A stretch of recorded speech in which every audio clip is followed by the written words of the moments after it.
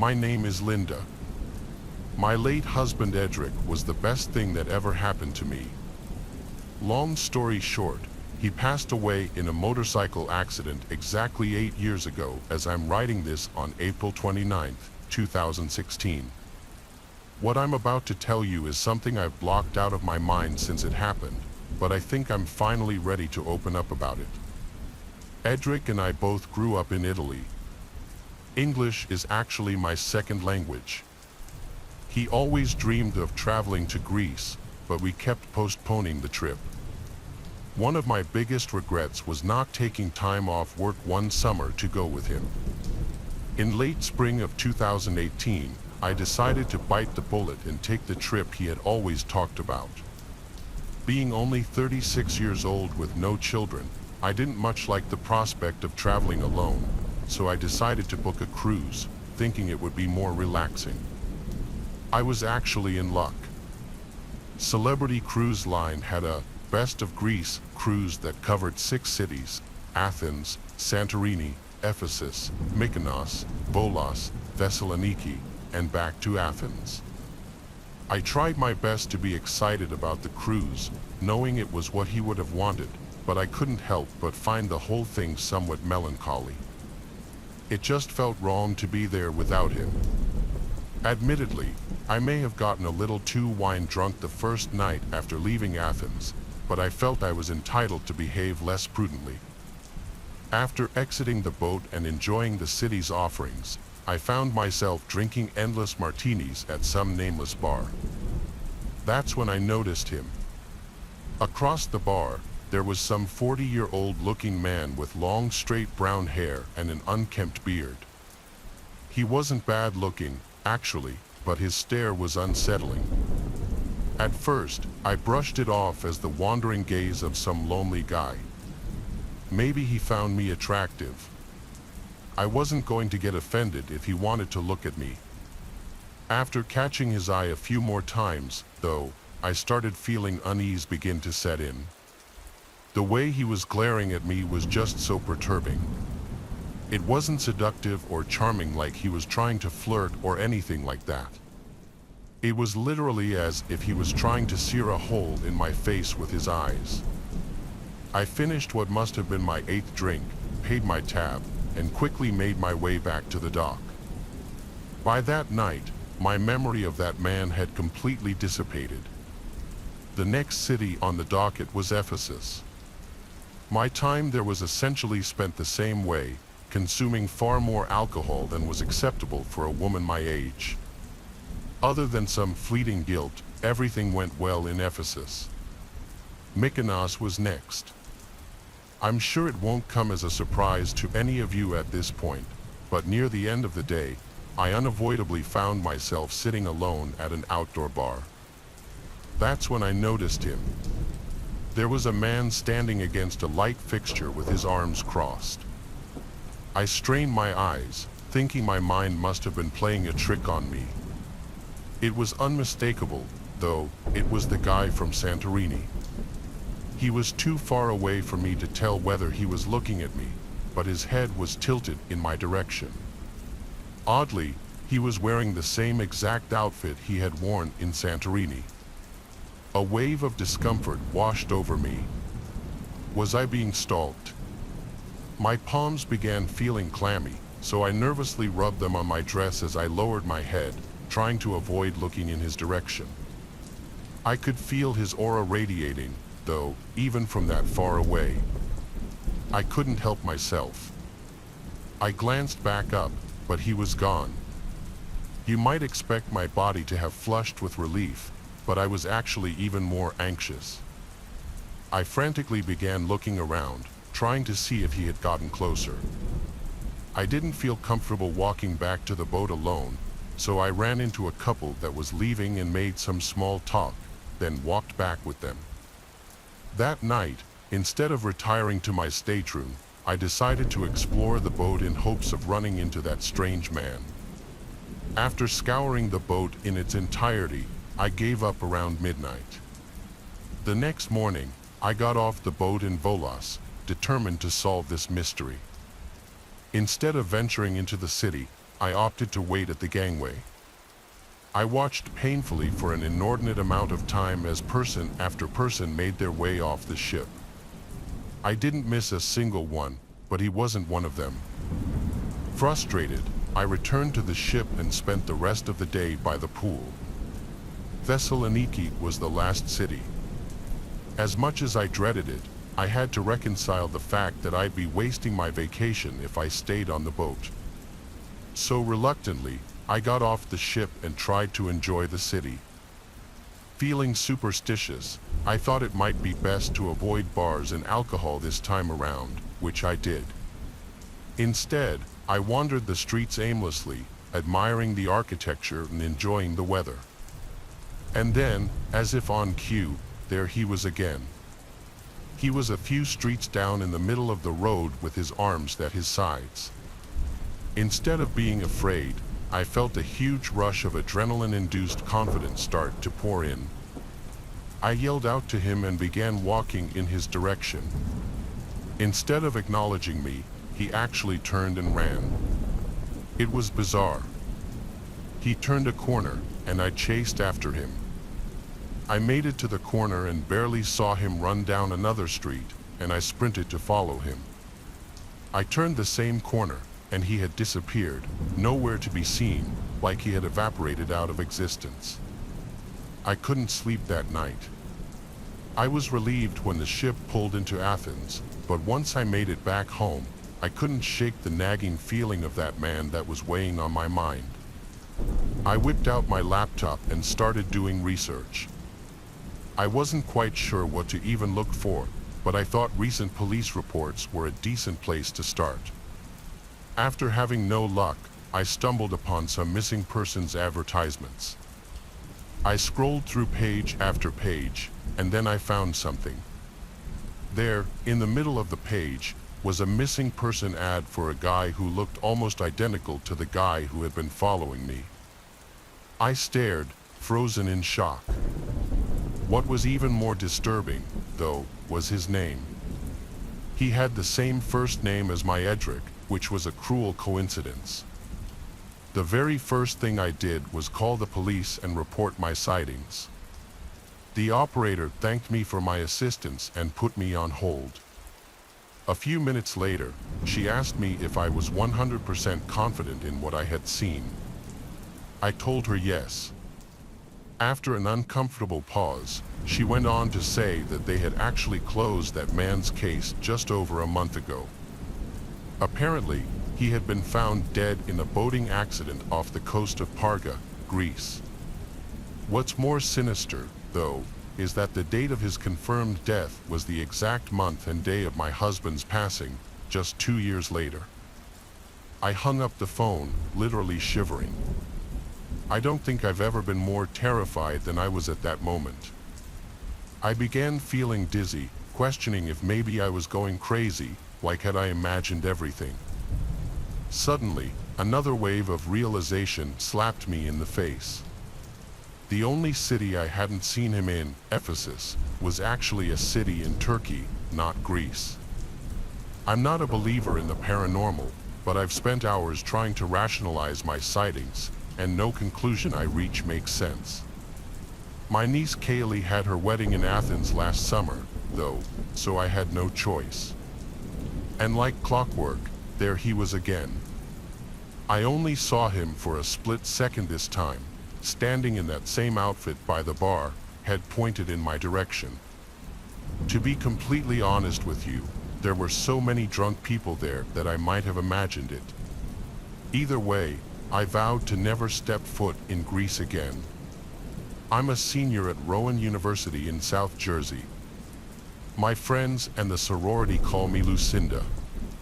Last summer, I took a Bahamas cruise with some of my girlfriends to let off some steam. We had all just turned 21, so our goals for this vacation were to drink more, and have fun. We all felt like we deserved this vacation after such an exhausting semester spent dealing with Greek life drama and schoolwork. Anyway, I'll keep things short. I was with my friends, Radi, Nomi, and Tegan. Radi and I didn't always see eye to eye. There was some petty drama between the two of us. I always assumed she was jealous of me because she never spent any time in the gym and spent a lot of time eating. I think you can see what I'm getting at. Anyway, I was really close with Tegan and Nomi, so I figured things would be peachy. The cruise line we had booked was Carnival, and it would be going to a couple of Bahamas islands before returning to New York City. The boat pulled into the first destination, called Paradise Island. Long story short, all four of us were really wasted at the bar, laughing and flirting with guys so they'd buy us drinks. It was actually really fun. At one point, Nomi asked me if I would grab her a drink, so I did. I went up to the bar, ordered the drinks, and waited. Nomi followed me to grab hers. The drinks came out, but I really wanted to take a selfie with her before we went back to our table. I pulled out my phone and took a couple of selfies with the drinks. Just then, Taylor called Nomi over and, being as drunk as she was, she went bounding off without me, leaving her drink behind. I didn't want someone to steal her drink, so I put my phone on the bar and grabbed her drink with my other hand. With both drinks, I made my way to where they were sitting and made fun of Nomi for being so forgetful. Pretty soon after that, we had to start making our way back towards the boat. The second the boat pulled away, I started frantically searching for my phone. I felt like such an idiot. I had left it at the bar. I started crying, knowing this would ruin our trip.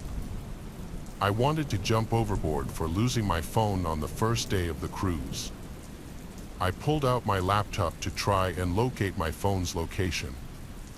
To my surprise, it wasn't on the island, but was actually showing up as somewhere on the boat. It was hard to pinpoint exactly where its location was, but I was relieved to think that someone must have found it and returned it to the Lost and Found or something. I went up to Lost and Found, but they said no one had turned a phone in. Any relief I had was completely gone now. Why would someone take my phone if they weren't planning on returning it? I went back to my friends and cried about it again. Rad had told me not to worry about it and that I should just try enjoying the trip as best I could. So that's what I did.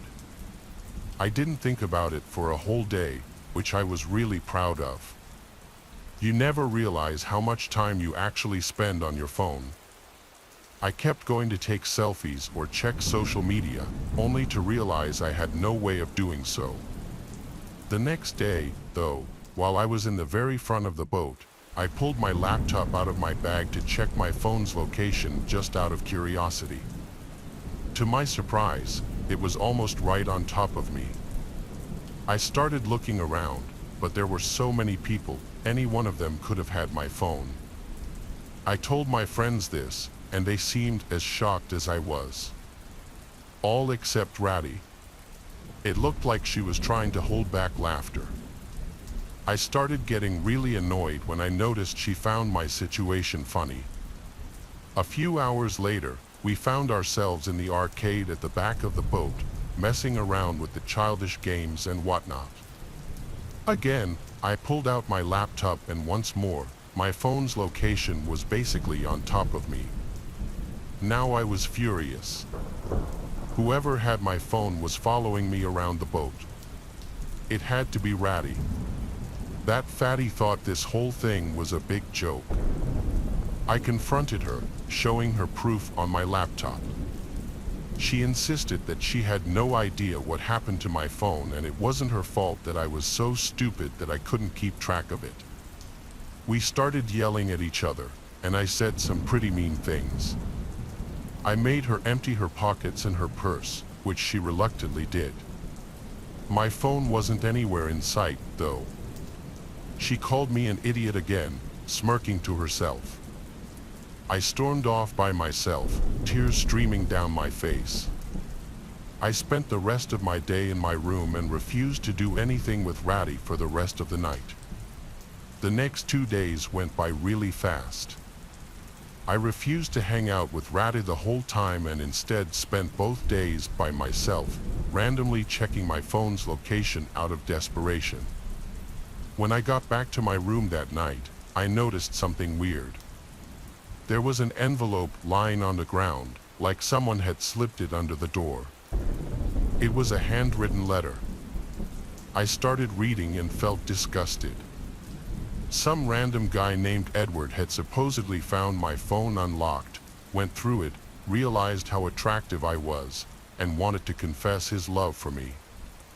The letter was really short, but I felt utterly grossed out. Some creep had full access to my phone and knew what room I was staying in. I wanted to cry. I reported this to the cruise security team, hoping they'd be able to do something about it. Unfortunately, they were useless. The good news was that loser Edward didn't try to contact me again, and the cruise ended. Ratty and I made up, and the four of us parted ways. I wish I could tell you the story ended there, though. That same night, after my dad drove me home, I was up late watching reality TV on my laptop. That's when it hit me. Why not check my phone's location now? I was kicking myself for not having thought about that sooner. I pulled it up and waited for it to load. I stared in shock as I realized the little blue dot was showing up right on top of my house. My blood ran cold. I screamed, waking my family up. My dad burst into my room, realized what was going on, and sprinted outside in his bare feet, brandishing his hunting rifle. I followed close behind. My dad fired a shot into the air and screamed at the top of his lungs. Just then, some guy jumped our side gate and sprinted down the street. My dad hesitated before deciding not to follow him. I was mortified. My dad and I made our way around back, and the scene was horrific. One of my dad's backyard ladders was leaned up against the side of the house, directly underneath my bedroom window. Even more horrifying, though, was that the little wooden latch above the window was almost completely cut through. Maybe a few more minutes and he would have been able to open the window. I might not have been alive to tell the story if I had gone to sleep instead of checking my location. We filed the police report, and it's been almost 2 weeks without an incident. I still have trouble sleeping at night, knowing that some creep has access to all of my information, all my pictures, my name, contacts, and address. My phone has been deactivated, but I can only imagine what kind of data he was able to keep. I'll update if something else happens. This might sound odd to some of you, but I've always dreamed of being a bartender on a cruise ship. I don't know why, but life at sea just sounds so peaceful to me. Plus, I'm what you'd call a social butterfly, and the people you meet on cruise ships always have the most fascinating stories. A few years ago, I made that dream a reality. As a cheerful woman in my mid-20s with a couple of years of bartending experience tucked under my belt, I breezed through the interview process. Royal Caribbean welcomed me as a bartender, and things were off to a great start. I won't bore you with the irrelevant details about my tenure, but you should know that this position came with lots of travel, sometimes too much. After just 2 tours, I interacted with 3 times the number of people that I had while working at my local bar for 2 months. The influx of people was overwhelming, but that's one of the reasons I vied so adamantly for this job. This story takes place during my 3rd tour, a 12-day transatlantic cruise from Miami to Portugal and Spain. It was a long one. We'd be at sea for 5 days straight. There was a silver lining, though. I'd finally be back in Europe, and Royal Caribbean might let me take a week or 2 to return home to Lyon. To preface, I know how to hold my own against drunk, overly flirtatious men buying drinks from me. Handsome or ugly, old or young, I always work nights, so that's just part of the trade. During this particular cruise, one customer stood out from the rest, though. This tall, attractive 30-something-year-old kept catching my eye night after night. He'd find a seat at my bar, nursing his drink slowly. Eventually, we struck up a conversation about each other's lives, and he was always the last customer to leave the bar at the end of the night. For the first time in a while, I started looking forward to those late nights when Anatole would hang around my bar. I could tell there was some depth behind those light green eyes. A sorrowful look seemed etched into his features. On the third night, I got him to open up about it, and the story was downright depressing. He reluctantly told me about his troubled marriage, pausing often as if weighing each word. His wife Rosalind had been having an affair with his best friend from college, Douglas. I won't get into the specifics, but it sounded brutal. There were a lot of specifics. He literally told me their full names, as if he had been waiting to vent to someone about this for years. He went on to tell me that he had boarded the cruise alone, hoping the vastness of the sea would help him forget his pain. I honestly didn't know how to react other than continuing to fill his glass. The night before we were scheduled to dock in Ponta Delgada, he expressed his gratitude for my company and listening ear. "You've made this trip bearable," he admitted. "Let me buy you a drink to show my thanks." This wasn't the first time I'd been offered a drink, but this time was different. I felt a genuine connection with this man, and it seemed unfair what he had gone through. I obliged, telling him I was happy to have helped him through such a difficult time. Normally, I'd pour my own drink, but he insisted on doing it himself, saying it was the polite and fair thing to do. I should have maintained professional boundaries, but his insistence, combined with his apparent vulnerability, persuaded me otherwise. Reluctantly, I agreed and invited him behind the bar, a decision that might have changed my life. He mixed the drink, his hand steady, and handed it to me with a small, sad smile. The drink tasted fine, but within minutes, a heavy drowsiness clouded my senses. I tried to grasp the edge of the bar for support, but everything went black as I succumbed to the unexpected wooziness. I didn't even have time to scream. When I awoke, the sight before me was terrifying. I was in my own room, but the place was in disarray. It looked like a tornado had ripped through it. Panic surged through me as I realized I was tied to my own bed with a towel shoved down my throat.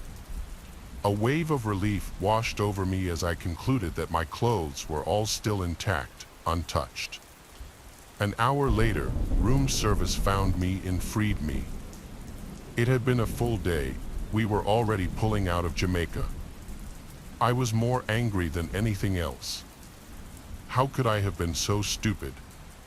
I had fallen for Anatole's charming ploy, and he had taken advantage of my sympathetic nature. I doubted Anatole was even his real name. My suite, as I already said, was utterly trashed. My jewelry, phone, and personal belongings were all gone. The safe was wide open, its contents vanished. My suitcase had also disappeared. The cruise ship security team made a massive deal over this, not to the passengers, obviously, but amongst themselves. They reviewed the footage only to discover that the guy had disembarked early in Ponta Delgada, not returning to the ship. The crew had no choice but to leave him behind when he didn't show up at the gangway at departure time. They urged me to keep my mouth shut about all this, telling me not to go to the public. They offered me substantial compensation and promised me they'd find him eventually. After all, he must have used a passport to book the cruise. In the weeks after the cruise, they contacted me and filled me in on what their search turned up. Because the cruise hadn't actually returned to the States, it was a nightmare trying to contact American police and give them details on the crime and the perpetrator. Portugal was a little more compliant, conducting at least a semblance of a search, but even I knew there was no way Anatole was still in Portugal. The United States eventually did get involved, launching a full-scale investigation. The identities that man had used were all real, real passport, real name, real address, real everything. They went to his supposed place of residence first. The landlord told them that Anatole had moved just over a month ago, leaving nothing behind. The landlord did have a personal phone number of his, but that was of course disconnected. The police looked for any property in his name, but there was nothing. His criminal history was also suspiciously clean. The guy had never even gotten a parking ticket. The police went to his previous jobs, all of which gave the same story. The only address they had was the one he left, and the only phone number they had was the one he had disconnected. I was furious. They literally had his full identity. There must have been something more they could have done. I couldn't help but blame myself for this whole ordeal. You might think things ended there, you'd be very wrong. I took an extended leave from Royal Caribbean, hoping to distance myself from the whole thing. Unfortunately, the situation only escalated. About a month later, I received the first one.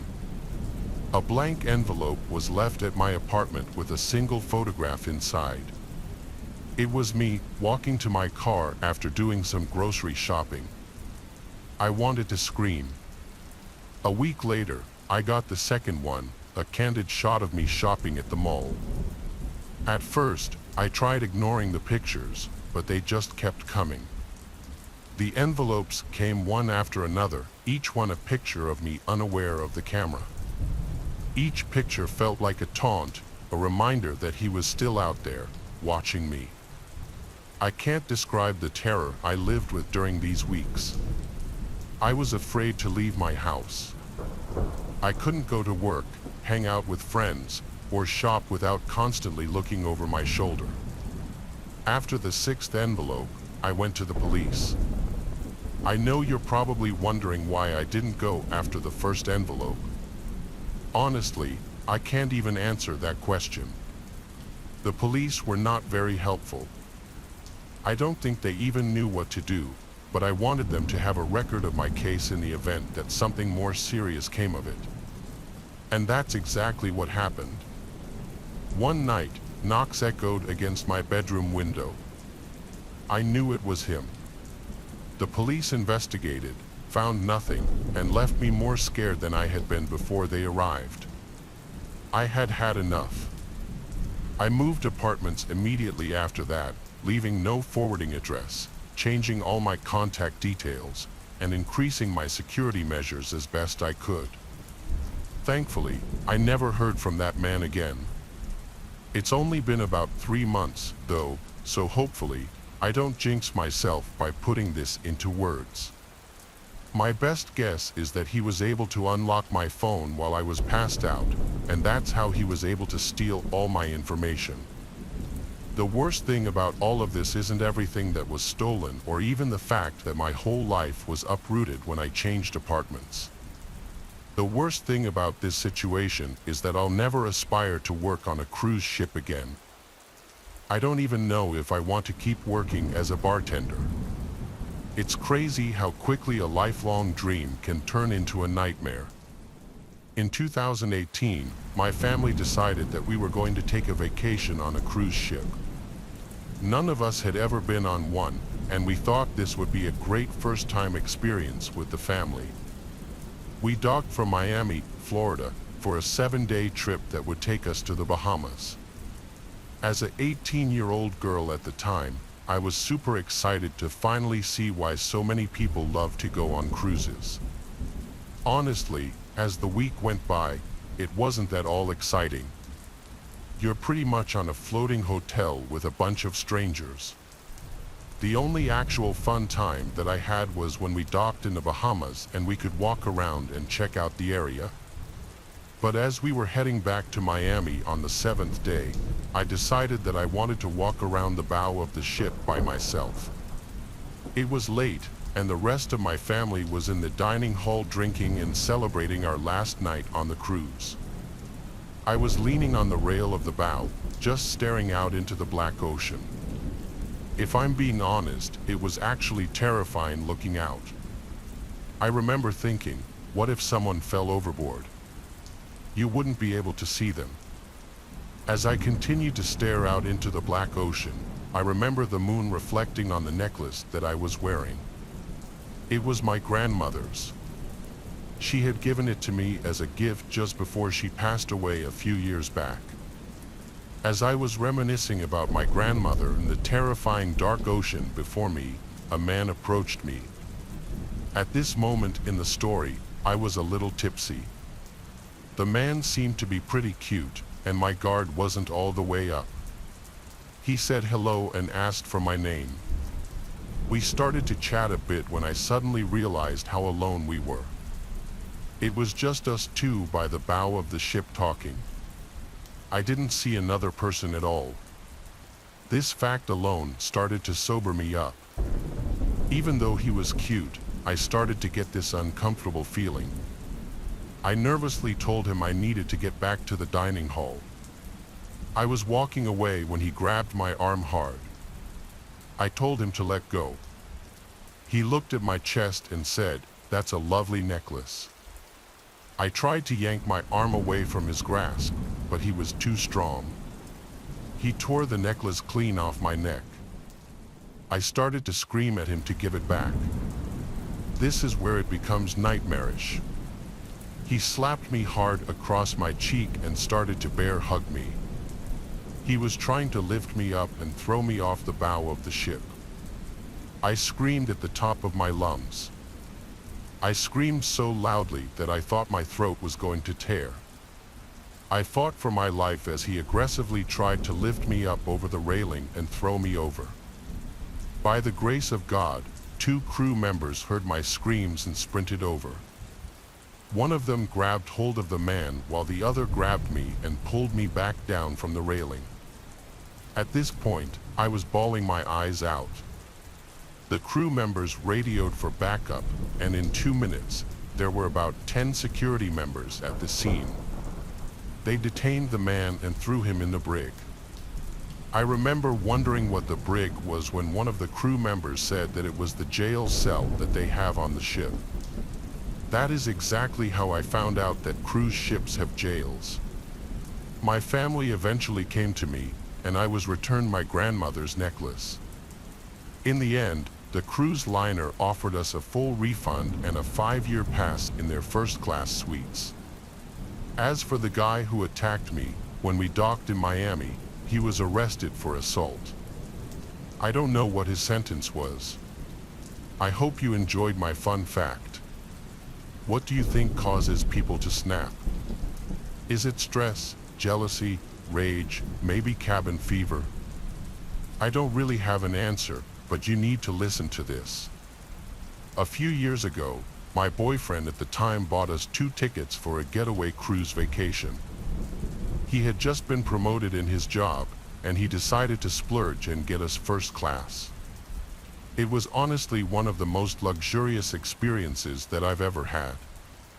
It sounds corny, but I felt like Rose on the Titanic the way the staff treated us. We were having a great time. We'd see live performances during the day and go dancing in one of the private clubs they had for their exclusive members during the nights. One night, I believe it was the night before the ship was to head back to port in New York, my boyfriend and I decided to go to bed early. We were in our cabin suite. My boyfriend was brushing his teeth in the bathroom, and I was lying on the bed scrolling through Instagram when there was a loud knock on our door. I called out to my boyfriend and asked if he ordered room service. He yelled back that he didn't, and I got up from the bed and went to the door. I was about to open it but decided to look through the peephole instead. I believe this small action was what saved our lives. As I looked through the peephole, I saw a disheveled-looking man standing in front of our door. He was breathing heavily, his eyes were wide, and there were red stains smeared all over him. I didn't quite know what to think as I stared at him. 20 seconds must have passed when he started banging on our door again, but this time much harder. The door handle started to jiggle as he tried to get in, and I yelled for my boyfriend to get over here now. The man was now screaming that he needed to come in and show us something. My boyfriend pushed past me and looked through the peephole. He yelled to get away from our door right now. The man did not listen. He continued to bang on our door, screaming to let him in. He was banging so hard that the edges of the door started to splinter.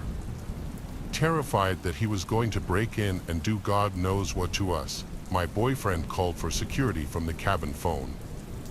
We stayed pressed up against the door to prevent him from getting in.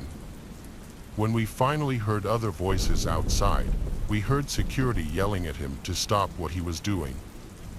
I thought there was going to be some big fight and the man would retaliate, but it sounded like he just listened to the security. We could hear him being detained, and we figured it was now safe to open our door.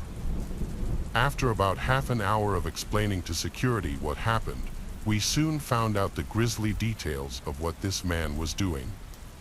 Only 2 cabin doors down from us was where that man and his wife were staying. They were going to ask her some questions about her husband, but found out she had been stabbed over 40 times in the chest and neck. The man had used an ice pick that was in their cabin freezer. After he mutilated his wife, for some reason, he wandered over to our cabin and was asking to come in. He had the ice pick in his hand when he was knocking, and I'm positive he would have killed me and my boyfriend if I had not looked through the peephole first. The weird thing about this whole story is I remember seeing that man in the breakfast lounge with his wife. They seemed like a normal, happy couple enjoying a cruise vacation. My boyfriend later explained to me that he probably caught cabin fever and just snapped. This experience actually left such a traumatic imprint on me that I was unable to continue my relationship with my boyfriend. Sad, I know, but that's how badly it messed me up. I've since gotten better, but believe me when I say I will never step foot on a cruise ship again. How would you define evil? Is it a human murdering another human? Is it doing harm to the innocent? Whatever evil is to you, this story is exactly that. Listen to this. Back in 2018, my family and I went on a cruise vacation for 5 days. It was Christmas time, and this was our usual family tradition. We would take a cruise to the Caribbean islands and then be back by Christmas Eve.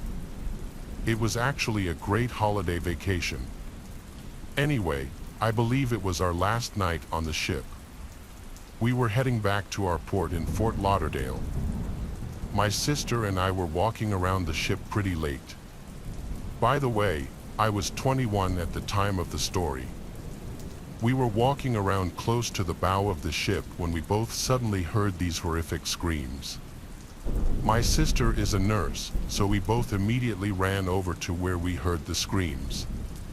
We got to the very back of the ship and saw this woman standing by the rails, laughing hysterically. A little confused, we both approached her cautiously, asking her if everything was okay because we heard screaming. The woman, who had to be in her mid-30s, started to laugh even harder. Now my sister and I were about to leave this weird woman alone when she started to point her finger over the railing like she wanted to show us something. My sister and I stepped up to the railing and looked down. Down in the black ocean below, barely visible, were 2 young children thrashing in the water, trying to stay afloat. When I tell you my heart sank into my stomach, I am not exaggerating. My sister immediately ran off, screaming for help. I stayed with the woman who was still laughing hysterically. I remember she even bent over the railing and started waving at the children as if they were going off to school. She called out saying, "Bye, kids, mommy loves you." At that point, every cell in my body wanted to attack this woman, but I just froze. I literally thought at any moment I was going to wake up in my crew's cabin and this would all be some hellish nightmare. But it wasn't a nightmare, it was real. Crew members came to the bow in 2 minutes. They threw life preservers down below for the children to grab onto. In the meantime, crew members were hastily preparing to lower an emergency lifeboat to save them. This is something that I didn't know happens when someone is overboard. The captain of the ship signals a distress sound, letting the whole crews know the situation. This signal was blaring and the emergency lifeboat finally went into the water trying to save the kids. But even from this distance, I could see that the kids were floating motionless in the dark ocean.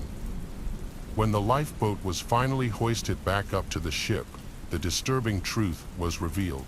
Both children had died. And here's what still haunts my dreams.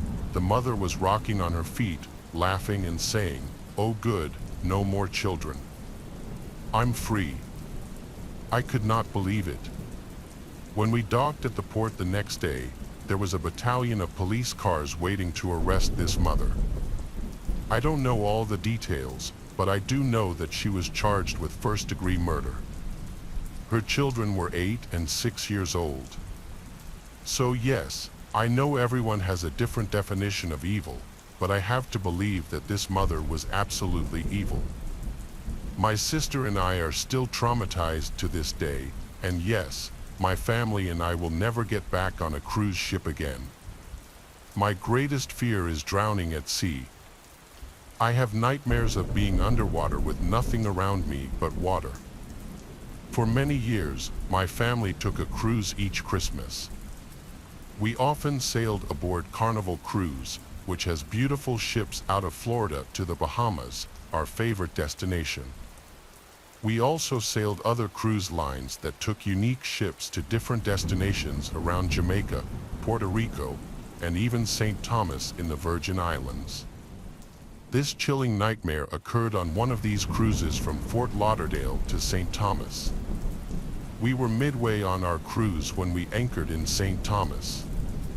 We arrived just after dark, and the lights of St. Thomas were beautiful off our port side. We entered the dining room with the best view of the harbour lights. We had a fabulous Caribbean-style dinner of rock lobster and my favorite, conch in a delicious rice dish. After dinner, my sister and I walked on the promenade deck that runs the ship's length outside. The air was warm and fresh, but the Christmas season still required a sweater at night.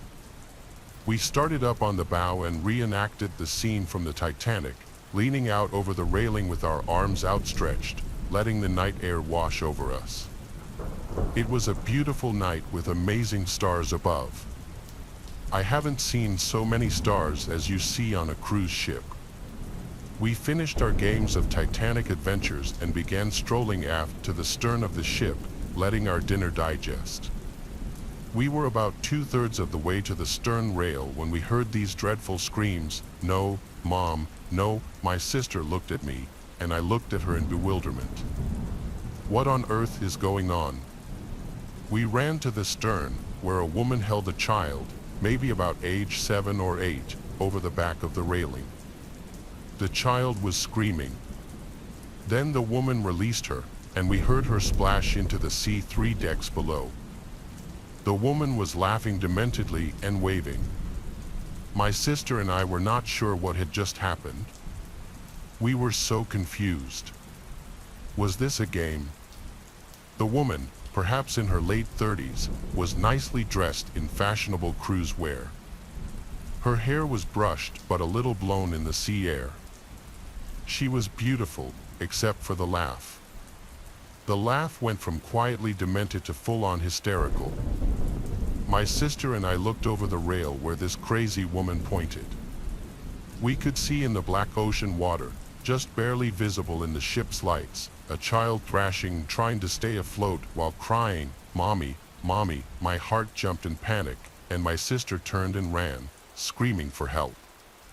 The woman remained at the stern rail, throwing kisses and saying, "Goodbye, dear. Don't forget Mommy loves you." She then roared with laughter, and not a fun, happy laugh, but one that bit right to the bone. It was so strange. She was waving to the child as if she was sending her off on the school bus, and at the same time, laughing like the devil himself.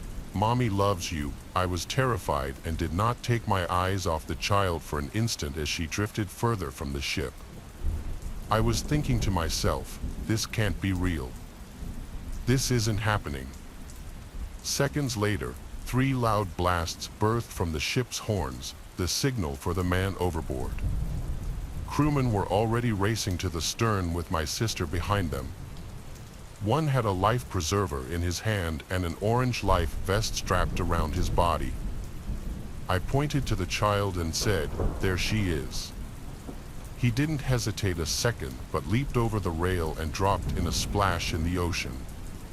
The second crew member had a spotlight and lit the water.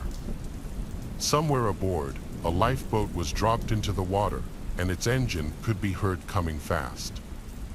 The rescue swimmer had the child in his arms. The deck was filling with passengers curious about what had happened. You could hear everyone saying, "Is someone overboard? Are they alive?" I didn't see the rescue crew bring the child aboard, but the rumor was that she was safe with her father. Ship security took the mother into custody, and a police boat came out from St. Thomas to take her to shore. Some passengers said the woman was telling everyone she passed, "No more children for me. I'm a free woman," and she would cackle that demonic laugh. "See you later, alligator. I'm free." I don't know what happened to the woman, but she must have been committed, for she was insane. My father invited our entire family on a cruise to celebrate May and his 50th wedding anniversary. May was my grandmother. It was my father, his brother's mom, and aunt with all the grandchildren. There were 10 of us for a 3-night cruise from Miami to Bermuda and back to Miami. My sister and I had never been on a cruise before, nor were our cousins, so we were excited. I was the middle age-wise at 13, my sister was the youngest at 10, and our cousins were 13 and 11. Since we all now lived in different parts of the country, we flew to Miami and met at the ship. We arrived first, so my sister and I explored the ship before everyone else arrived. It was a pretty big ship, but not one of the biggest. I think it had something like 1,000 staterooms, so about 2,000 passengers. There were 10 places to eat, 3 pools and whirlpools, a rock climbing wall, mini golf, a fitness center, an entertainment center like an arcade, and a massage spa. I'm sure I'm forgetting something. Don't forget a casino. So we kids had a ton of things to do and ran wild around the ship. Grandpa, May, my dad, Mom, and aunt and uncle mostly played gin rummy and mahjong, a favorite card game of May's. They thought we were responsible enough to stay out of trouble. The first 2 nights, we swam, watched Harry Potter and the Sorcerer's Stone in the movie theater, and played video games in the arcade. It was on the 3rd and last night that the scary event happened. The adults were playing cards after dinner, and we kids headed out to the upper deck just to watch the ship moving through the stars, which literally rained down on us like a magical world. We sat in the deck chairs and told scary stories, jokes, and stuff like that. Sometime around 12:40, we decided to go to the arcade. Now, it's a little surprising with something like 2,000 people on board. We were the only people on the deck, which was like a ghost town. When we got to the arcade, we had it entirely to ourselves. There was just one lone figure sitting on one of the deck chairs near the railing. As we passed him, I saw it was a very skinny and tall man with stringy hair, wearing a coat and a winter cap. I couldn't tell whether he was staring out to sea or asleep. It was too dark to see any other features. But he didn't look like the other passengers on the ship. We all felt a little uncomfortable walking past him. I was the last to walk past him, and I kept an eye on him the whole time, but he didn't move. As I passed him and breathed a sigh of relief too soon, I heard him speak from behind me. A second after, it wasn't like he spoke, it was more like he mumbled. I turned around, and he stood and walked in my direction. He was tall sitting in the chair, but when he stood up, he was taller than any man I've ever seen. He was ludicrously tall, he had to have been almost 7 feet. I don't know how tall, just really tall. My heart pounded, and I was scared to death. My sister and cousins were already in the arcade, and the door had shut. I was staring at this creep by myself. As he got closer, he pulled his coat around his neck, which was super skinny with a huge Adam's apple. When he was about 5 feet from me, he stopped, stooped over, took his hand out of his coat pocket, and, in an outstretched arm, held a voodoo doll. "Do you want to buy this?" he asked. I gasped, no, and turned and ran away. When I entered the arcade, everyone was already at a game. I chose Jurassic Park to play and quickly forgot about my scary encounter. I wish this story had ended there, but it didn't. As I played the video game, I heard the door open and felt the sea air blow across me. I turned to look, and the creepy voodoo man walked in. I instantly went to everyone and said, "It's time to go." We went to the lounge where the adults played cards and chatted with them briefly. They then gave each of us a hug and a kiss and set off to bed. We went down to our stateroom, and the adults played card games. We returned to our room without seeing the creep from the deck, got into our PJs, and curled up on the bunks to sleep. It didn't take long, and all of us were sound asleep. But at some time after 1 o'clock, my sister got up to use the toilet. When she turned the light on, she screamed bloody murder. There, in a chair, sat this strange tall man. When she screamed, he stood up, and all of us were up. I don't know how it happened, but he tripped on his own feet and fell into the bathroom. My older cousin slammed the door and placed the chair in front of it to barricade the monster in. Our parents, now in the cabin next to ours, heard the commotion and screams and raced over. We told them there was a scary man in the bathroom. They called ship security, who came and handcuffed the man. They placed him in a cell especially for criminal behavior.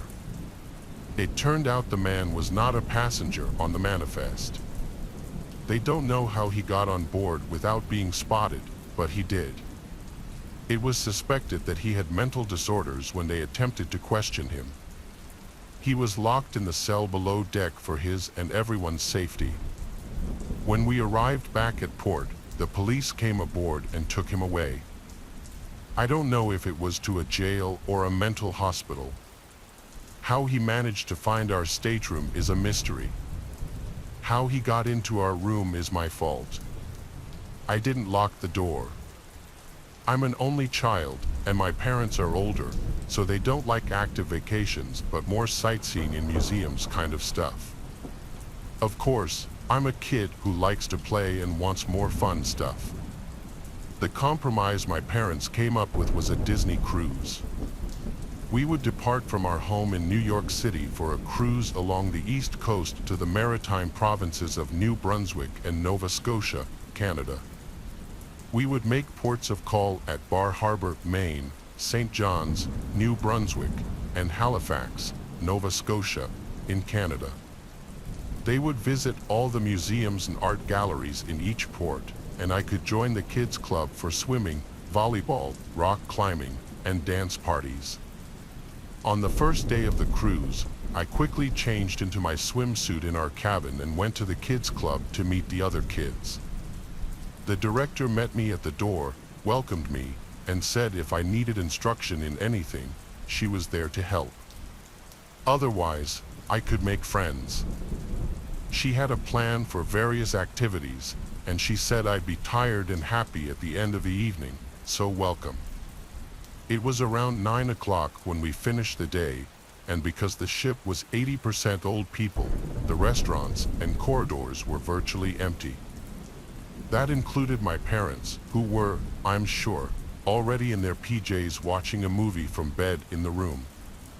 Our stateroom was on one of the lower levels without a balcony, and the ship was as big as the city, so I had a long way from the pool deck, where the kids' club was, to the stateroom.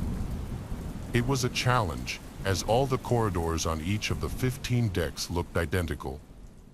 After waiting for like 15 minutes for one of the 4 elevators, I got impatient and ran for the stairwell.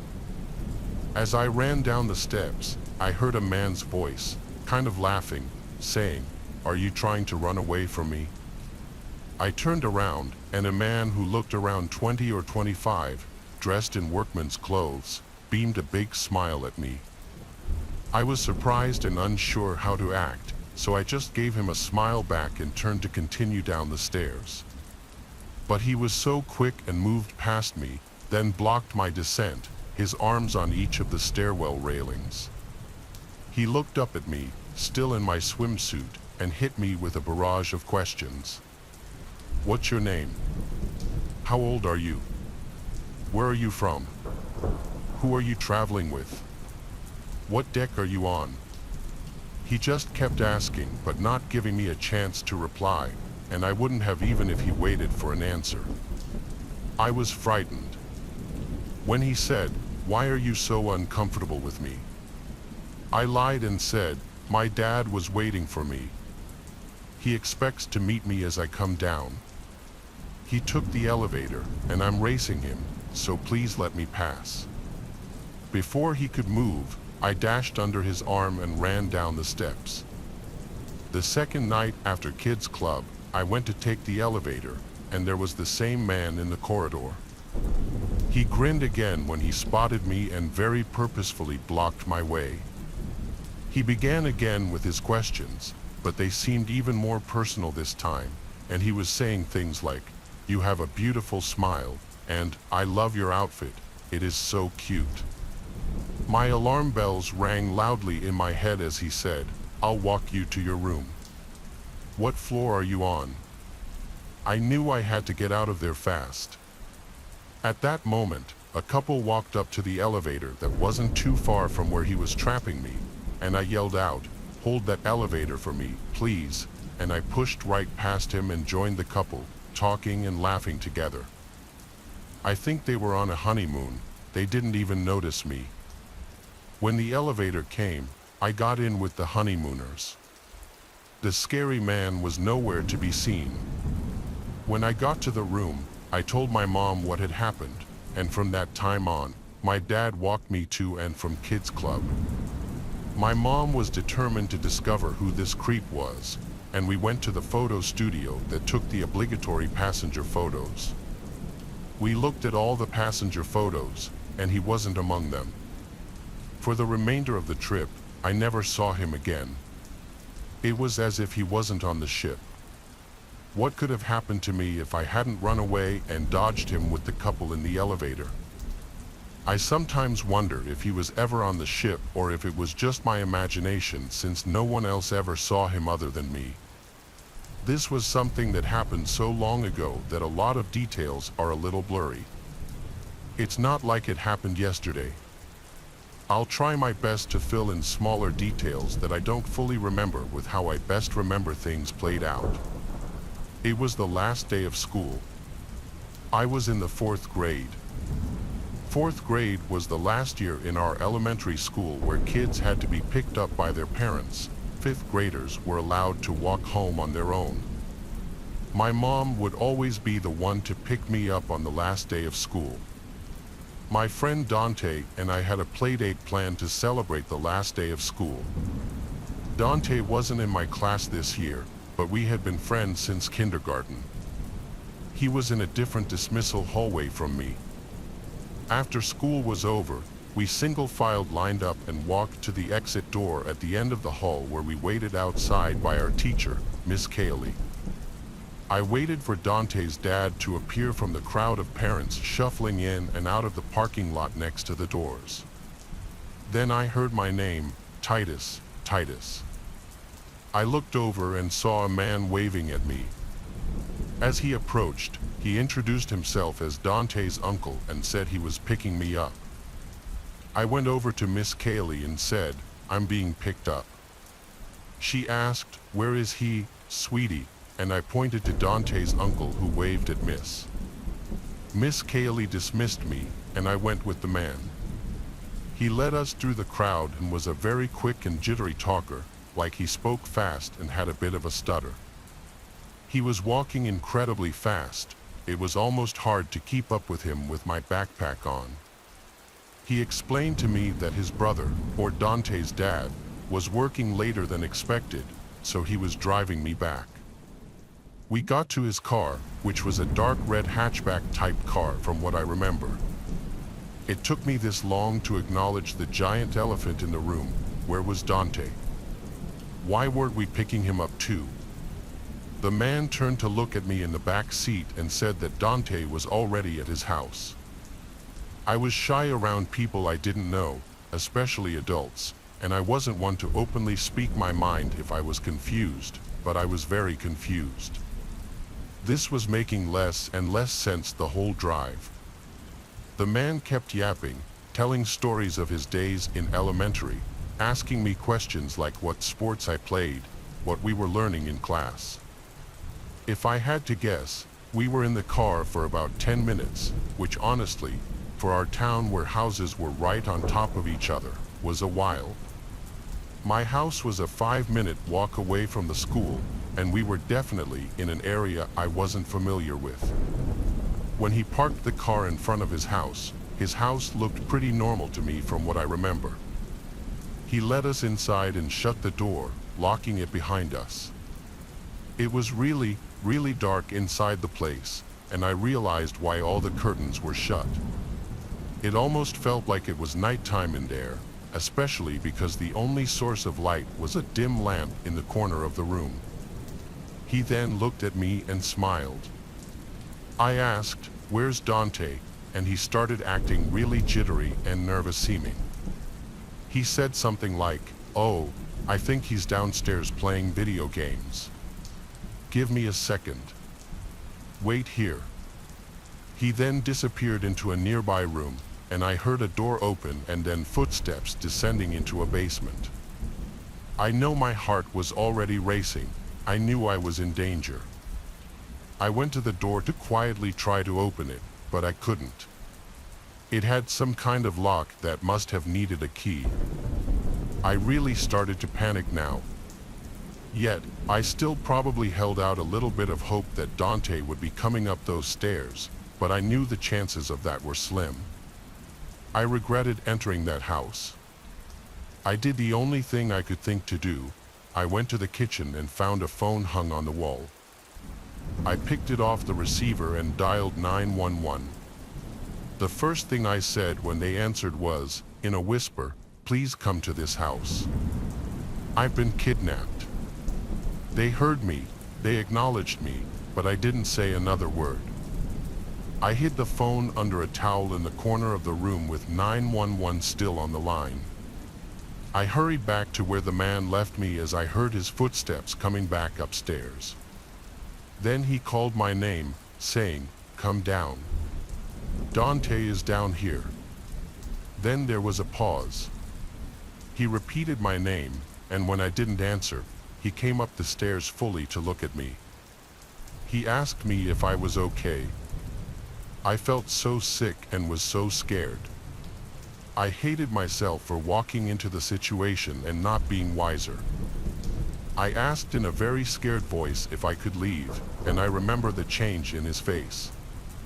His fake friendly smile disappeared as he realized that I was no longer falling for this.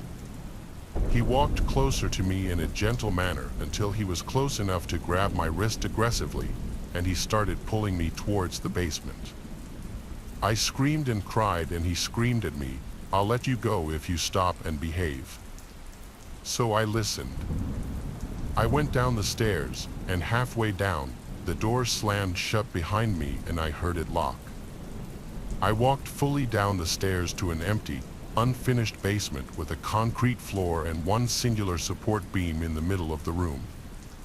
There was a depressing yellow glow in the room from one exposed light bulb hanging on the ceiling. If there was a place you'd imagine kidnapped children to go, this would be it. Med shut behind me and I heard it lock.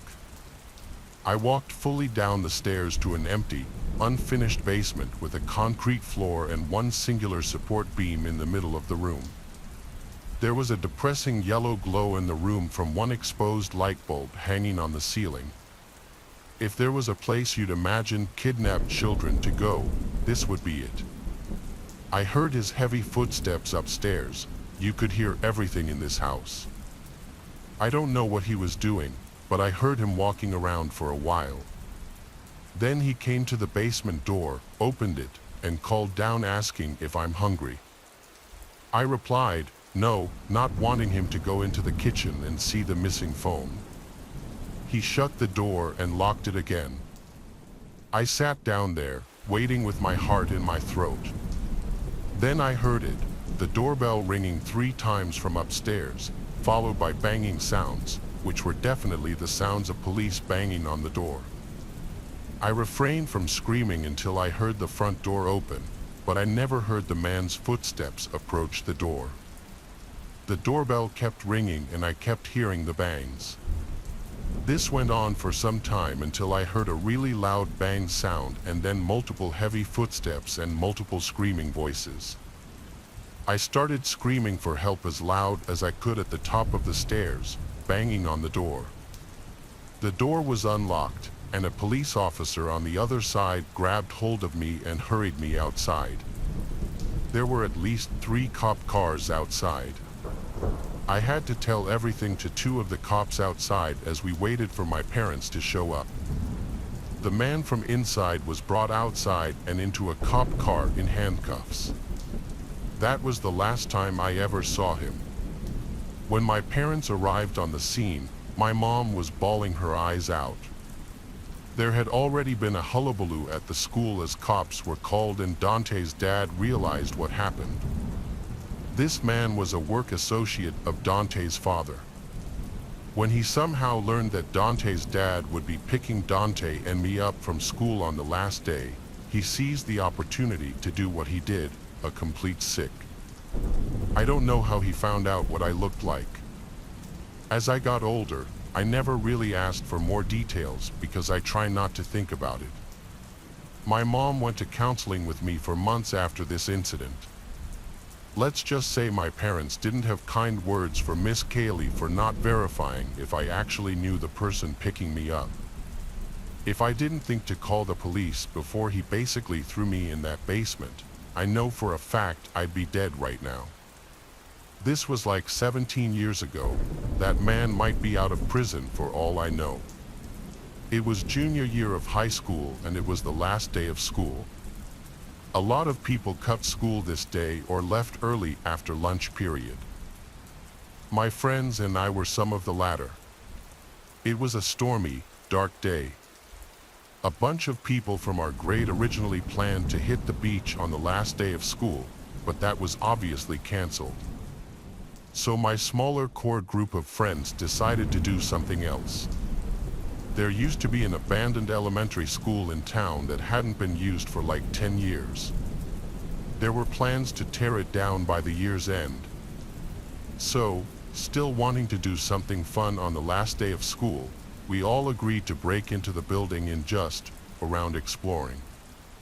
There were no cameras in that old building, and on a stormy day, no one would be outside monitoring the place or anything. So we all left after lunch period.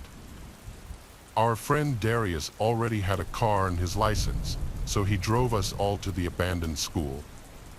The school was in the middle of a neighborhood, not on any main roads for anything. There was a back parking lot covered by overgrown bushes and trees on one side and the walls of the school on 2 other sides.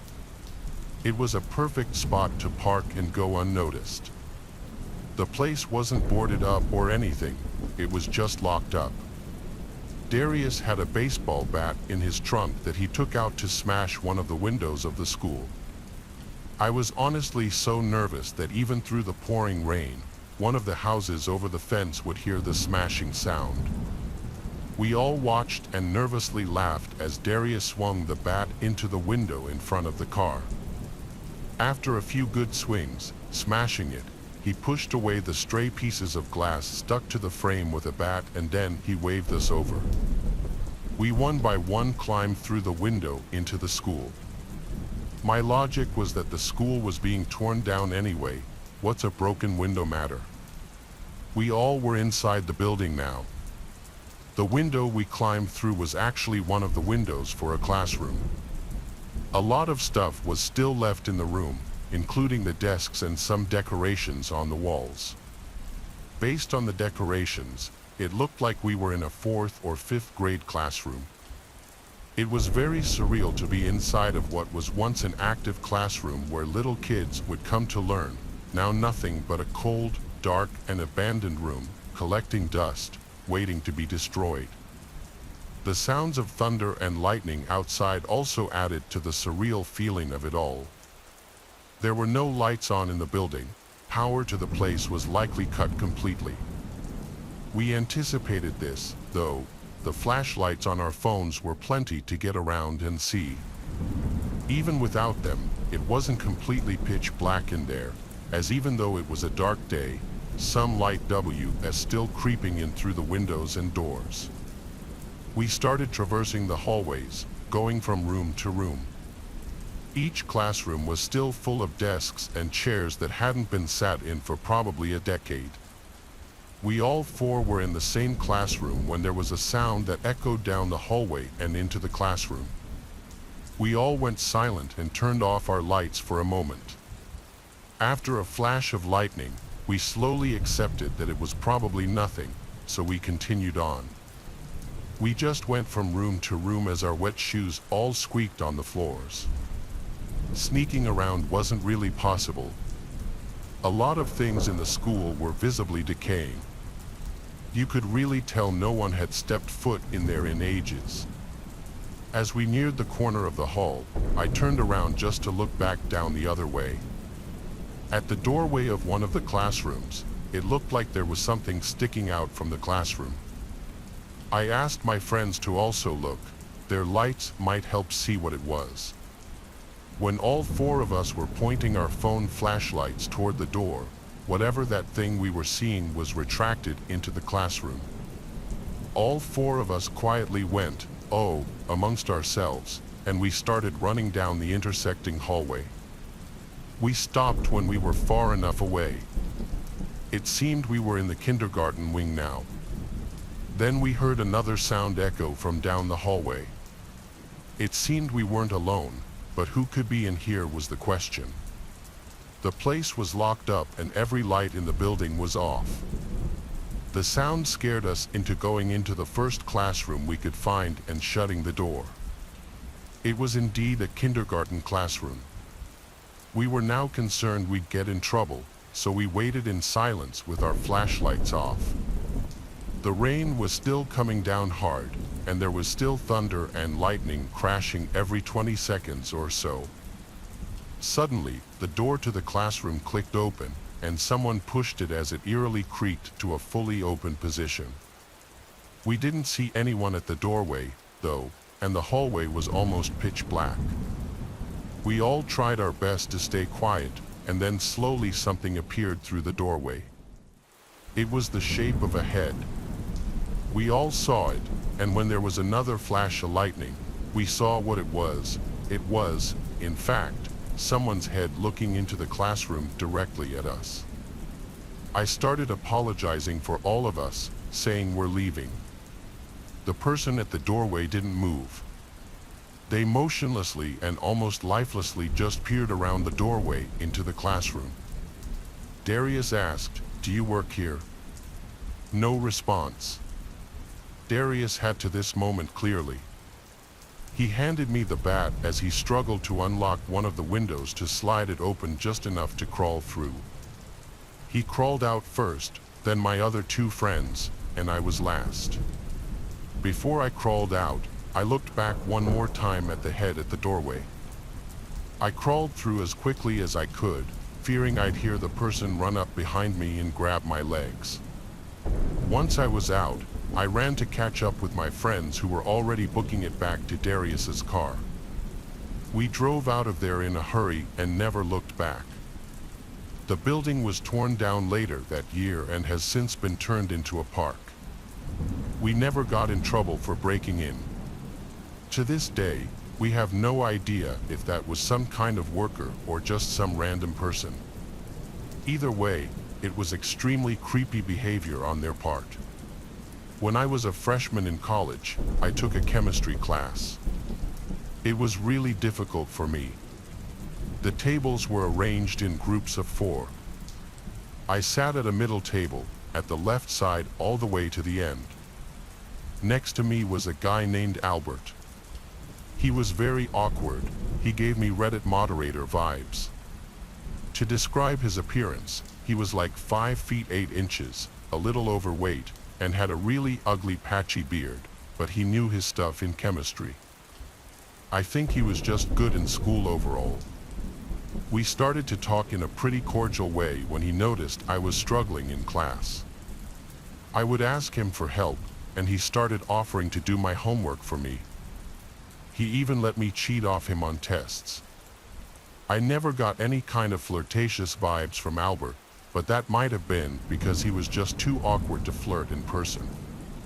He eventually asked for my number so that he could send me homework-related stuff. Obviously, I gave it to him. He was helping me out a ton and didn't give off any threatening vibes. He just seemed a little reclusive. Fast forward to the last day of class, and Albert did something completely unexpected. He asked me if I wanted to go on a date with him after class. I had no physical attraction to Albert in the slightest, and our personalities were complete opposites. But he did help me throughout the semester maintain an A, so I had to let him down super politely. I lied and told him I was going away to Miami for the next couple of weeks and wouldn't be around. He right away responded, "What about when you get back?" I felt like 2 weeks was long enough of a gap in seeing each other where he would probably lose interest, so I said, "Yeah, I could be around," or something like that. He responded with a really cringy, "Cool," as he nodded his head in response. From here till the end of class that day was really awkward for me. After class, I left straight for my car and drove right home. I was a commuter, not a dormer, so after the last day of class was over, that was it. It was Thursday, and my other friends who went to the same school wanted to go out that night, so we hit town. At some point, I got a text from Albert. He asked, "When are you going to Miami?" I told my friends all about Albert while we were drunk, how he got me an A, but now he wanted a date. My friends joked that I should just go on the date with him to be nice. I joked back sarcastically, "Yeah, for sure." I told myself I'd respond to it later, but I was drunk and completely forgot. The next day, I woke up to 2 follow-up texts, one with question marks, and then the next one, "You're going to ignore me now that you don't need me anymore, right?" So I replied, "Hey, I'm sorry, I was packing. I'm going to Miami today." He replied almost instantly, saying, "Okay." Obviously, there was no Miami trip, but he shouldn't have found that out. Later that night, my girls and I went out again. While out, I got a scary text from Albert saying, "I thought you said you were going to Miami tonight." I almost dropped my drink when I saw this. I showed it to my girls, and they were all freaked out just like I was. I replied to Albert, "What do you mean?" And he replied, "Nothing, forget it. I just don't like liars." I genuinely was scared that I was being stalked. I looked around the whole bar, but he wasn't there, at least as far as I knew. So, what the hell, I just didn't answer at that point. I never planned on answering him again. It was until late that night, shortly after I got home, like literally taking my shoes off inside, that there were knocks at the door. It had to be like 1 a.m. I said, "Who is it?" and it was Albert on the other side. He said, "It's me." I wanted to scream. I was home alone. I yelled through the door to leave or my dad would come out and kick his ass. That seemed to work, as he didn't knock again. I texted everyone I knew about the situation, my family, all my friends. I was horrified. Some suggested calling the police. I said I would go to the nearest station tomorrow, but tomorrow didn't even come yet when I received a super long, disgustingly weird, and creepy text from guess who. I was appalled when I picked up my phone and read it. This is what it said: "I'm feeling a lot of emotions right now after being used by someone for months and then lied to. Hurt and anger are two of them. I thought from the start of the semester in chemistry class that our chemistry was through the roof, no pun intended. I must say I am hurt that you would make up something as elaborate as a 2-week Miami trip just to avoid going out with me, even after I stuck my neck out for you all semester and risked my own academic standing. I definitely have noticed the way you looked at me sometimes in class, and I can't pretend there wasn't a hint of interest there. All I'm asking for at this point is for one date. That's it. I'm not asking for your hand in marriage, though I surely would be quite an ideal husband to have if I do say so myself. I'm going to give you the benefit of the doubt that you needed more time to think over the prospect of going on a date with me. I know how much I have to offer, much more than these losers all over campus. If you want, I can come back to your house, and we can talk about it in person.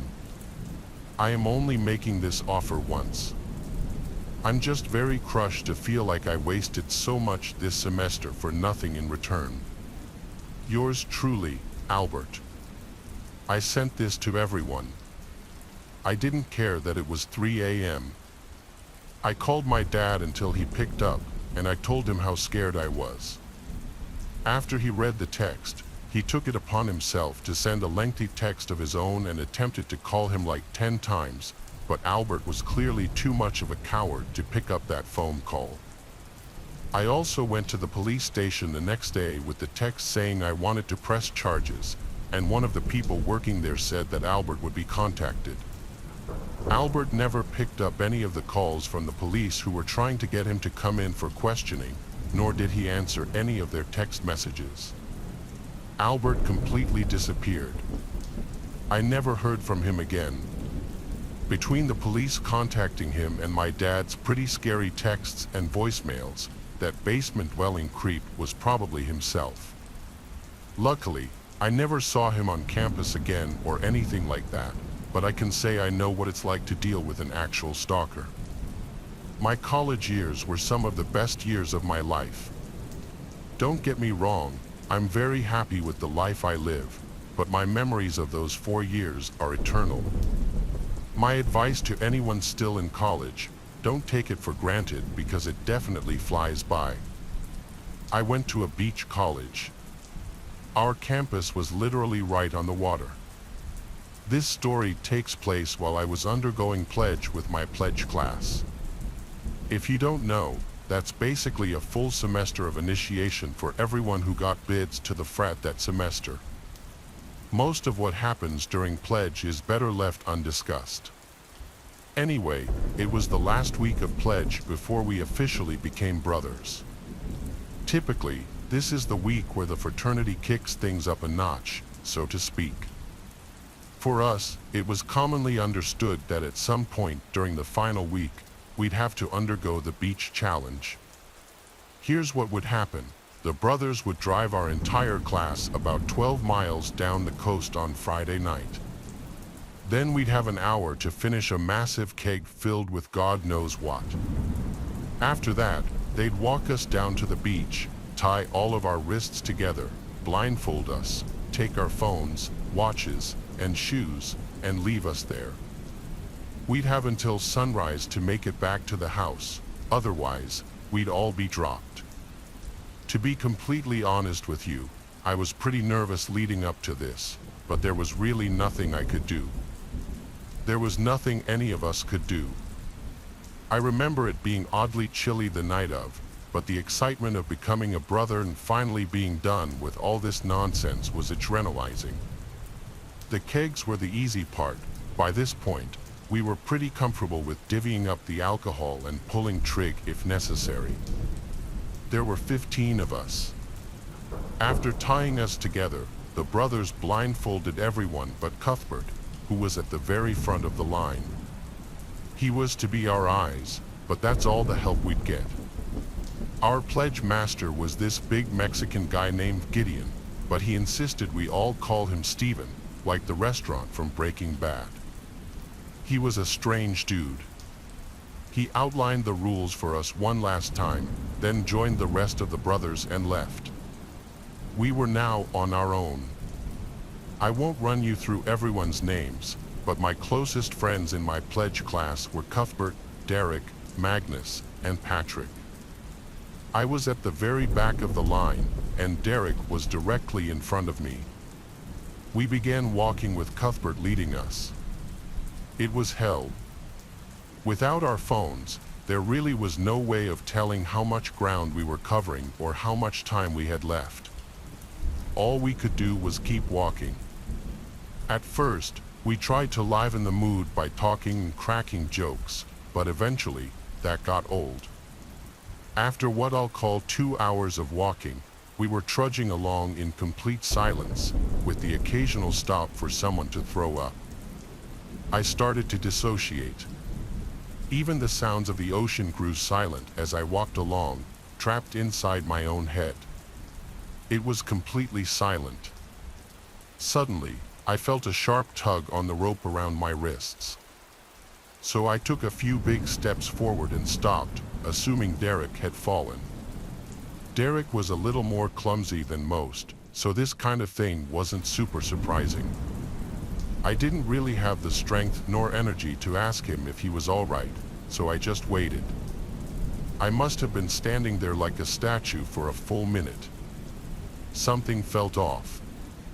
I was just about to say something when the rope around my wrist was pulled tight again. I resumed walking, pleased that Derek hadn't passed out. The trek resumed, and I drifted back into my zoned-out state, feeling terrible. I prayed we were closing in on the final stretch. We had to be. Just then, I took what must have been my 10,000th step, but something was different. Instead of hitting damp sand, my foot slapped the unmistakable thin layer of ocean water. I took a few more steps, and the water got deeper, reaching up to my ankles. I was confused. Why would Cuthbert be leading us into the water? The rope pulled tight again, meaning Derek and everyone else in front of me was continuing to walk, so I did the same. I guess I figured someone needed to wash off their feet for whatever reason.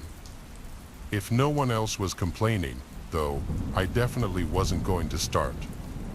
The water remained ankle height for a while, advancing and receding with the sway of the waves. Just then, though, I felt the water begin to rise again until it was comfortably around my shins. Cuthbert was definitely screwing with us, which for the life of me, I couldn't understand. Why? Wasn't this stupid activity painful enough? The water was only going to slow us down. Seconds later, I began to pick up on a faint sound in the distance. I craned my ears and began to recognize it. It was the sound of an idling boat engine.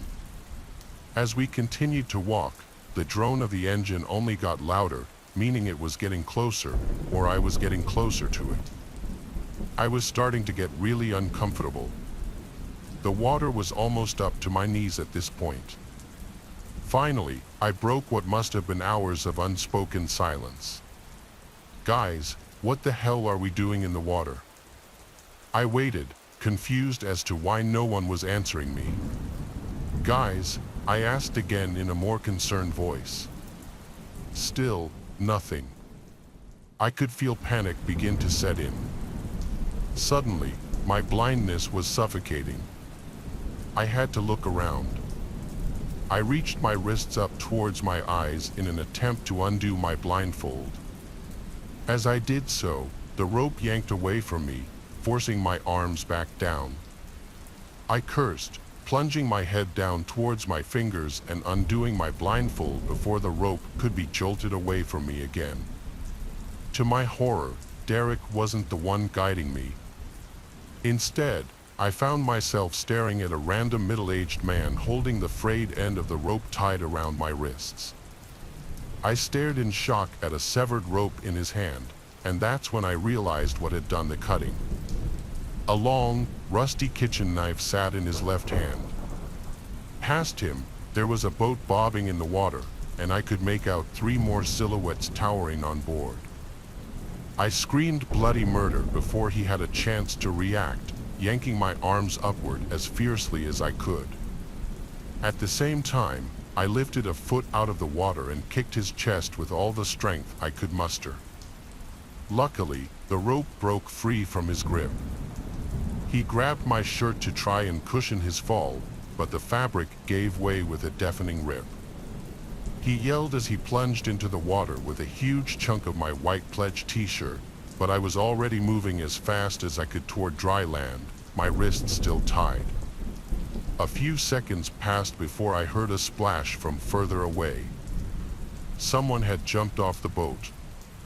I didn't even look behind me, I just kept moving. I was about halfway to the sand when something whizzed right past my head, maybe a few inches from my right ear. It was the knife. I watched it shoot past me before disappearing into the water. I was in complete shock, but the adrenaline was doing its job. I got to land and, for the first time, looked back. There were 2 men in the water and 2 on the boat. They weren't chasing me anymore, just staring lifelessly in my direction. The closest man was still holding on to the white piece of my shirt that had torn off in the fray. I didn't waste another second. I ran up the beach and made it to the street. By this point, it was past sunrise, but my frat was the last thing I was thinking about. I flagged down the nearest car, and after pleading to use their phone, I called the police. It was no use. By the time the cops showed up, the 4 men were gone, presumably off to wherever in that tiny little boat of theirs. I lied to the cops about what happened, worried that there might be repercussions for the frat. Luckily, they didn't ask questions. I didn't get too much crap from my frat brothers. They were actually more pissed at Cuthbert for not realizing what had happened, even though he swears he didn't hear a thing.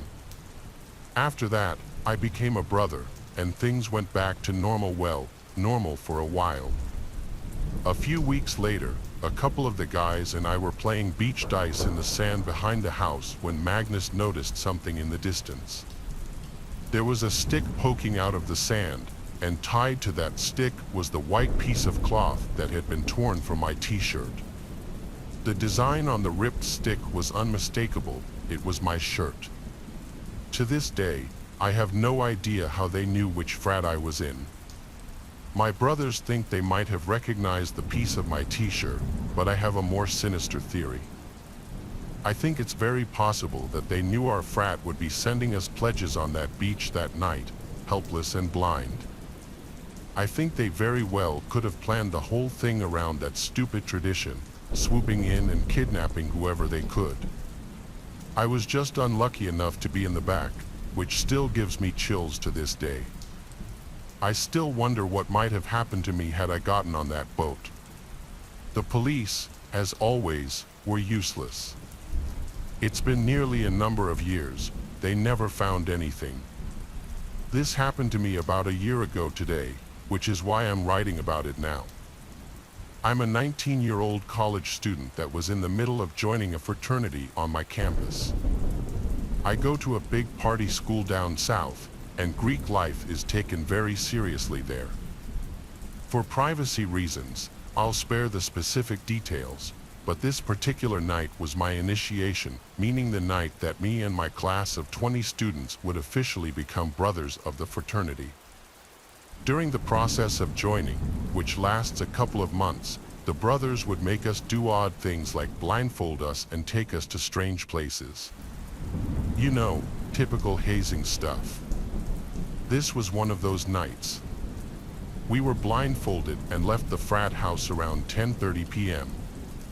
The brothers took our phones and drove us to a mystery location, split between a couple of different cars to make sure we all got there. On the way over, they made us try and sing some corny song while it blasted on full volume. We always had to do these annoying tasks while blindfolded, I guess as part of the whole hazing thing. Anyway, after about 20 minutes of driving, the car stopped, and I heard the doors open and close.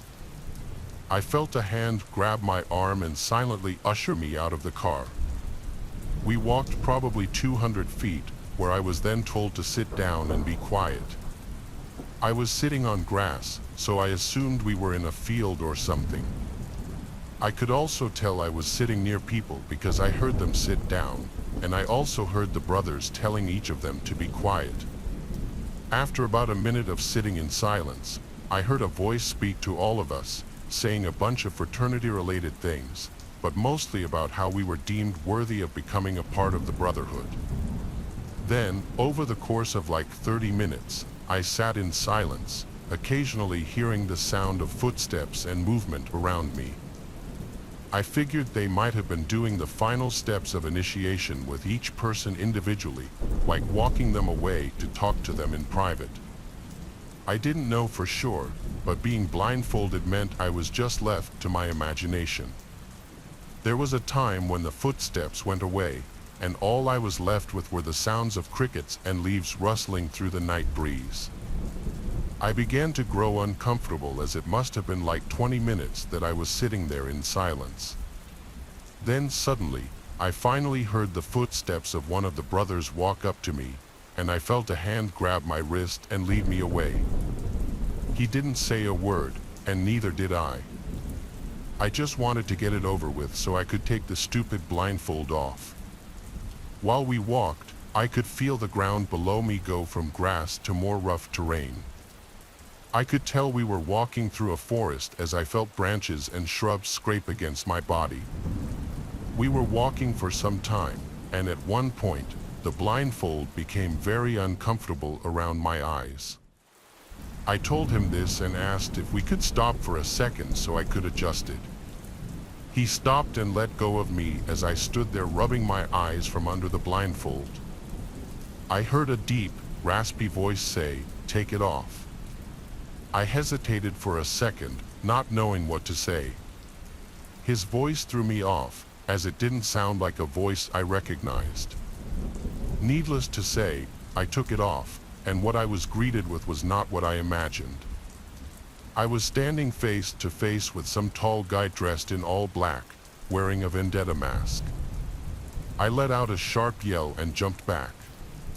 A part of me thought this was just some messed up hazing prank, but before a word could even escape my mouth, he lunged at me, yelling that he was going to take me with him. We wrestled on the ground, and I could tell he was trying to choke me out. With all my strength, I threw him off of me, got up, and bolted in the opposite direction, using nothing but moonlight to guide my way back. My heart was beating a million times a minute, and I kept looking back, fearing that he was following me.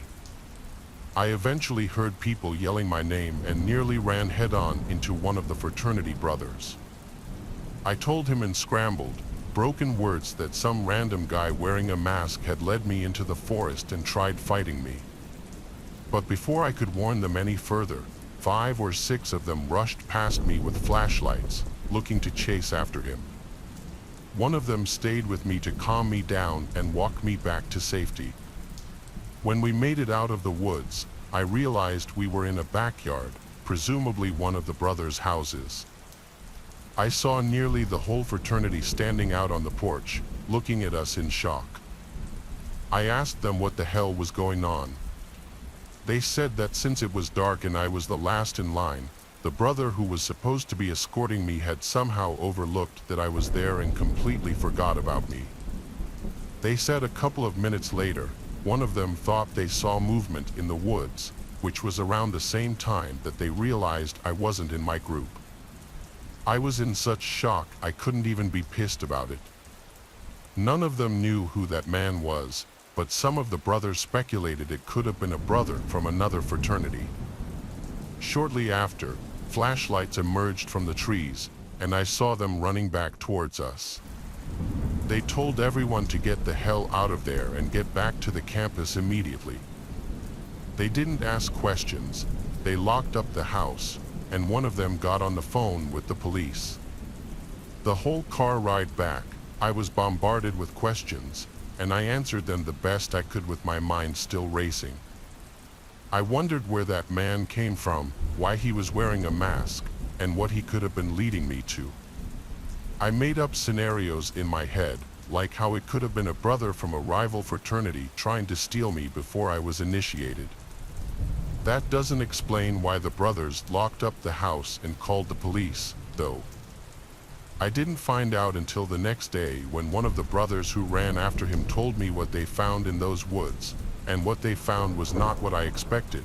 As they were running, they saw a light in the distance. They grew silent when they got closer and realized it was a bonfire in the middle of a clearing. Standing around the fire were several people dressed in all black and wearing white vendetta masks, chanting and throwing things into the fire. One of the brothers stepped on a loud branch, causing all of the masked men to turn and face them. They froze up like something straight out of a horror movie.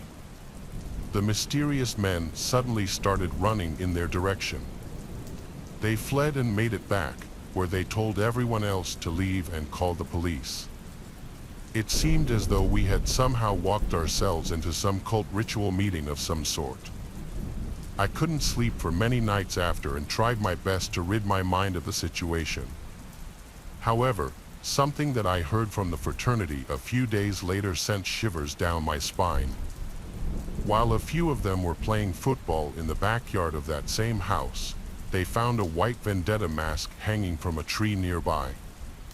They called the police, and the cops took it for evidence and examination. I'm not sure if those guys were ever caught or if the police even made anything of it. I'm also not sure what the hell those weird people were doing in those woods.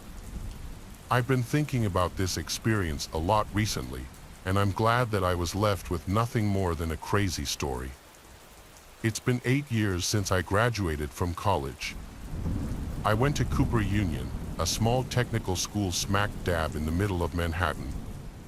Going to school in New York City was amazing, and I wouldn't trade it for anything. We didn't have many frats back then, so I was sure to join whichever one I could, just to ensure that I'd have parties to go to and whatnot. I was a relatively normal kid, so it wasn't too difficult to get a bid. Most of the pledge events were pretty tame, but I would soon find out what they were compensating for. I hope I don't get in trouble for divulging the story, but it happened so long ago that I figure it's safe to talk about. I doubt my old frat is still making their pledges do this. I certainly hope they aren't. Anyway, the big thing that we did during our initiation was a subway crawl. I can't remember where exactly this was, but there was an old abandoned subway station that teenagers would typically explore. Our frat would make us enter from one of the active platforms, walk to the abandoned one, take some pictures, and then continue to the next active platform. We'd been given subway schedules to ensure that there was no chance a train would come around while we were vulnerable. We'd have plenty of time to get onto the abandoned platform, wait for one train to pass, and then make it to the next station. I know what you're probably thinking, but no, we didn't have to run from a train. The route was planned pretty well, and we all had a lot of leeway when it came to traversing the track. All we had to do was avoid the dangerous third rail, and we'd be okay. I had been a big fan of urban exploring before college, so this was honestly more exciting than nerve-wracking for me. It was some random weekday at like 3 a.m. when our frat brothers made us go down into the subway. I'm pretty sure they picked this time because trains were very infrequent and we'd be protected at all costs. There were about 10 of us. I'm telling you, it was a pretty small school. You don't need to know everyone's name, but I should mention that my closest friend in my pledge class was an Albanian dude named Baron. He's the funniest guy you'll ever meet. My friends and I always said he should try and do stand-up comedy. He also smoked a crap ton of pot, which is important for this story.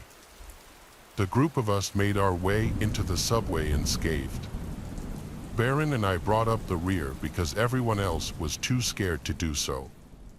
It was really dark in there, and our frat brothers had only given us 2 flashlights to share. Those flashlights and a single cheap film camera were all we had. At first, I was entrusted with one of the flashlights for being in the back, but I quickly gave it up to one of my pledge brothers who was whining about not being able to see. Not even 30 seconds into the walk, Baron had his first genius idea. He pulled out a pre-rolled joint from his jacket and grinned, motioning for me to stop. "I don't have enough to share," he whispered, flicking his head in the direction of the other guys who hadn't noticed what we were doing. Against my better judgment, I obliged. Heck, when was I going to get the chance to light up in a subway tunnel again? The 2 of us smoked while we watched the other guys travel further away from us, their echoing laughter beginning to fade out. We finished the pot, and we were a considerable distance behind the pack. Baron's stuff was really strong, and I found myself a little more absent-minded than I wanted to be. My tolerance was definitely not as high as his. The 2 of us picked up the pace to catch up with the rest of the group, but Baron noticed something in our way. We didn't have a light, so all we could see was the silhouette of someone in the dimly lit tunnel. I strained my eyes a little more. There was definitely a person in there, just standing motionless in the middle of the track, facing us. It was honestly a little creepy. David called out, his voice piercing the silence of the tunnel. The person on the track didn't respond. Just then, David's voice called back to us from further up the line. The 2 of us froze. This person in front of us was a stranger. As if David's voice was some kind of switch, the person on the track started full-on sprinting toward us. The 2 of us turned around and bolted back the way we came. Being as high as I was, I felt like I was going to have a panic attack. The figure's sprint was eerily silent, as if we were being chased by a shadow. This guy must have been impossibly light. Baron's grip on my arm tightened, his goofy confidence completely gone. "Faster," he hissed, the fear in his voice mimicking my own. I knew we still had some time before the next train came, but running in the wrong direction just felt wrong. Baron must have thought the same thing because he frantically pulled me to the side, motioning for us to cross the divider onto a different track. In hindsight, we probably could have continued running back to the original station, but I was so high that I just followed Baron blindly. We made it across the divider and sprinted back in the direction of the abandoned station. Things were even more terrifying now, though. We had literally no idea when a train was going to barrel down towards us on this track, but at least we were heading in the right direction, I hoped. Baron's maneuver was enough to shake whoever was chasing us, but apparently, it wasn't. Whoever was behind us also crossed the divider and kept running after us. The problem was, there were only a few places where the divider could be crossed, so we'd have to pray we found another one before a train came. Turning around to the one we just used was no longer an option. My heart was thumping, but Baron and I were able to widen the gap between us and our pursuer. We kept running, looking for a place to cross, but with no luck. Baron started cursing repeatedly, and I started feeling like throwing up. We kept running, still searching for a place to cross. Just then, the track started vibrating, and we could see light beginning to poke through at the distant end of the tunnel. A train was coming. We were screwed. I considered turning around and just fighting whoever was behind us, but then Baron screamed, "Right here," running toward the divider. By some miracle, the next crossing point was right in front of us, and the two of us crossed back to the original track.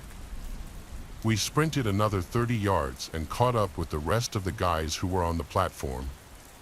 Baron explained the whole thing while I leaned over and threw up.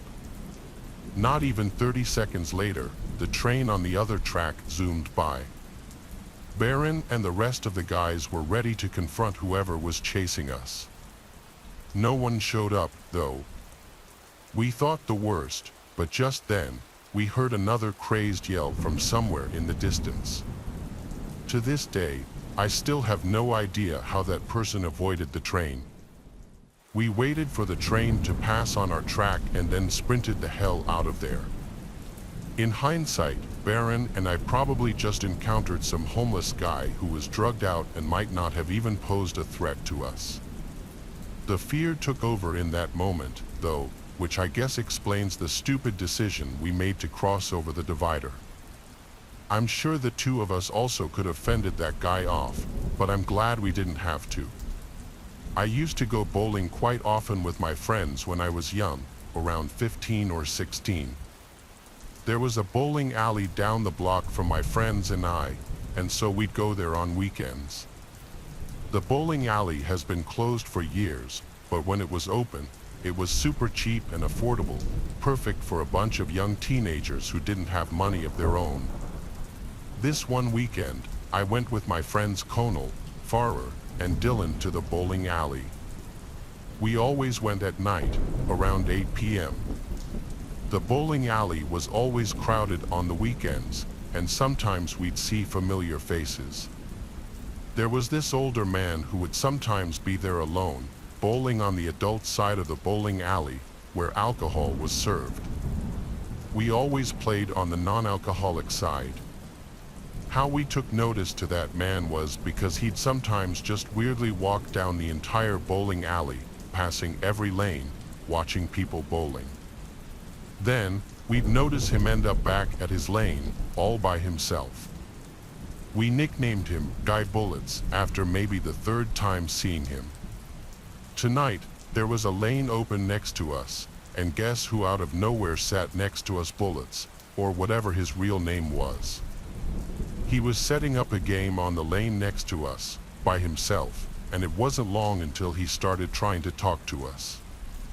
He started making comments on our form, and every so often, interrupting our conversation to tell us weird things, like how long he's been coming here.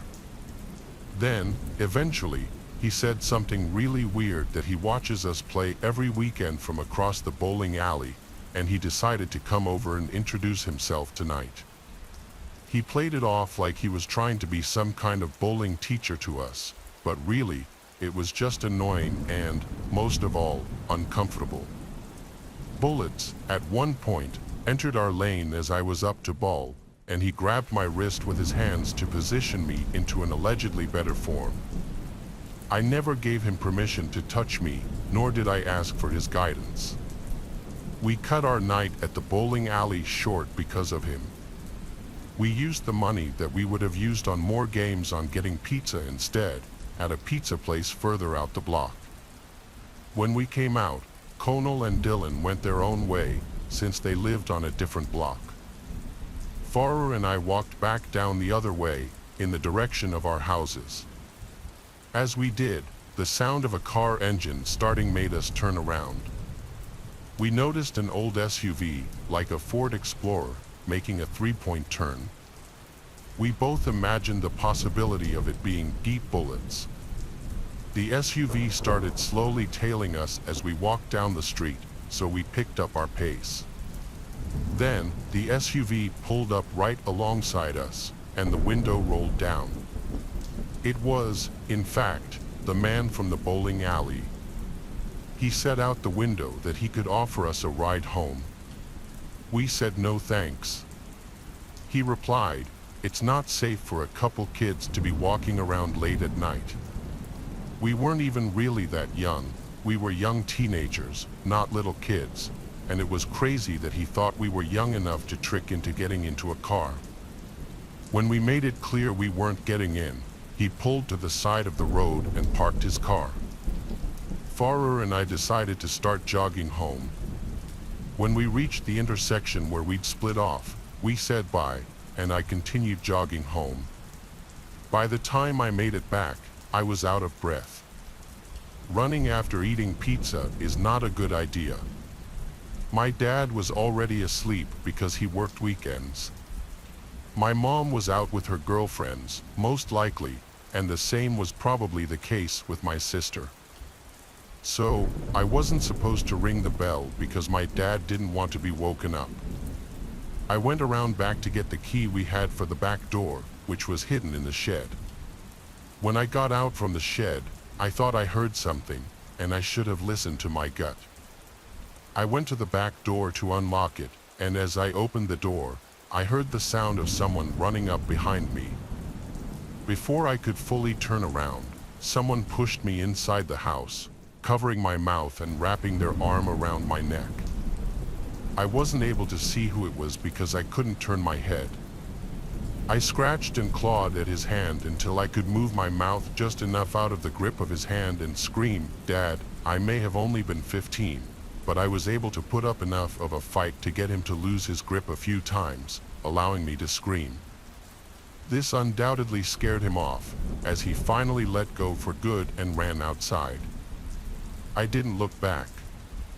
I ran up the half-flight of stairs to the main floor and yelled for my dad. My dad came rushing out of his room, and after telling him what just happened, he checked the backyard and all around the property, and then came back inside. I told him about the man from the bowling alley, how we nicknamed him Guy Bullets, how he followed Farrer and I, and his SUV after admitting to stalking us at the bowling alley.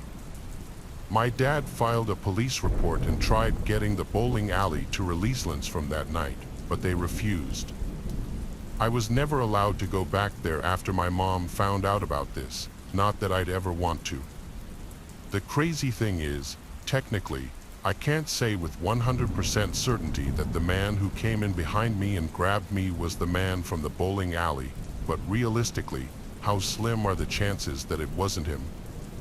When I was a teenager, my close group of friends were, I guess, what you'd call delinquents. We liked causing trouble, breaking rules, and messing around in places we didn't belong. I grew up in a suburb in northern New Jersey, so I guess you could say we were just spoiled kids with nothing better to do. Looking back, the way we passed the time was a little silly, but there's nothing I can do about that now. Anyway, one of the things we really liked to do was to go exploring in the late hours of the night.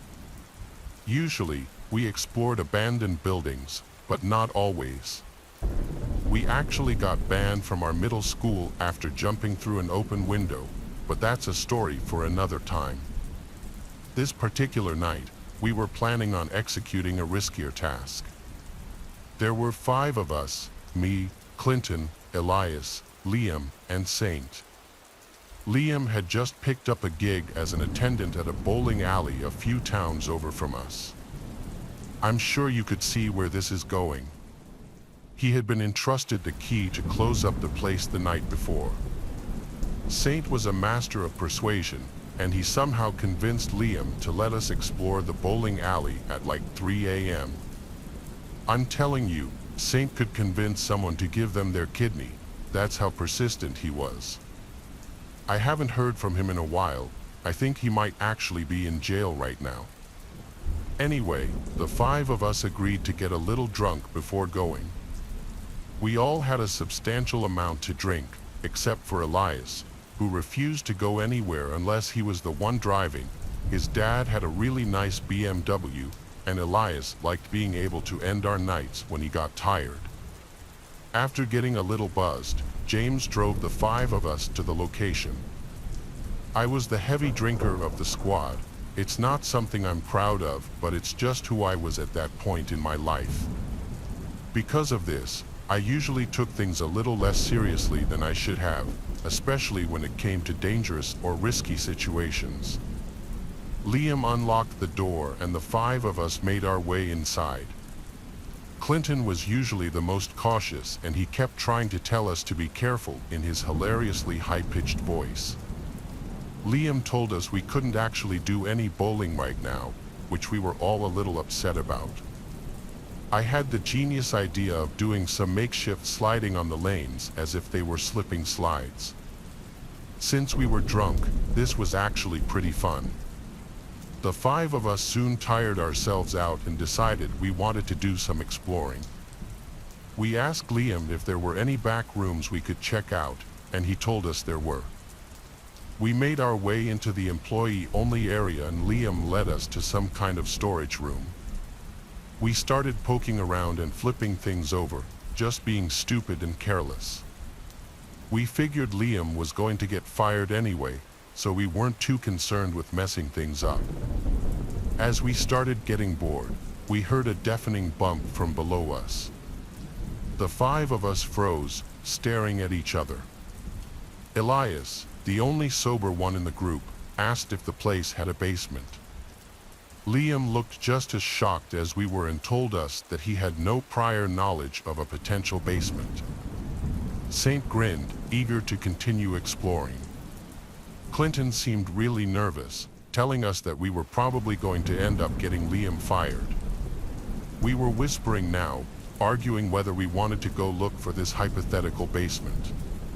Just then, Elias lifted the edge of a rug nestled in the corner, revealing a hatch. We were shocked. The atmosphere in the room instantly shifted with the realization that the situation was now serious. Even if we had found the way into the basement, the sound we heard was still unexplained. I don't think any of us really wanted to go down there, but Elias made the first move in his classic level-headed style. He flung the latch open and stared down at the old rusted ladder leading into the darkness. "Screw this," whispered Clinton, motioning for us to leave. Elias ignored him and went for the stairs. He pulled out his phone and shone the flashlight into the blackness.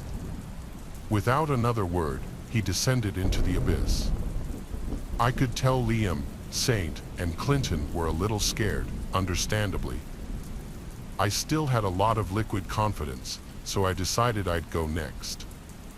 Saint followed behind me, and Liam brought up the rear. Clinton refused to come down with us. The four of us pulled out our phone flashlights and began exploring the basement that had been hidden for some reason. It was filled with dust and cardboard boxes stacked up to the ceiling. There was nothing else down there, or at least that's what we originally thought. A niche no discerner, and we walked over to it. Elias put his hand on the handle, but a split second before he was going to open it, we heard a distinctive bunk come from the other side, which sounded identical to the one we heard earlier. We looked around at each other with horrified looks on our faces. I could tell we were all thinking the same thing, an animal, maybe. No, shot, it was too loud to be an animal. I was pretty freaked out at this point, and turned away to leave. Like an idiot, Elias cracked the door open, revealing another storage room. That's not all that was in there, though. In the corner of the room, there was a human figure sitting on the ground with its legs crossed, facing away from us. We were frozen in place, utterly terrified. After a full minute of stagnant, the person in the corner of the room banged their head against the wall, explaining the sounds we had been hearing. I began tiptoeing to the ladder, careful not to make any noise. The rest of my friends turned around and began doing the same, clearly filled with terror. Just then, Liam tripped on a piece of junk on the floor and cursed. The person in the room yelled, and we ran. Elias and I were up the ladder in a split second, with Saint close behind. Clinton was leaned over, concerned with what he was hearing. Saint made it up, and the three of us ran out of the room. We heard Liam scream, "Get off me!" But Saint and Elias were too terrified to turn back. I ran back into the room and saw Clinton chucking a metal pipe down the hatch, which was followed by a demonic scream. Liam scrambled on the ladder, and Clinton grabbed his wrist, yanking him up. Liam ran toward me while Clinton slammed the hatch shut. The five of us sprinted out of the bowling alley, and Liam hastily locked the door with trembling hands. Elias drove us back with a blank look on his face. We listened as Liam described what happened after the rest of us made it up the ladder. Apparently, whoever had been in the basement jumped on Liam's back. Clawing at him, Clinton came to his rescue and nailed Liam's attacker in the head with that pipe, causing the lunatic to fall backward. Liam said he only saw the guy's face for a split second. It was the horrifying face of a dirty old homeless-looking guy with a bird's nest of hair on his head. Liam ended up quitting the next day without giving his boss an explanation. As it was definitely illegal what we had done, to this day, we have no idea how that guy could have gotten down there. Maybe there was an alternate entrance we had overlooked. Either way, the basement had been intentionally hidden, which tells me that Liam's boss might have known something about the whole thing. This experience ruined my taste for bowling, which I have not done since. One night, my girlfriend Meadow and I decided it would be fun to go bowling. We drove to the closest bowling alley and went through the whole process of renting shoes, finding balls, and picking a lane. We both were really bad. Neither of us had been bowling in many years. We paid for an hour of bowling. Meadow wasn't really enjoying it too much because she kept getting gutter balls. I was doing better than her, but not by much, so I wasn't really able to help her out much. And then, to make matters even worse, Meadow's ex-boyfriend arrived with his group of friends and started bowling a few lanes down from us. Meadow looked away, refusing to even look in that direction, whispering at me that we need to leave now. We packed it up early and left. She went to the car and waited while I returned the shoes. I think her ex spotted me while I was at the front counter, and I looked away. I didn't tell Meadow this, though. We went home and agreed to play Wii bowling instead and have some wine. That sounded much more fun anyway. When we got home, the first thing I did was turn on the Wii and open a bottle of wine. The bowling alley trip was a failure, but I didn't want Meadow to be unhappy. We played Wii bowling for like half an hour with music on in the background and drinking wine. It turned out to be much more fun than the bowling alley, until the current song that was playing ended and we heard something come from upstairs. In that brief moment of silence, Meadow and I looked at each other, telling me she heard it too. I turned off the music for good, but now there was just silence. The sound we heard could best be described as a heavy object being dropped on the floor. I went upstairs to investigate. I checked every bedroom with the lights on. I checked under every bed. I was relieved to find nothing. I wasn't actually expecting to find someone in the house, but naturally, you do need to go investigate if you hear a suspicious sound in your house. Still, I wondered what actually made the sound because I didn't find anything on the floor. After maybe another half an hour of playing Wii bowling, we brought our little wine party upstairs to the bedroom and eventually felt as a lightweight, so she got much drunker than me, which explains why I was the one to wake up in the middle of the night and not her. I heard what woke me up, though. It was another clear and distinct sound of something heavy being dropped from above. But the only thing is, now we were upstairs, and yet the sound still came from above. What else would be above us? The attic. The attic door is right outside my bedroom door. It's one of those doors with the string that you pull down, and a metal ladder comes down.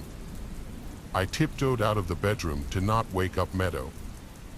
I stood under the attic door and listened. Every 5 seconds or so, I heard the slightest creaking sound, like from the weight of something moving around. I didn't want to scare Meadow, but I'd heard of animals getting into people's attics sometimes. I went to get a broom from the closet to use as a possible weapon if I were to have to fend off an animal. Then I quietly pulled the attic door open and climbed up. I stopped at the top of the ladder in the darkness and listened. I heard creaking.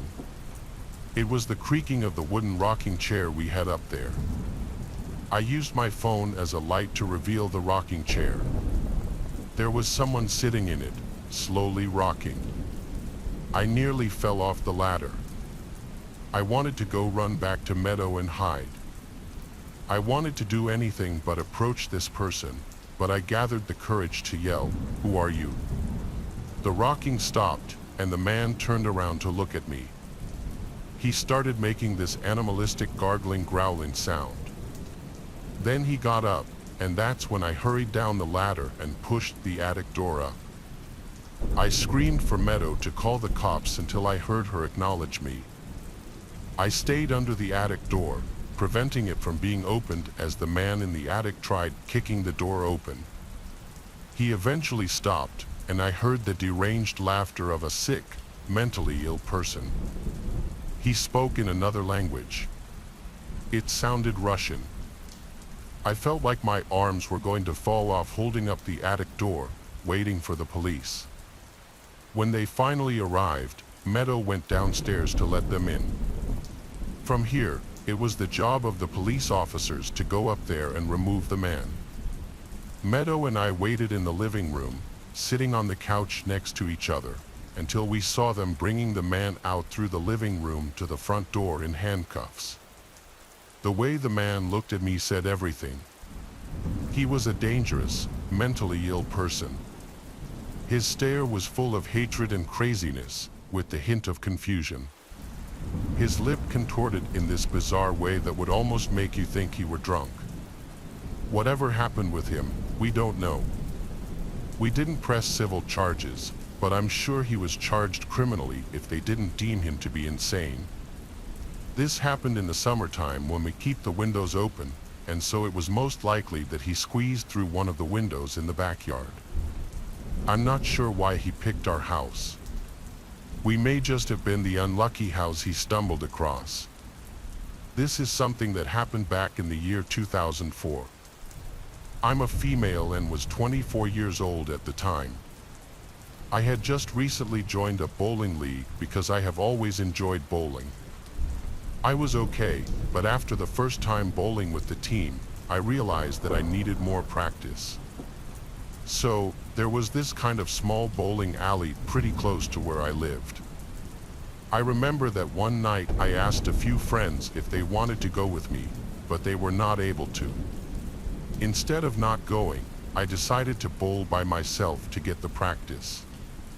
That night, I went to the alley. It was not that busy, and like I said, the place was kind of small and also old. I got the lane on the very far right end of the alley, which was nice because it felt more private.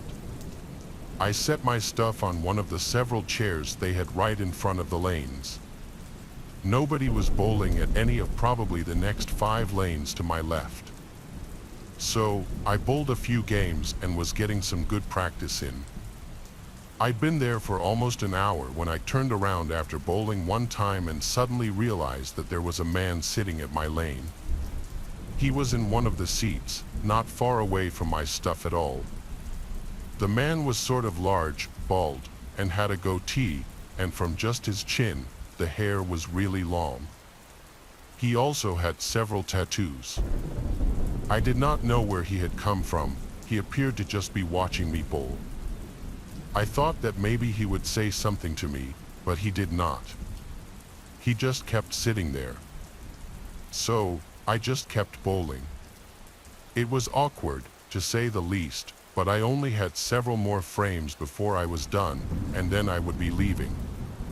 The man just kept sitting there the entire time. I thought about saying something to him, like asking him what he was doing, but I didn't. So, before long, I was done bowling. I went and sat in a seat just 2 away from him and changed out of my bowling shoes. Then I got my stuff. In that entire time, the man still did not say anything. After that, I went up to return the bowling shoes. The man did not get up when I did. After I had returned the shoes, I looked back to the lane that I bowled at, and the man was now gone. I figured that he left, and then I headed for the exit. There was a parking lot on the side of the building, which is where I had parked. I walked over to the side door, and there were 2 sets of doors. When I went through the first one, I noticed the man was standing in the small area between the next set of doors. I got a bad feeling when I saw him. I walked past and then out the doors and into the parking lot. Moments later, I heard the door open again. I knew that the man was now leaving, and I wondered if he was following me. There were several cars scattered around the parking lot. It was not well lit and pretty dark outside. The town was pretty quiet as well, but there were some other places nearby. So, as I was walking to my car, I heard footsteps behind me, and they sounded somewhat fast. I was going to my vehicle, but I just had a bad feeling about it. Just going with my instincts, I changed directions and did not go to my car anymore. I walked more towards the front of the parking lot where there was a sidewalk. When I turned, I heard the guy turning behind me. I walked to the sidewalk and then started going down it. I didn't know where I was going at first, but I saw that this bar was open just down the street. So, I started heading in that direction. The man behind me followed the entire way. However, luckily, he did not catch up to me but maintained a distance. It was very obvious that he was following me, though. So, I kept going down the sidewalk and was able to make it to the bar. I had only been there once before, so I didn't know it that well, and I didn't know anybody inside. But I went inside, and there were a good number of other people around, so I felt safer.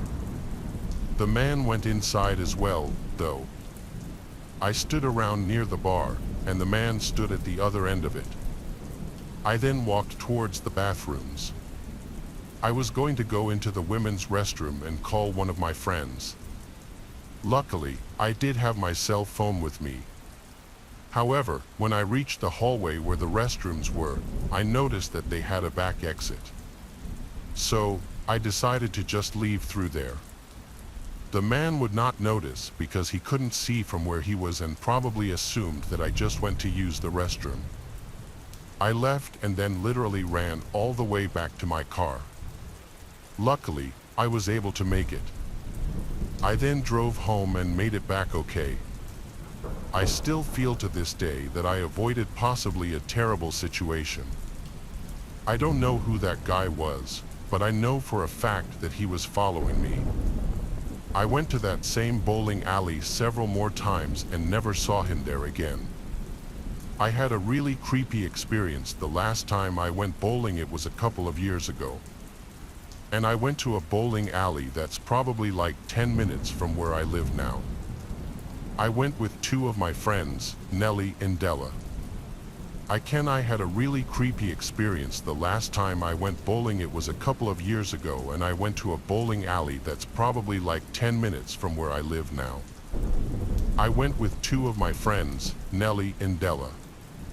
I had a really creepy experience the last time I went bowling.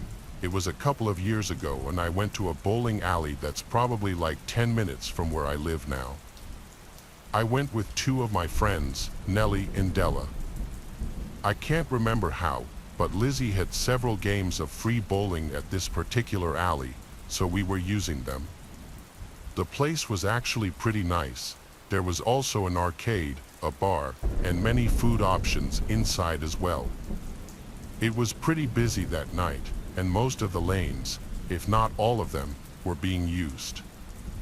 I remember that probably like 30 minutes into bowling, this employee guy came up to us. He asked us how everything was going, and we said good. He came back like 20 minutes later again and asked us once more, and then he said that our lane had had some problems recently. We said everything had been working fine, and it had been. The guy then told us to let him know if anything happened. We thought the place just had good service, and he was friendly. But the guy approached us again not long after that. He asked us if we were having a good time again, specifically me, and by now it seemed kind of weird how he kept coming up to us. This place was not like Topgolf or some bowling alleys where, as you're playing, you have a waiter or a waitress and they get you food and stuff. For this bowling alley, he just ordered food up at the counter, and it was like most of them. So I wasn't really sure why this employee kept going up to us and seemingly nobody else. After we told him that we were still having a good time, he asked us if we had any plans for later. We told him we were just hanging out and maybe we'd get some food. We didn't really know for sure. The guy then asked us if we lived around there, and we said yes. During this time, we were all in college but back home for the summer. This guy appeared to be around our same age, maybe slightly older. After talking briefly about how we were in college and stuff, he left. It just seemed like a friendly employee for the most part, but a little bit off. A short time later, though, I went back to the table behind our bowling lane to get a drink of water. When I did, the man was standing behind it. He told me that I was pretty good at bowling, which also indicated that he had been watching me. He then invited me to come back and bowl with him another time, saying we could bowl for free because he worked there. By this point, it seemed like he was probably interested in me, and that's why he kept going up to us. I was nice, but I told him that I was not much of a bowler and I would not be doing that. He tried convincing me for a moment, but then it was my turn to bowl again, and my friends called me over.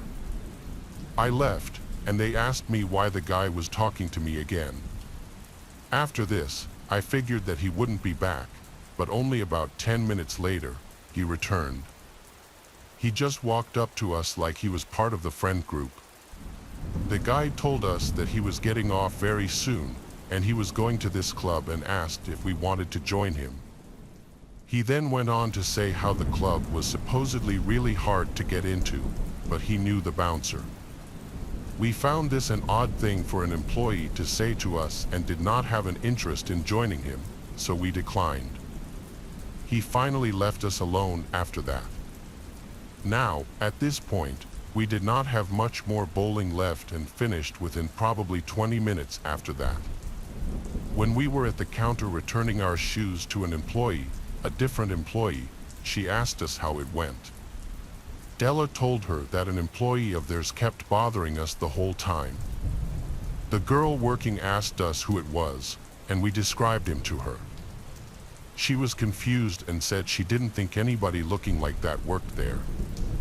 We looked around to see if he was still within sight. The place was really crowded. After looking around for maybe 10 seconds, though, I noticed him. He was sitting at a random table by himself, sipping a drink. When we pointed him out, she said she had no idea who he was but was confident that he did not work there. Then she told us she would be going to ask him who he was. At that point, though, we all just left. We had taken Della's car, and she drove the three of us. After leaving the bowling alley, we went to a local restaurant in town and stayed there for probably almost an hour. Then we continued back, and Della dropped me off back at my house. She pulled into the driveway, and I got out. Then they left. As I was walking up to my house, I remember hearing another car driving down the street. A street was usually very quiet, and I just looked over to see it. When I did, I saw the car come slowing down and appeared to pull over on the side of the road in front of our house. I was still walking towards the front door of my house, but I slowed down to see the person. What I saw next was the car pulling over and the driver's window rolling down. I saw that the same guy from the bowling alley was driving the car. I quickly hurried up to get inside. I got out my keys and tried to unlock the door as quickly as possible. While I was doing this, I actually heard the car door opening and then closing right after. I also heard footsteps and knew that the guy was approaching. Before he was able to get even halfway into the yard, though, I got the door open. I quickly went inside and then locked the door behind me. I hurried to find my parents and let them know of the situation. Maybe 30 seconds to a minute later, we returned to the front of the house and looked out of a window. When we did, the man and his car were gone.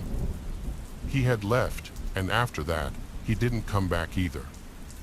I'm still pretty creeped out by the situation. To go to my house, he must have followed my friends and me the entire rest of the night. I'm not sure what he was planning to do by going to my house. I'm just glad that he didn't come back. I went bowling last year with my friend Jethro. We both like bowling and always have a fun time, even though neither of us is really that good. I remember that we went to this one bowling alley that neither of us had been to before. We have a main one that we typically go to, but we also like to discover the other nearby places and compare. This alley, in particular, was all right. It was not that large and had a pretty average setup. When we got to the bowling alley, it was earlier in the night. We went up and bought a few games, then got our shoes and headed to our assigned lane. After bowling the first game, we pretty much started the next one right after. At this time, the alley was still pretty quiet, with a few other people bowling to our left but several lanes away. I remember that randomly, in the middle of the game, something really strange happened. You know the screens that show people's scores and give animations for a strike and stuff? Well, on our screen, it just said my name, first and last, in very basic font. To that point, it had been normal. It had shown our scores and the games and that kind of stuff. Well, now it was just my name, and the entire rest of the screen was just blue. It was so weird, and I figured it to be a glitch. But then I realized that I had never told the people here my name. I mean, I had paid with my debit card, so possibly they got the information that way, but why would it be on the screen like that? Plus, the names that Jethro and I chose for our games to be on the screen were just our initials, not our full names. I was just staring at the screen, waiting for it to go back to the screen with our scores on it. But instead of changing to that, it then changed to a picture on the screen. It was grainy, but I soon realized that it was a picture from a security camera. It was taken of Jethro and me as we walked into the bowling alley that night, less than an hour prior. That picture stayed on the screen for like 30 seconds. Then it changed again, this time to more security camera footage. It was a brief clip of us walking inside of the bowling alley. The clip replayed several times. And after that, there was another security camera clip, this time of me actually bowling. None of these clips were very good quality, but I could still tell what it was. It must have been taken just minutes earlier. Jethro and I were just staring at the screen with amazed looks on our faces. We had absolutely no idea why this was happening or who was responsible. I was about to go walk up to the service desk when it finally changed back to our game. I still looked over to the desk. I thought maybe I would see some employee watching us and laughing or something, but I didn't. I saw the same girl who had been at the desk when we entered. She appeared to be about high school or college age, and she was seemingly at the desk the entire time. I doubted that she was responsible for this. We decided to just keep bowling. So we bowled our next games, and nothing else strange happened. Then we were done. When we went back up to the desk to talk to the girl. The same girl was still working when we were there. I decided to bring up the strange occurrence. I told her about what we saw on the screen and stuff. The girl seemed confused and said that she didn't deal with any of the TVs and didn't know why that would have happened. I asked her if somebody else working might have done that, and she said that she didn't think so.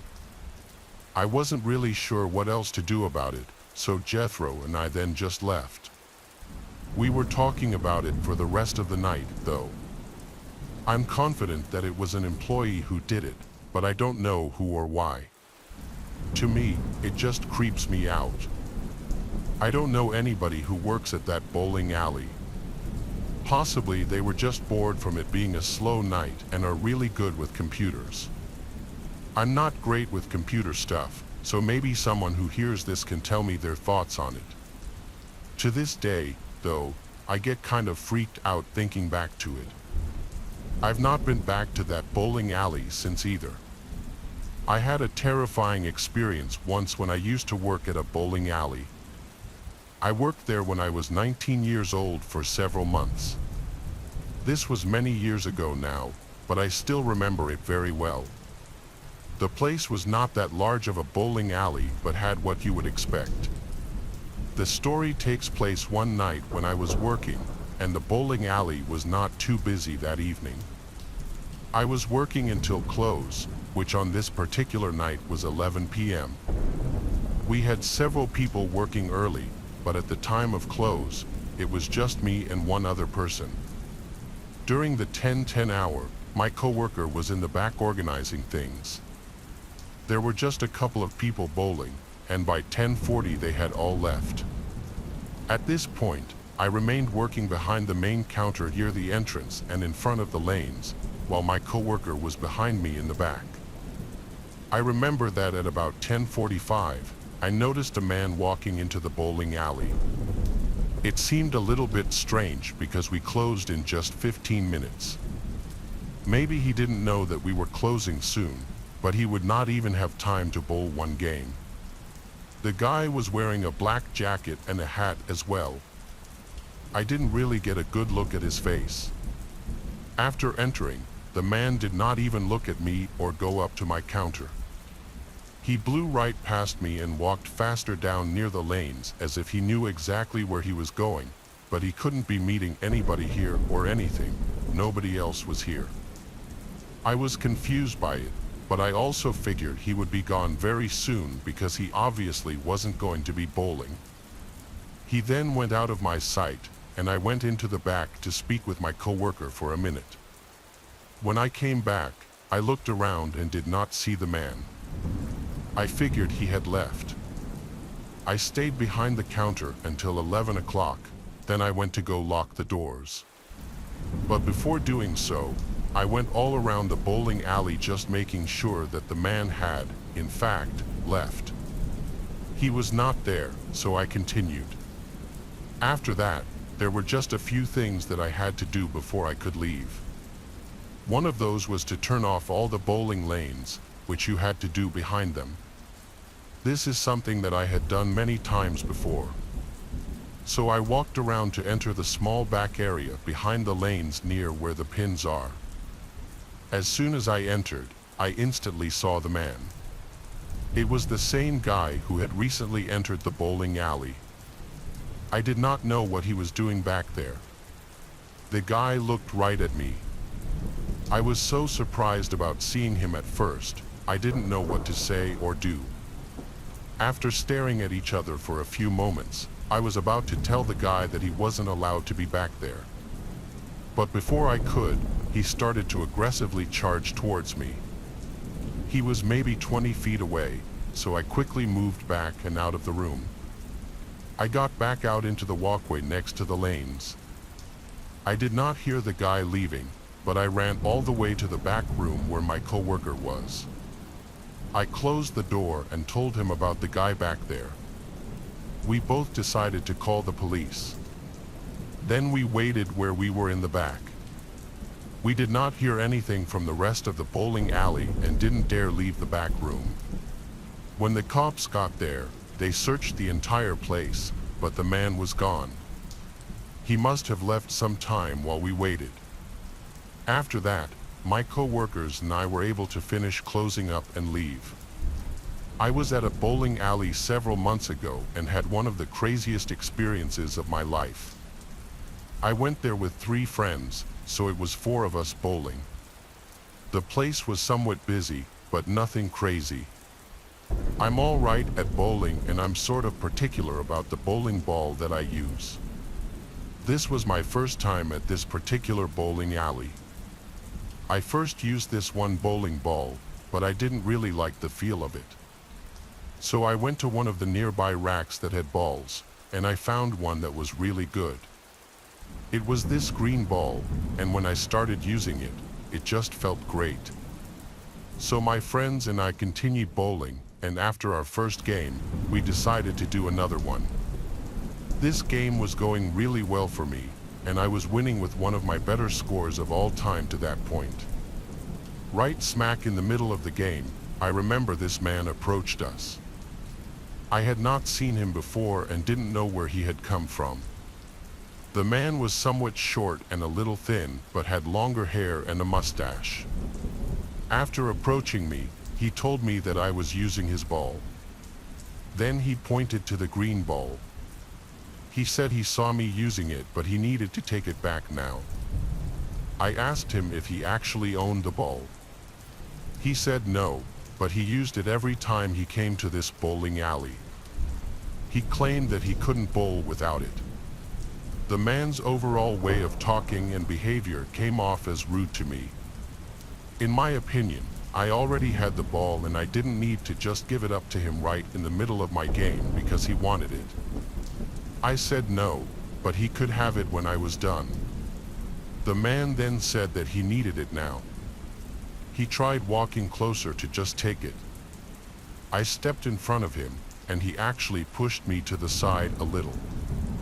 I was shocked and then watched the man take the ball and walk away.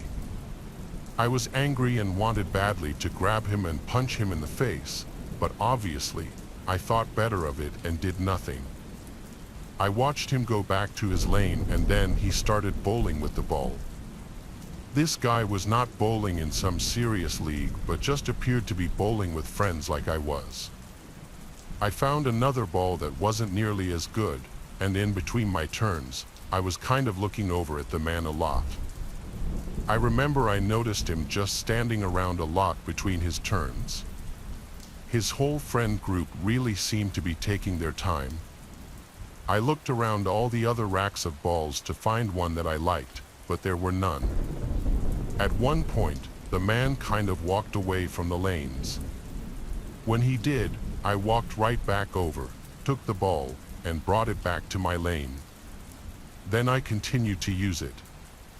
I mean, the guy had taken my ball right in the middle of one of the best games of my life. For about 10 more minutes, I had it. Then, out of nowhere, the man suddenly walked over again and took the ball back. But instead of going back to his lane, I watched him walk right out of the doors of the bowling alley. I had no idea what that was all about. I guessed he was stealing the ball. I ended up just getting another ball and finishing bowling with that one. By the way, I did not bowl nearly as well with that ball, and my great game was ruined. So after we were done bowling, we went to leave. When I made it out to the parking lot, I noticed that my windshield was all cracked. I realized what had happened. The man had more than likely taken the bowling ball and smashed my windshield with it. I called the police and reported it, as well as told the bowling alley. After an investigation, security camera footage did in fact show the man breaking my windshield. I'm not sure how he knew that car was mine, but he did.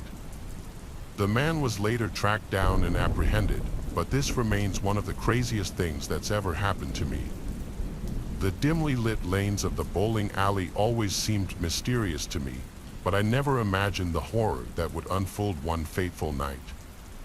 It was a slow Monday evening, and the alley was nearly deserted, except for a few people scattered here and there. I was manning the front desk, idly flipping through a magazine to pass the time when I noticed a man lingering near the entrance. A man whose presence set off alarm bells in the back of my mind. All I saw was a walking red flag.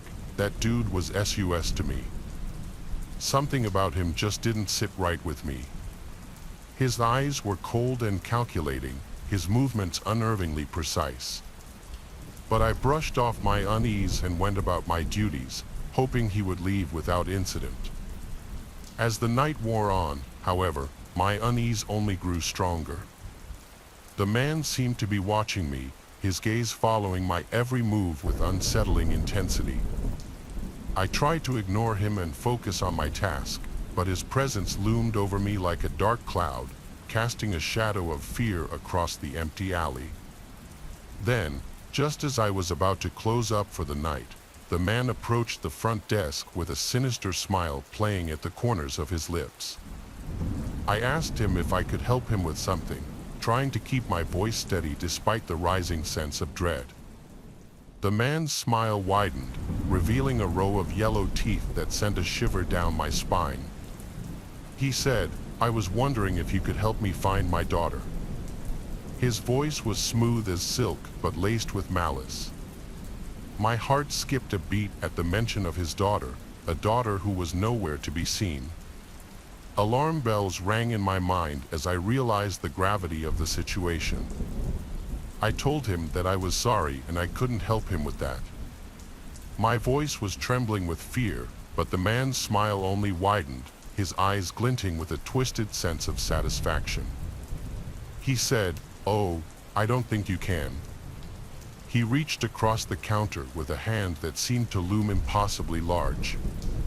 He continued, "You see, my daughter is here somewhere, and I intend to find her. If you won't help me willingly, well, let's just say I have other ways of getting what I want." Panic surged through me as I realized the man's intentions. He wasn't here to find his daughter, he was here to take her, and he would stop at nothing to get what he wanted. With a surge of adrenaline, I lunged for the phone, dialing 911 as fast as my trembling fingers would allow. But before I could utter a word, the man's hand closed around my wrist with a vice-like grip, crushing the phone to the ground with a sickening crack. I screamed for help, but my cries were drowned out by the sound of chaos erupting around me. Patrons fled in terror, their shouts mingling with the blaring of alarms and the clatter of bowling balls. Then, just as suddenly as he had appeared, the man vanished into the night, running away and leaving behind only a trail of destruction and a lingering sense of dread. I was afraid, I was scared. In the days that followed, the alley was abuzz with rumors of attempted kidnapping, but the man was never caught, and his daughter was never found. To this day, I can't shake the feeling that he's still out there, lurking in the shadows, waiting for the perfect opportunity to strike again. As I lock up the alley each night, I can't help but wonder, will he come back? I went to work one day, and the lights of the bowling alley flickered ominously as I made my rounds, checking on the deserted lanes. It was late, and most of the customers had long since gone home, leaving the alley eerily quiet, except for the faint hum of the machinery. I was lost in thought when I heard it, a soft, almost imperceptible rustling coming from the corner of the alley. My heart skipped a beat as I turned to investigate. My senses were on high alert as I approached the source of the sound. A chill ran down my spine. Standing in the shadows was a figure, dressed in a tattered clown costume, its face obscured by a grotesque mask twisted into a sinister grin. I froze in terror as the clown stepped forward, its eyes fixed on me with an intensity that sent shivers down my spine. Its movements were slow and deliberate, like a predator stalking its prey. It was hunched over, just trying to get me. I didn't know what was happening. I tried to summon up the courage to run, but my legs refused to move. I was rooted to the spot, helpless against the terror that gripped me. Then, with a sudden burst of speed, the clown lunged toward me, its outstretched hand reaching for my throat. I stumbled backward, my heart pounding in my chest as I frantically searched for an escape. But no matter which way I turned, the clown was there, its malevolent laughter echoing through the empty alley like a death knell. I knew I had to do something, anything, to survive. With a surge of adrenaline, I grabbed a nearby bowling ball and I hurled it at the clown with all my strength. To my horror, the ball passed right through the clown as if it were made of smoke, leaving me standing there, trembling and alone. But the clown wasn't done with me yet. With a flick of its wrist, it sent a wave of bowling pins crashing toward me, their sharp edges glinting in the dim light. I barely had time to dodge out of the way before they struck, sending me sprawling to the ground in a tangled heap. As I lay there, gasping for breath, I knew I was running out of time. The clown was closing in, its laughter growing louder and more deranged with each passing moment. But just then, all hope seemed lost. A beam of light pierced the darkness, illuminating the alley with blinding intensity. The clown let out a blood-curdling scream and vanished into thin air, leaving behind only a lingering sense of dread. As I picked myself up off the ground, shaken but alive, I knew I would never forget the horror that unfolded in the bowling alley that night. As I locked up and made my way home, I couldn't shake the feeling that the clown was still out there, lurking in the shadows, waiting for his next victim. I was high as hell before I went into work that day, and I kept smoking throughout work. I don't know if what happened was real, but all the bowling pins were everywhere, and I still have bruises from when that happened. The bowling alley was a place of comfort for me, a sanctuary where I could escape the troubles of the world. But one night, that sanctuary turned into a scene of terror I'll never forget. It was a quiet evening, and the lanes were populated with a few lingering patrons. I was enjoying a solitary game, lost in the rhythm of the pins crashing and the balls rolling, when I noticed a man lurking in the shadows. A man whose presence set off alarm bells in my head. Something about him seemed off. His eyes were dark and predatory as he watched me from across the alley. I tried to ignore the uneasy feeling creeping up my spine, chalking it up to paranoia. But as the night wore on, his gaze never wavered, his attention focused solely on me. I decided to leave. My nerves were on edge as I made my way toward the exit, but before I could reach safety, the man stepped out of the shadows, blocking my path with a crazy smile on his face. He asked me if I was leaving soon. I tried to brush past him, but he grabbed me roughly by my arm, his grip like a vice as he dragged me toward the back of the alley. Panic surged through me as I realized his intentions. I was being kidnapped. I struggled against his hold, screaming for help as he dragged me further into the darkness, but my cries fell on deaf ears, drowned out by the cacophony of the bowling alley. Just when I thought all hope was lost, a voice pierced the darkness, a voice filled with authority and determination. He said, "Let her go." I looked up to see a security guard rushing toward us, his eyes blazing with fury as he confronted the kidnapper. With a curse, the man released his grip and fled into the night, leaving me shaken but alive. The security guard helped me to my feet, his presence a reassuring anchor in the midst of chaos. As we waited for the police to arrive, he listened intently to my story, his expression grim as he took notes. When the police finally arrived, they took my statement and launched a search for the kidnapper. But despite their efforts, he was never caught, leaving me to grapple with the trauma of the horrifying night. In the days that followed, I could not shake the feeling of being watched, the memory of the kidnapper's sinister smile haunting my every waking moment.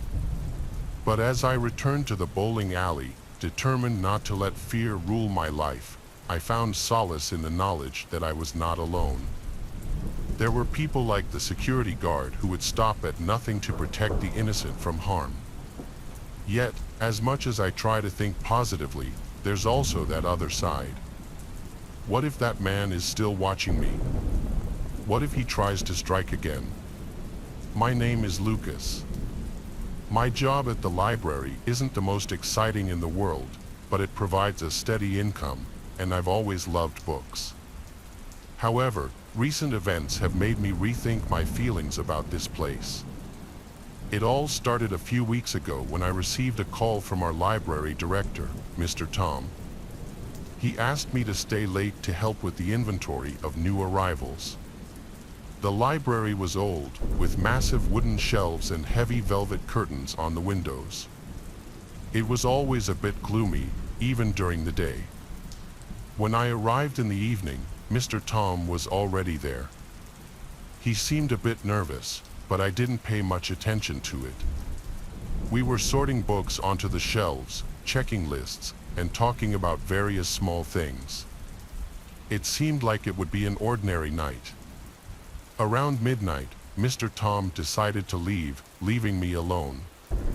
I continued working when I suddenly heard a faint rustling sound somewhere between the shelves. At first, I thought it was a mouse, but the sound repeated, becoming louder and clearer. I felt a slight chill down my spine but decided to ignore it. As I continued working, I noticed the lights in the library began to flicker. The bulbs would dim and then brighten again, creating a strange and eerie atmosphere. I grabbed a flashlight and decided to check if everything was all right with the electricity. Walking through the rows of shelves, I didn't find anything suspicious, but the rustling didn't stop. It seemed to follow me. Returning to my desk, I noticed that one of the books I had just placed on the shelf was again on the floor. It was an old dusty book that seemed like no one had opened it in years. I picked it up and opened the first page. It had the author's name, but the ink had somehow blurred, making the letters indecipherable. Suddenly, I heard a voice, quiet and whispering. "Who's there?" I shouted, trying to hide my anxiety. No one answered, but the rustling grew louder and came closer to me. I felt my heart beat faster and decided it was best to check the entire library. Maybe it was just a trick of light and shadows, or maybe someone decided to prank me. Walking between the shelves, I felt the walls closing in around me. The space was becoming narrower and darker. I tried to find the source of the sound, but it seemed omnipresent. A shadow I saw out of the corner of my eye made me freeze in place. I turned around but saw nothing. At that moment, when I returned to my desk, the lights went out again. Only the beam of my flashlight pierced the thick darkness. I felt a cold breath on my neck. Something or someone was here with me. I quickly dialed Mr. Tom's number, but the call wouldn't go through. Panic began to take hold of me. Deciding that the best thing would be to leave the library and come back in the morning, I moved toward the exit, but the doors were locked. I distinctly remembered not locking them. While searching for the key, I heard the whisper again. This time it was clearer and more distinct. "You shouldn't have opened that book," the voice said. I turned and saw a shadow on the wall moving towards me. I tried to open the door, but it wouldn't budge. The light from the flashlight suddenly went out, leaving me in complete darkness. "Do you know why this library is empty at night?" whispered the voice ever closer. "This place is cursed." I felt something cold and sticky touch my hand. I tried to fight it off, but my movements were paralyzed. The feeling of helplessness and fear overwhelmed me completely. When I finally found the key, I managed to open the door and ran outside.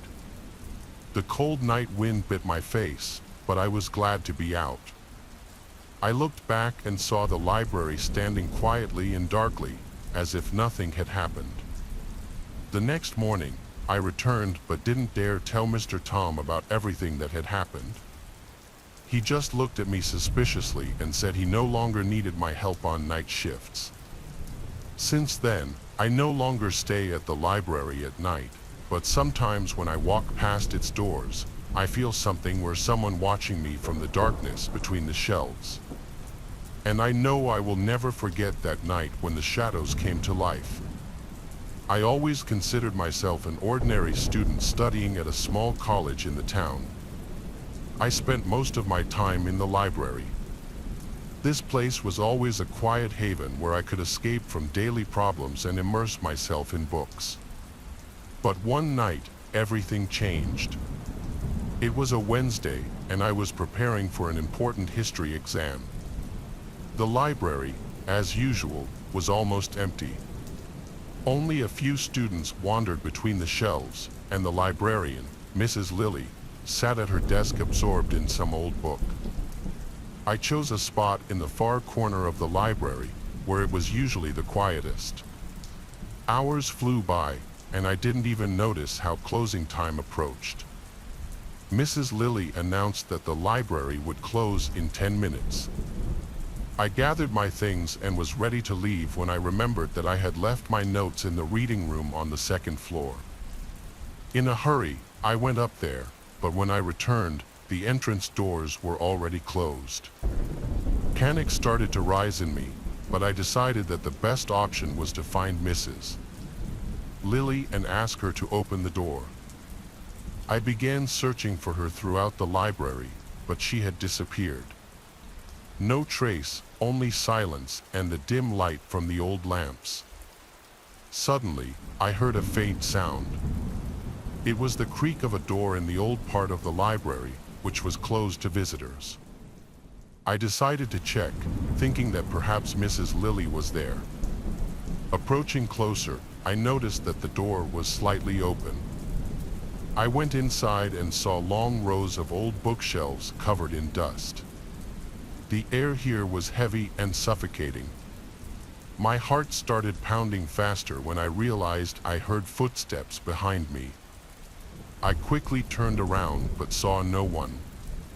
Maybe it was just the wind, I thought, but the feeling of unease didn't leave me. I decided to go further, hoping to find an exit. As I walked between the shelves, I heard the footsteps again. Now they were closer. I stopped and turned around, but again saw no one. This was starting to scare me. Suddenly, I heard a whisper. The words were indistinguishable, but they were clearly directed at me. I decided to find the source of the sound, no matter how scary it was. As I walked between the shelves, I saw light at the end of the corridor. Approaching closer, I saw an old storage room. The door was slightly open, and soft light poured from inside. I cautiously opened the door and peeked inside. On the floor sat a girl who looked like she had been there for many years. Her face was familiar. It was Mary, a student who disappeared last year. Her eyes were empty, and her hair was disheveled. "Mary?" I asked, not believing my eyes. She raised her head and looked at me as if seeing me for the first time. "Help me," she said quietly. I approached closer, trying to understand what had happened to her. She was holding an old book that looked very valuable. "What happened?" I asked, sitting down next to her. "I can't find the way out," she replied. "They won't let me go." "Who are they?" I asked, puzzled. She just looked at me with horror in her eyes and whispered, "The librarians." My heart started pounding faster. I didn't understand what she meant, but her fear was real. I decided we needed to act. We had to find a way out of here together. I helped Mary get up, and we started looking for an exit from this old part of the library. Several minutes passed when I realized we were constantly returning to the same place. The corridors seemed endless, and the shelves infinite. Suddenly, we heard footsteps behind us. Turning around, I saw a shadow moving between the shelves. We started running, trying to find an exit. The footsteps grew closer, and we got more and more entangled in the maze of books. Finally, we found a door leading to the first floor. Opening it, we found ourselves in a familiar part of the library, but here a new challenge awaited us. Mrs. Lily stood by the exit, looking at us with a cold gaze. "You shouldn't have gone into the old part of the library," she said. "We're just looking for an exit," I replied, trying to hide my fear. "The exit was always here," she said and opened the door. Mary and I quickly stepped outside, feeling the cold air engulf us. I turned to thank Mrs. Lily, but she was already gone. The library doors were closed, and silence reigned around us. After that night, I never returned to the library.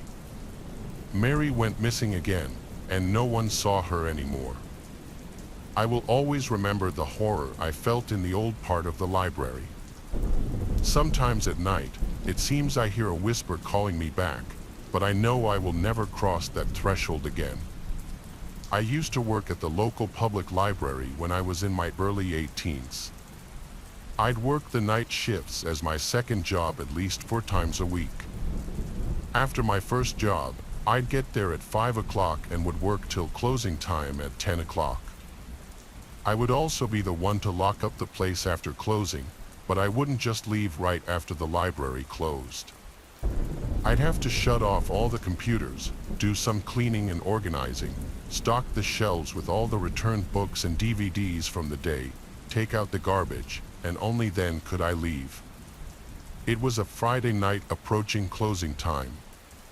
Most of the other library staff was gone already. It was just myself and one of the female librarians left.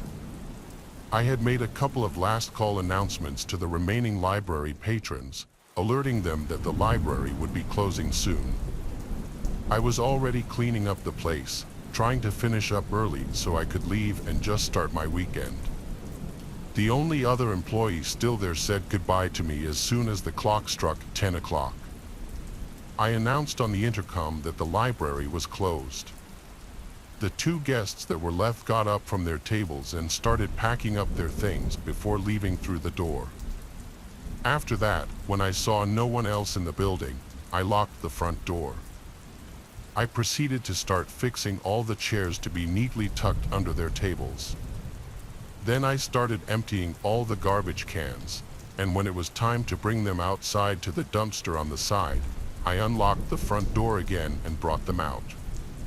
It was quiet outside. The library was kind of tucked away from any main roads. When I came back inside, I locked the door again.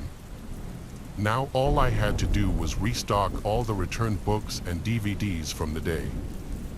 I grabbed the 2 boxes and started with the DVDs, which was easier since the DVD section was smaller. It took about 5 to 10 minutes.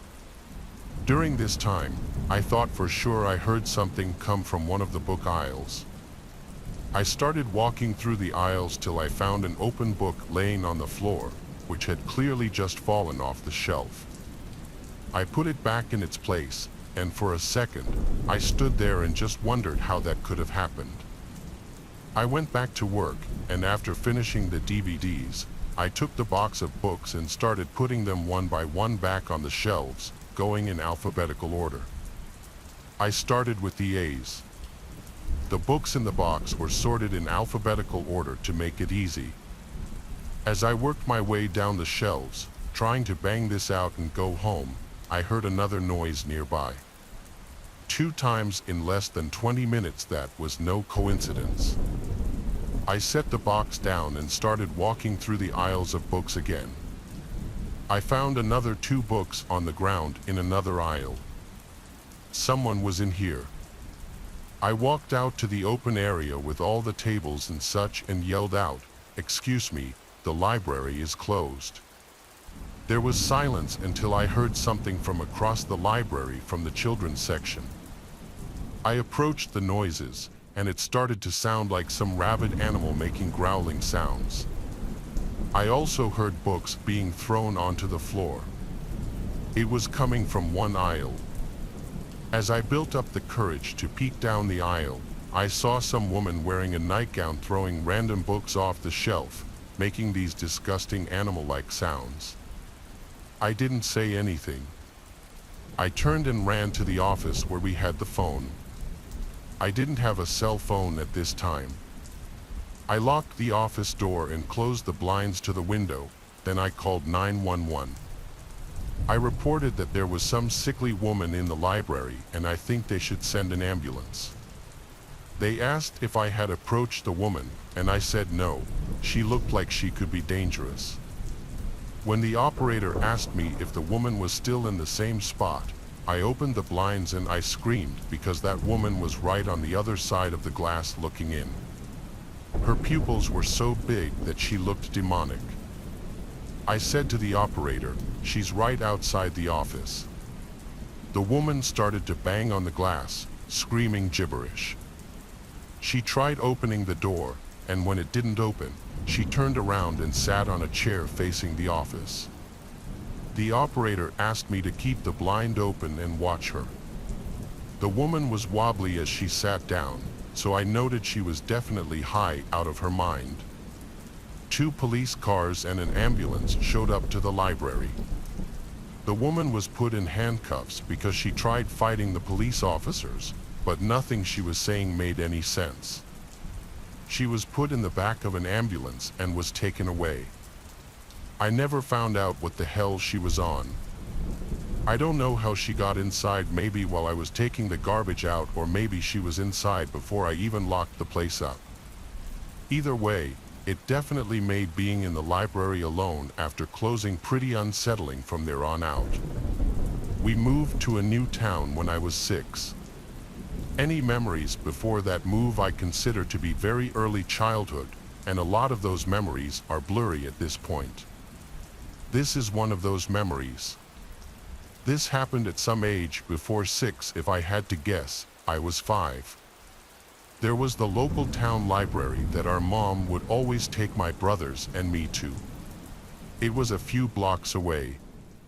Actually, I remember this one day. It was my mom and my little brother, who was a toddler at this point.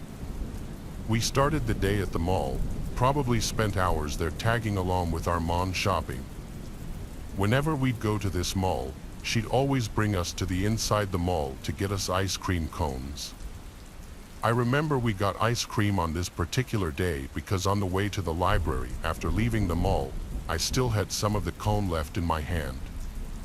We arrived at the library, and there was this kids' computer section that my mom would let me stay at and play computer games while she went and did whatever she'd do. When I got bored of playing whatever old online computer games there were at the time, I got up and started walking through the aisles of books in the kids section of the library, looking for the books. The kids section was in the far corner of the library, and while I was walking from aisle to aisle, I heard a peep from behind me. I turned around and saw nothing. I was looking at the back wall of the library, which had another shelf of books leaning on it. Then I saw half of a grown man's face peer around the shelf and say, "Peekaboo." I remember laughing and feeling no sense of danger. He did it again. He went back behind the shelf, then peered out his head again and said, "Peekaboo," again. I laughed. He asked me what I was looking for, and I said the books. He said he'd help me find them. He came over and took my hand and started leading me through the aisles, leading us, I guess, to the section of books that began with the letter I. And there they were, at least 5 I Spy books next to each other. I grabbed my favorite one, the treasure hunt one, and he said, "Let's go sit down and play." He led me to a table in the corner by a couple of children's computers, and we started looking through the pictures. This went on for some time, and he was asking me questions about myself as we played I Spy. The question that still sticks out to me the most is, "Who are you here with?" And I told him, "My mom and little brother." At some point after this, he said something implying that there's a kid's playroom downstairs. I, at that age, never knew that there was a downstairs to the library. He said we could take the book down there. He led me to the door that led to the basement of the library, which, for reference, is actually where events and meetings for certain clubs and organizations are held, and there is actually a little playroom down there, I guess for parents who have to bring their kids with them during any of the meetings. The man led me to that little playroom. There were various toys in there, most notably a Lego set and a Lego table, and then there were a bunch of chairs. He set the I Spy book down on the Lego table. This is where things get really uncomfortable thinking back on it, as he was trying to forcibly get me to play with the toys. I started to get uncomfortable, and around this time, over the loudspeaker, a female librarian said into the intercom, "Will John come to the front, please? Your mother is looking for you." At this time, the man went to turn off the lights in the room, and now it was pitch black inside. He said in the dark, "We're going to play hide and seek." This was the first moment I was genuinely freaked out, and I started to yell for my mom. I remember he kept telling me to be quiet, and his voice was getting louder as he was getting closer to me in the dark until he had his hands on me. I thankfully managed to run past him and out the door of that room. I ran down the dark hallway back to the stairs. As I was running up the stairs, I had that same childhood feeling of running up the basement stairs after turning off the lights, only 100 times worse because I genuinely was scared I was going to be grabbed. I made it back to the main floor of the library and ran straight to the front desk, calling for my mom. She was at the front desk with a group of librarians, and I remember the relief on my mom's face when she saw me. I told her there was some man who took me downstairs, and she literally lost it. The next thing I remember from there was a bunch of police in the building searching around, but I never saw that man again. He must have exited the building through a different way. I remember speaking to some woman who was probably with the police, asking me very delicate questions. I never really asked my mom about this experience that many times because it's very uncomfortable, and I'd rather just not think of it. When I was in university, I would take 7 courses every semester because I was doing a dual degree and I wanted to get it all done in 4 years. This meant a lot of semesters I was up to my neck and ears in homework and studying all the time. My university had a library that was open until midnight. I was also interning that semester, so I really had almost no time to do my work.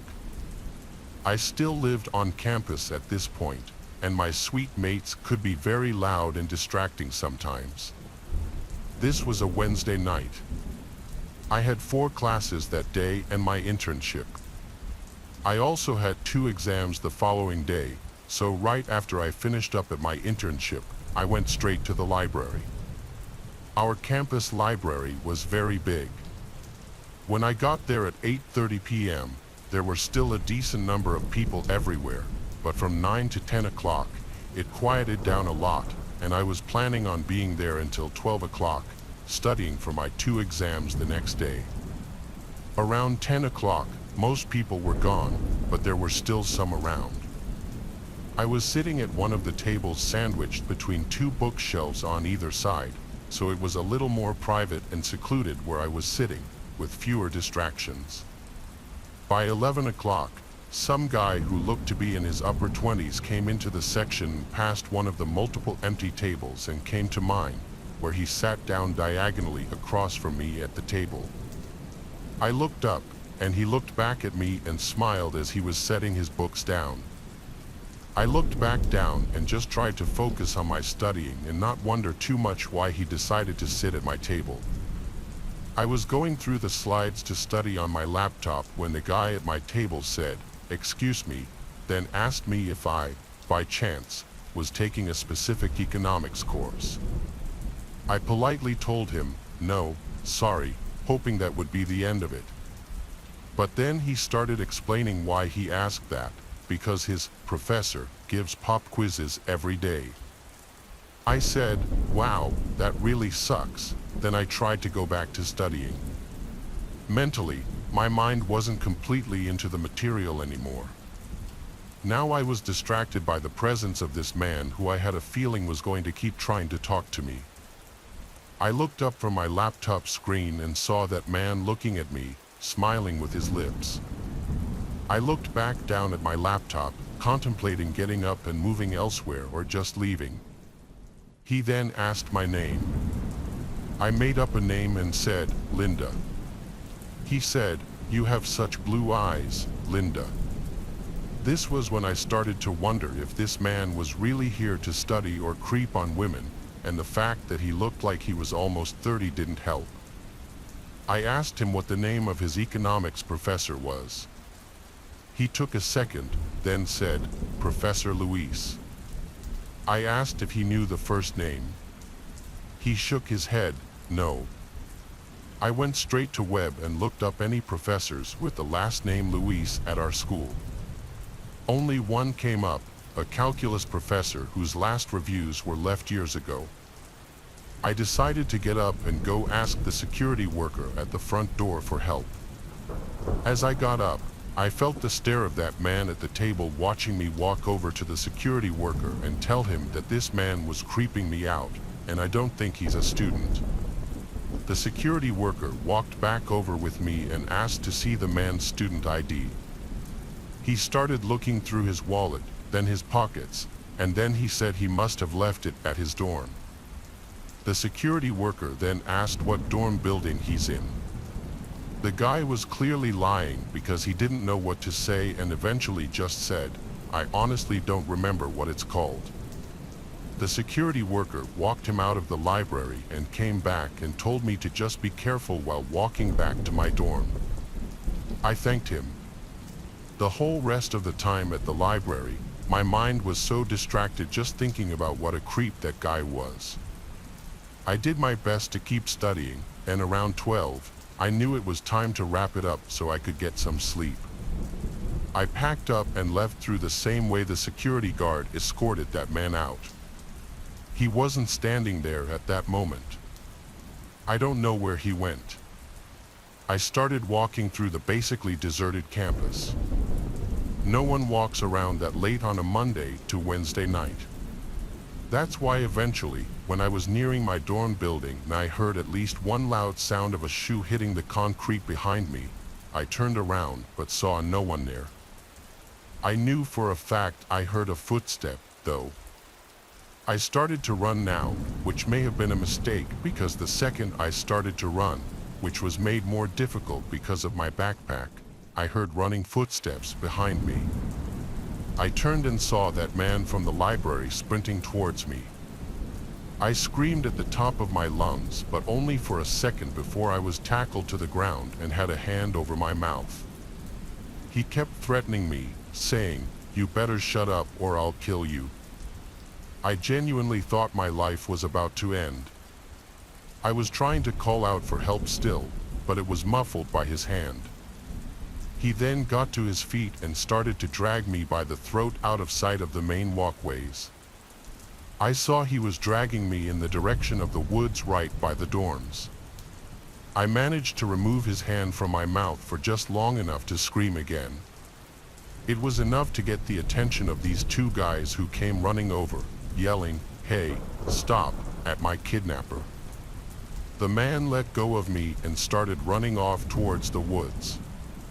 The two guys came over to me, and I'm sure they were asking me if I was okay and whatnot, but I blocked all noise out for a few moments as I was in total shock. I completely let my emotions out and started bawling my eyes out. The two guys called university police, and I did my best to keep myself together and explain. We went to the library to ask the security worker for his description of the man as well. It matched my description of the man. The police were also able to use the footage from the library cameras to get a clear picture of the man's face. The picture was sent out to all students' phones, emails, and the school website. That same night, there was an anonymous tip that the man was at a late-night dive bar down the road from the school. The police arrived at the bar and arrested him. The level of trauma this induced on me was incredible. I can't even imagine the trauma for those who weren't as lucky as me in situations like this. This is something that happened a long time ago when I went to my local library. It was probably the year 2000. I remember that I was going there to get some educational books. The internet was around back then, but you couldn't quite just Google whatever you wanted to know like that. The more common method for me was to go to the library and check out books on the topic. So anyways, I drove down to the library, which was maybe 10 minutes from my house. I went inside, and it was a little bit later. I think they closed soon. I just know that I was about the only person inside. The library was somewhat large, and I made my way to the aisle of bookshelves where I was looking for. Then I began trying to find the best books to check out. I spent a few minutes looking at books and comparing. During this time, after a while, I heard someone approaching. The library had been especially quiet. Everybody knows libraries are usually very quiet, but with hardly anybody there, it was to another level. The footsteps sounded like they were about to enter the aisle that I was in. So naturally, I looked up. But when I did, I didn't see anybody at all. It was like they had stopped right before they reached the corner of my aisle. I thought that maybe it would be a librarian telling me that the library was closing soon or something, but no, nobody seemed to be there at all. I then went back to what I was doing. I was very focused on comparing the books because I wanted to get the best ones. Several more minutes went by. Then I remember casually looking up and glancing over to the end of the aisle. When I did, I suddenly noticed that there was a woman standing there. She was almost leaning around the corner and looking at me. This woman appeared to be a little bit younger, had blonde hair, but was wearing these strange-looking sunglasses, and she was looking right at me. I looked away because it was just really strange and focused my attention back down on the book that I was holding. But when I did, I realized just how strange this was. I also realized that this was likely the same person who I had heard approaching, but that was like 5 minutes ago. Had she been standing there this whole time? I looked back up again from the book and glanced in her direction. She was still staring at me and hadn't moved. I kept looking at her, surprised and confused. I didn't know what to say or do. Finally, as I was looking at her, she suddenly moved back very quickly and went out of my sight. I then walked over to the end of the bookshelf where she had been and looked out. I was wondering where she had gone, but I couldn't see her. She likely had gone to another aisle. That little situation was very strange. I then hurried up and finished selecting books. I picked out 3 different books and then headed to check them out. When I did not notice seeing the woman at all. I then checked out my books, left the library, and went home. Now, I had these books for about 3 weeks and then had to return them to the library. I remember that night I knew that I was going to be in the area, so I brought the books with me. The library had a drop box outside, sort of near the side of the building. You could just drop the books out there at any time of day. The library did not have to be open. So on the way home that night, probably around 10 p.m., I stopped by the library. I parked in the empty parking lot and walked up to the drop box with the books. Now, to the right of the library building, kind of near the drop box, there was a little park area. It was just a few picnic tables and a little open space of grass. Beyond that was a bit of a wooded area. When I reached the drop box and put the books inside, I noticed something. There was a person on the edge of the woods that seemed really weird. When I looked closer, I saw that this was a woman with strange sunglasses, the very same woman who had been staring at me in the library before. I was so creeped out that I instantly turned around and ran back to my car. I drove home and didn't go back to that library again for months. I did return, though, and never saw that woman again. I still don't know who she was or what she was doing. I'm a librarian. This is something that happened a few years ago at the library that I used to work at. This library was pretty close to my apartment, so close that occasionally I would walk to and from work. Now, it was about a 15-minute walk, so I only really did this when the weather was nice or if I wanted extra exercise or just felt like it. The library that I worked in I would describe as pretty average-sized. It was not that small, but also not too large. I really enjoyed it for the most part. Well, one night I was working until the time we closed at 8 p.m. I had walked to work that day, so I would be walking back as well. Things quieted down in the library significantly in the last hour that we were open. By the time 8 p.m. rolled around, I was the only person there. I then went over, I locked the doors and then went around the library, making sure that everything was in order. After that, I was able to leave. I started walking home, which would be on several different sidewalks. Normally, when I would walk home after a closing shift, I would be the only person on the sidewalk for most of the way. It really wasn't that common of an area for people to walk, especially at night.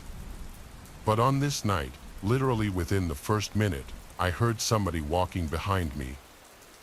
I looked over my shoulder and saw a hooded man wearing a gray sweatshirt trailing me a ways back. Instantly, I was nervous, and I didn't want to cause myself to panic or anything. I told myself that it was fine.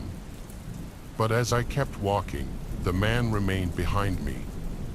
When I turned, he did as well. I remember at that point I took a wrong turn intentionally onto a different road that was sort of out of my way. The man behind me did the same thing. Then, at the end of that block, I turned back and reconnected with the road that we had been on. The man still did the same thing. At that point, it confirmed to me that he was following me intentionally. This made me really nervous. I also realized that I had not brought my pepper spray with me to work. Normally, when I walk to work, I do, but I forgot on this day, which was bad luck. So I kept walking back home, and the man remained the same distance back.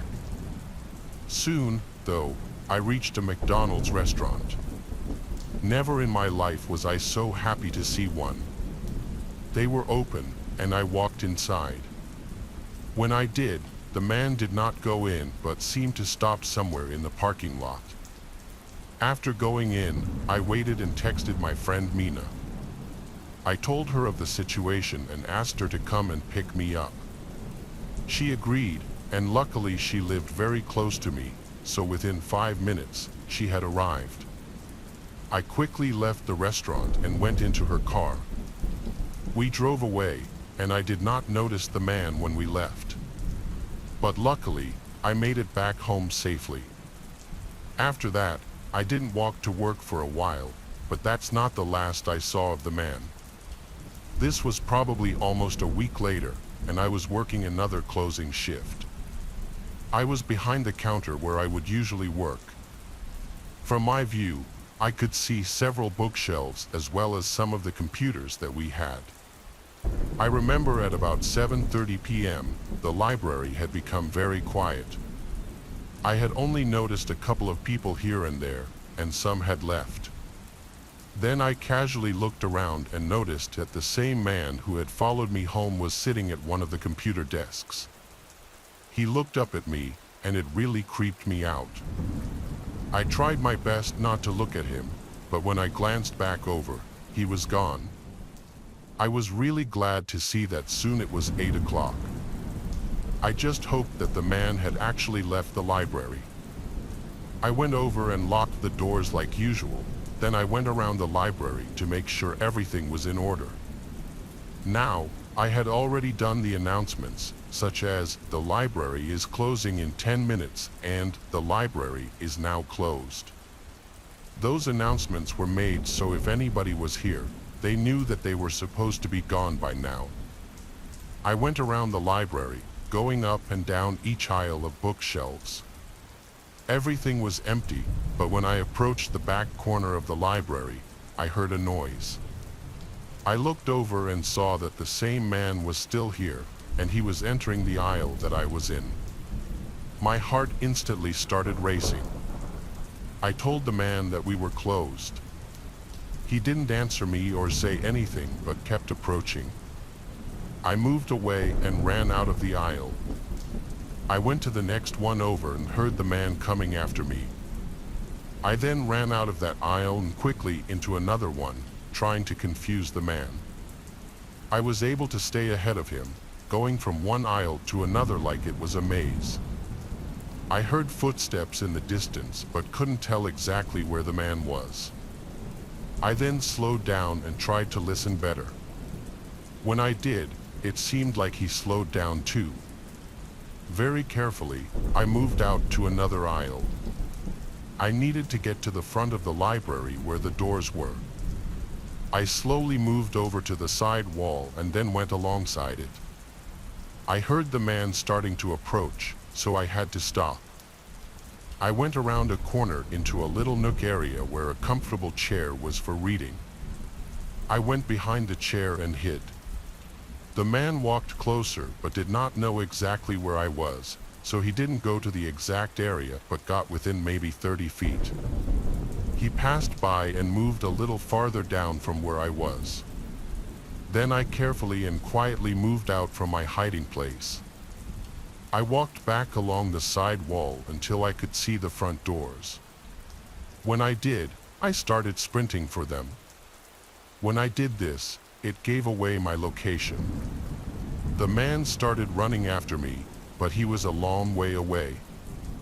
I made it to the doors and went outside. Then I got to my car, quickly went inside, and then watched the front doors. But the man did not leave. I called the police and waited there in my car. The police got there a short time later. They went inside and soon came out with the man. I was very grateful to have escaped. Looking back, I honestly don't know how I did it. I worked at that library for a few more months and then changed locations to where I currently work. When I was younger, I used to go to the library many times after school. This takes place when I was a freshman in high school. Back then, I did not have access to a computer with internet at home, so many times, when I was walking home from school, I would stop at the library. There was one that was roughly halfway back home from school and only a couple of blocks out of my way. I would do homework, play games on the internet, and go on Facebook and stuff. Most days, I would be there for a few hours and then walk the rest of the way back home. I went there on average maybe 2 or 3 times a week, but sometimes more or less.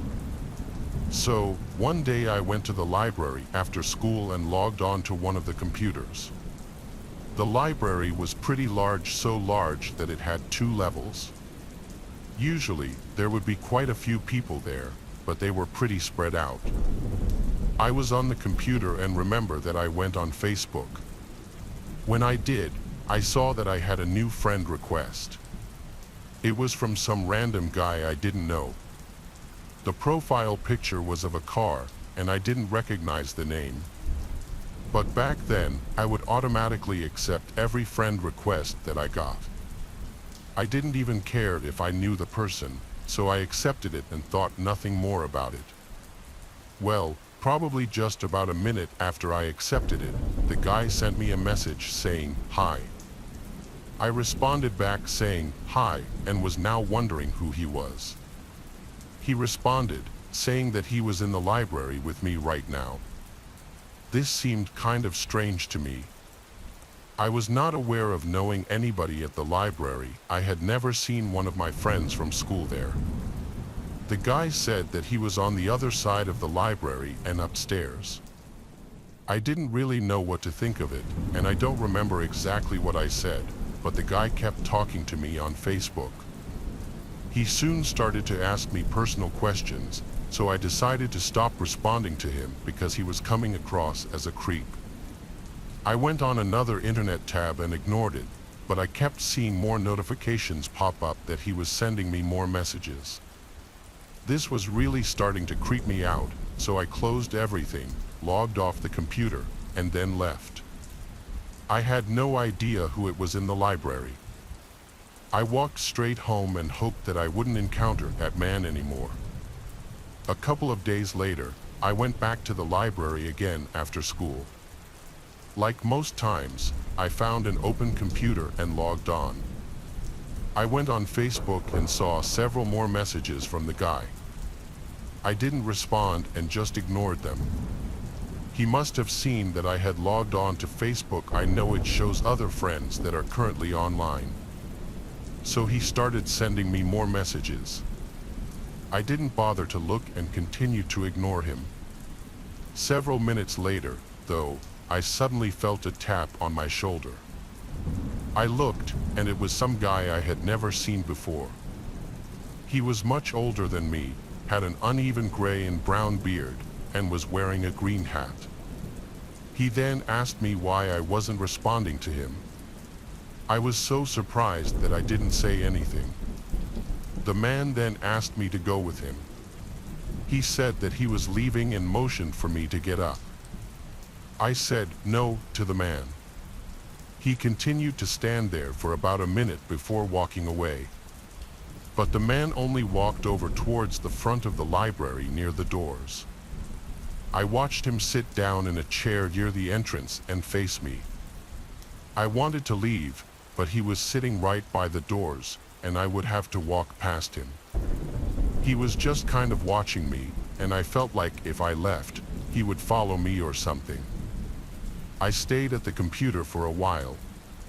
Every time I looked over towards the doors, I saw that the man was still there and often looking at me. I called my mom. Luckily, I had just recently gotten a cell phone. I told her about the situation and asked her to come and pick me up. She agreed. She had just gotten out of work, so it took her about 20 minutes to get there. But when she did, she walked into the library, and then we were both able to leave. When we got near the doors, the man kind of walked away. After leaving, my mom called the library and reported the whole thing. They were very quickly able to find out who the man was. The police even got involved, and the man ended up getting banned from that library. So, I was able to go back not too long after, and I never saw him again. Thankfully. Osaka University boasted one of the most extensive library collections in the country, drawing scholars and students alike to its prestigious halls.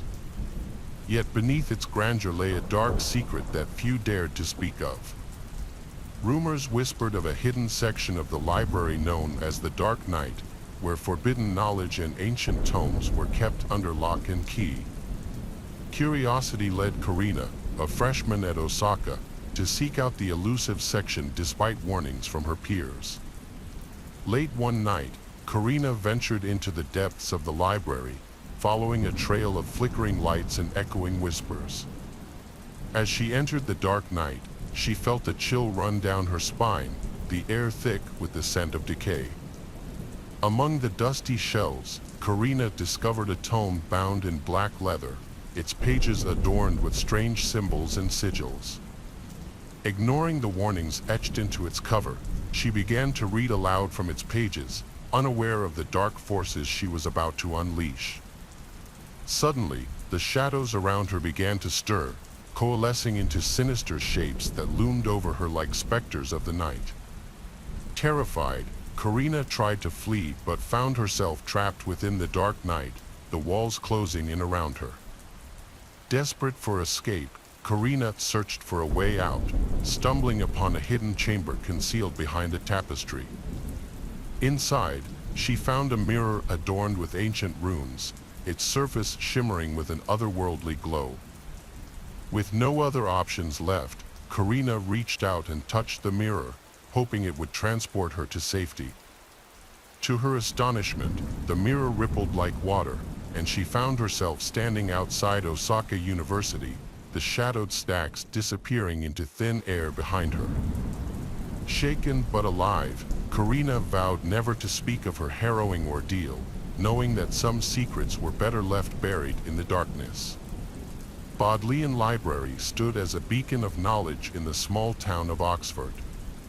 However, its history was marred by tragedy and mystery.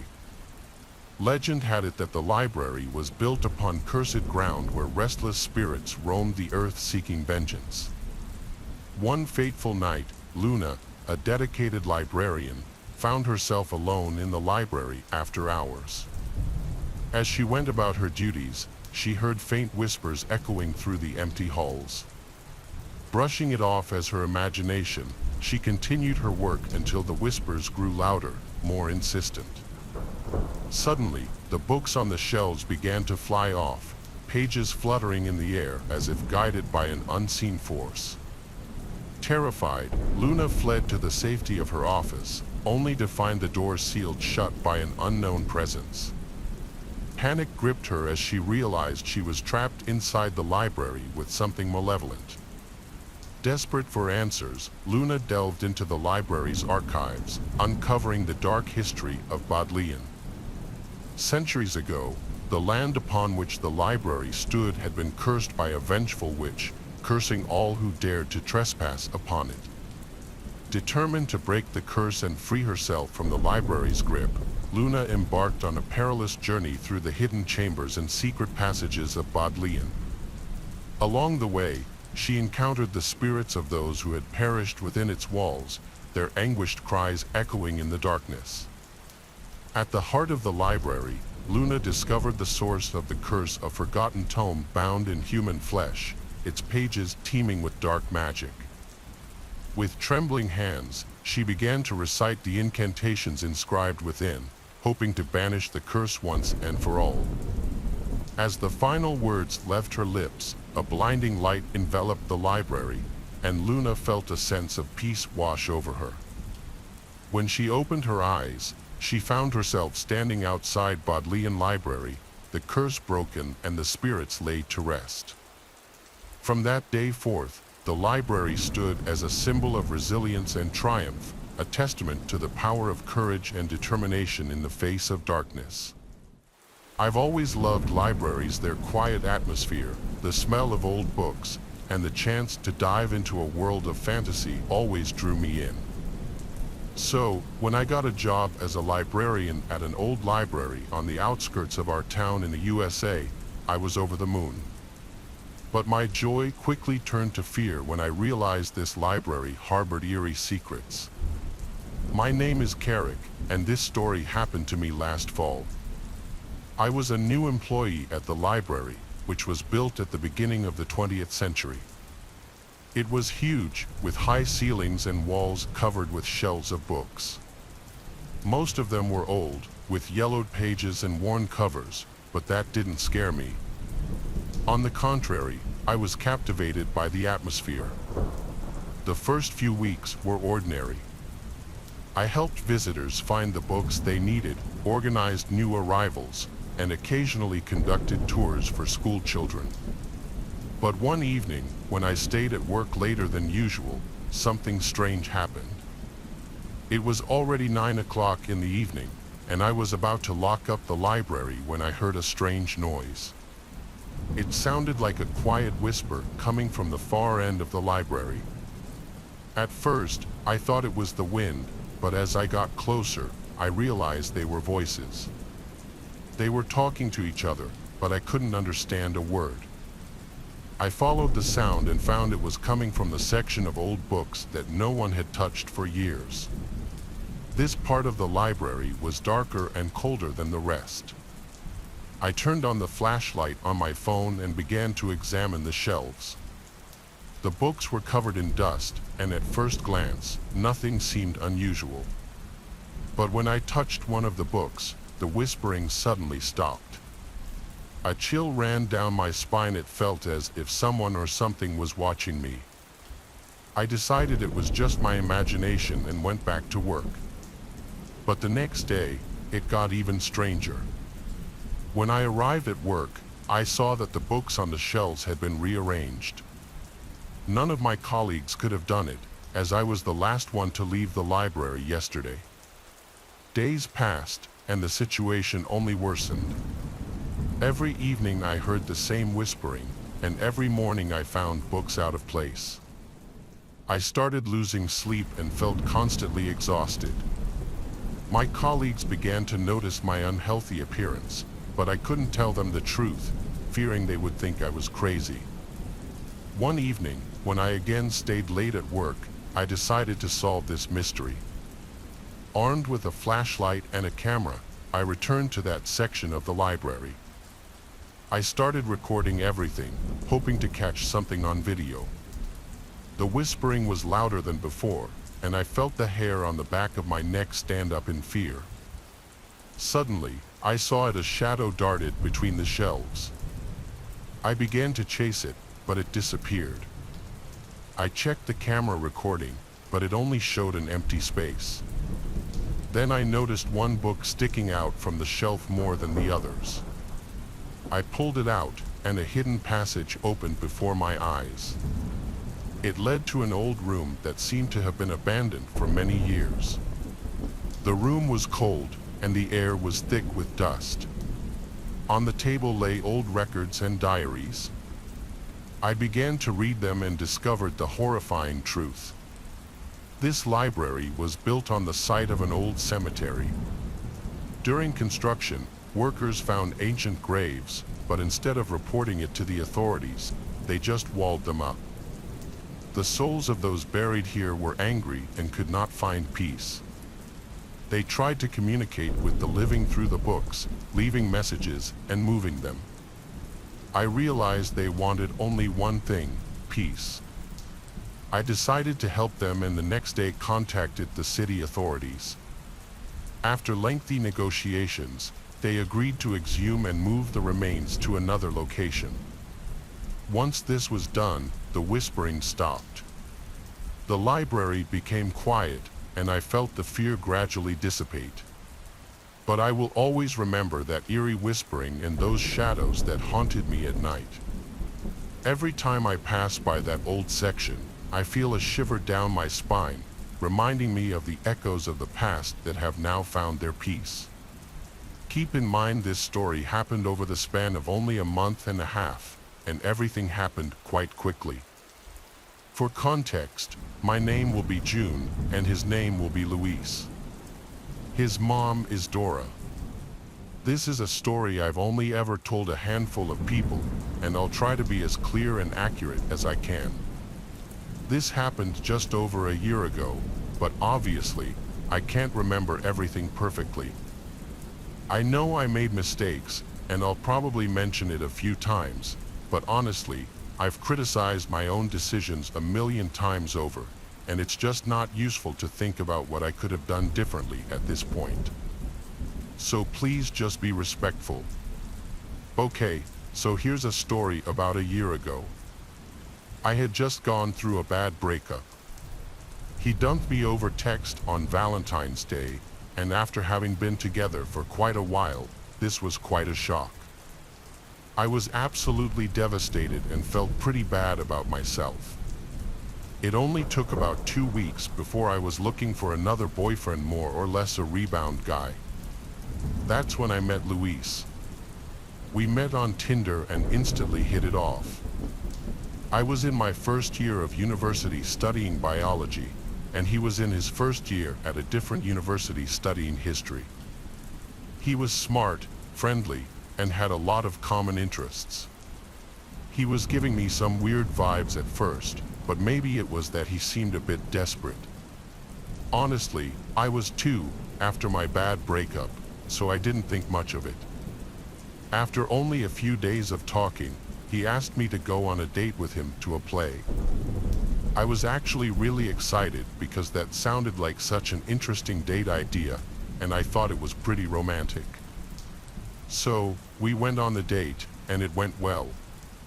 He rode the subway back a few stops with me, and I told him about my ex. He began telling me that he couldn't believe anyone would let a pretty girl like me go, and that he would do anything to make sure he got to keep me if we were dating. Looking back, you can see how creepy that statement is, but I was maybe naive or just happy that someone agreed that my ex was a jerk, and I took it as a compliment and saw nothing wrong with it. We kept messaging and going on occasional dates after this, and all was well. After just a few dates, Luis told me he had really bad depression and anxiety. Now, it's important for me to mention that I also have some pretty extreme depression and mental health problems, and my breakup had kind of launched me into a downward spiral. So, it was almost a relief to hear him say that because I felt like he wouldn't judge me for having depression too. After that, we could confide in each other about our depression and help each other get out of bad mental states. After this revelation, we got really close, really fast. We had only dated for a month, but we already had an intense relationship. I even thought that I loved him.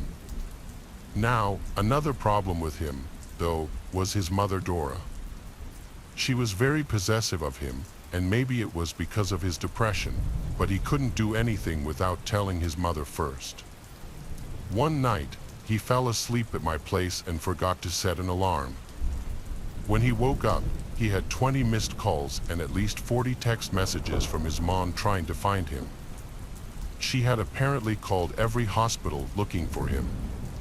She knew he was going to spend the night. She was just concerned because he slept 1 hour later than he said he would.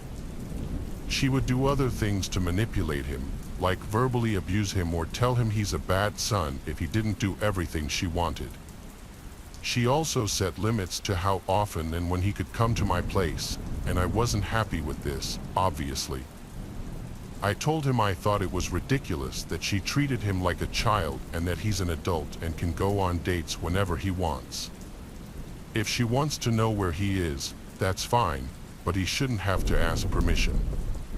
We had a small argument about this, but he was obviously a mama's boy, so I dropped it.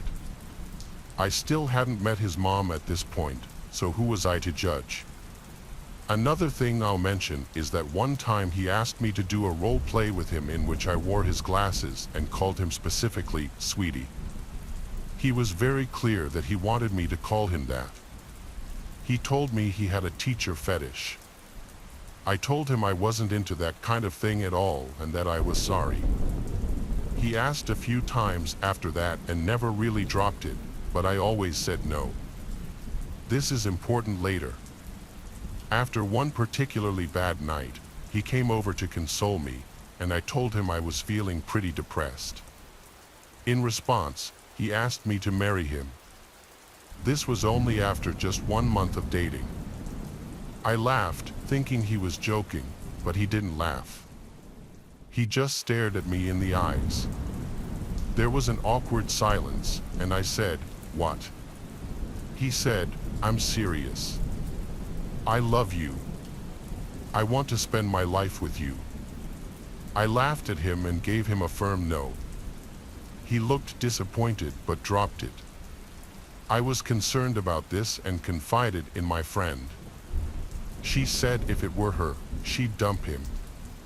I thought it was quite strange, but I really relied on the emotional support he gave me, and he was very emotionally fragile at the time. So, I decided I'd just pretend it didn't happen. I'd like to mention I know I made mistakes and ignored red flags, but when I was with him, he often implied or even stated that I was too mentally unwell or unattractive to ever get anyone better than him. He said other manipulative things that made me feel like breaking up with him would be really bad for me.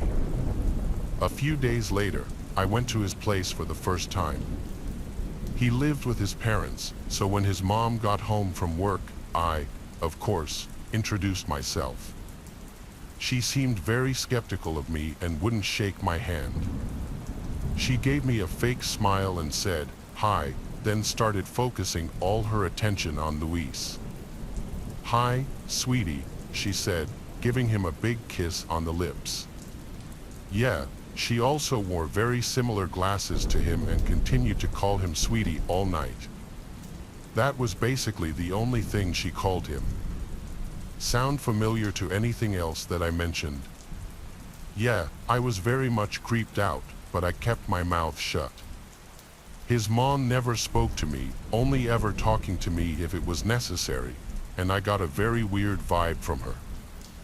I had only gone to her house and met her willingly one time more after this, and it went basically the same, except this time I was doing homework, and she kept making comments about how I was stupid because I couldn't do my homework on my own. I tried to argue with her, but Luis shut us both down, and we all moved on. His dad also lived there, but mostly said nothing and lurked around in the background, not saying much or staying in the basement. So, he's not really important to the story, just an interesting detail.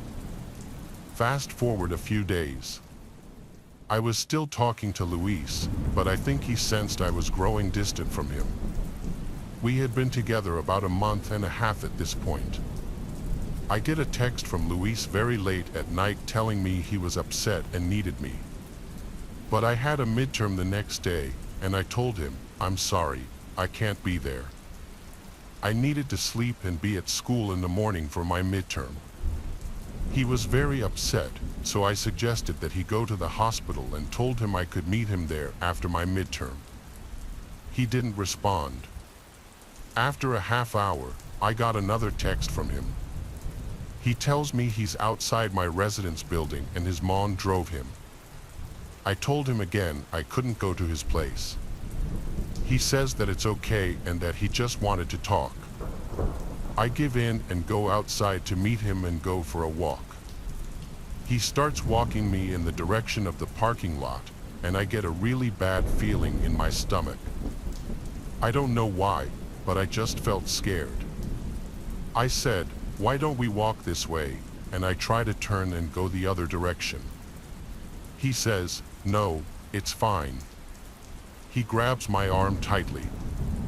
I don't know what else to do, so I say, "Luis, you're making me really uncomfortable. Why are you taking me to the parking lot?" I tend to be very concise when I'm stressed out. He said nothing and kept walking me in silence. I tried to pull my arm away, but he has a tight grip. "Luis," I said loudly. He says, "It's okay. Let me go home now." I say firmly, pulling my arm, no one else was around to help me, and I was terrified. "I don't think you want to do that," he says emotionlessly. "What?" "Yes, I do." I'm about to cry at this point. I was so confused and scared, and he starts explaining, "Listen, June, my mom is in the driveway, and if you don't get in the car soon, she's going to call the police and tell them that you're depressed and that you've threatened things. The police will come here and cause a scene, then hold you against your will." My brain started going a million miles a minute. I lived in a university residence and really didn't want the police to pick me up where everyone could see me and cause a scene. I also had been to the hospital before, and my school had warned me of possible repercussions if I tried to do such things on campus again, which he reminded me of. I was really confused and I felt betrayed. However, quickly weighing the pros and cons in my head, I thought about supporting my boyfriend when he needs me, and not causing a scene would be the easiest thing to do. Still not realizing what he was trying to do, I told him I wasn't happy about that, and I didn't want to be with him for much longer if he was going to treat me this way. But the threats continued, so I went to his car. I got there and saw his evil mother, Dora, with the most disgusting, ugly smirk on her face. I was just about to call the police when she said, "Luis stands beside me as I get in the back of the car, and he gets in the front, and she starts to drive." As the shock wore off, I realized that I was pissed. I started yelling that they were manipulating me, and I went off on Dora for manipulating her son and being a bad mother. I yelled at him for being a bad boyfriend.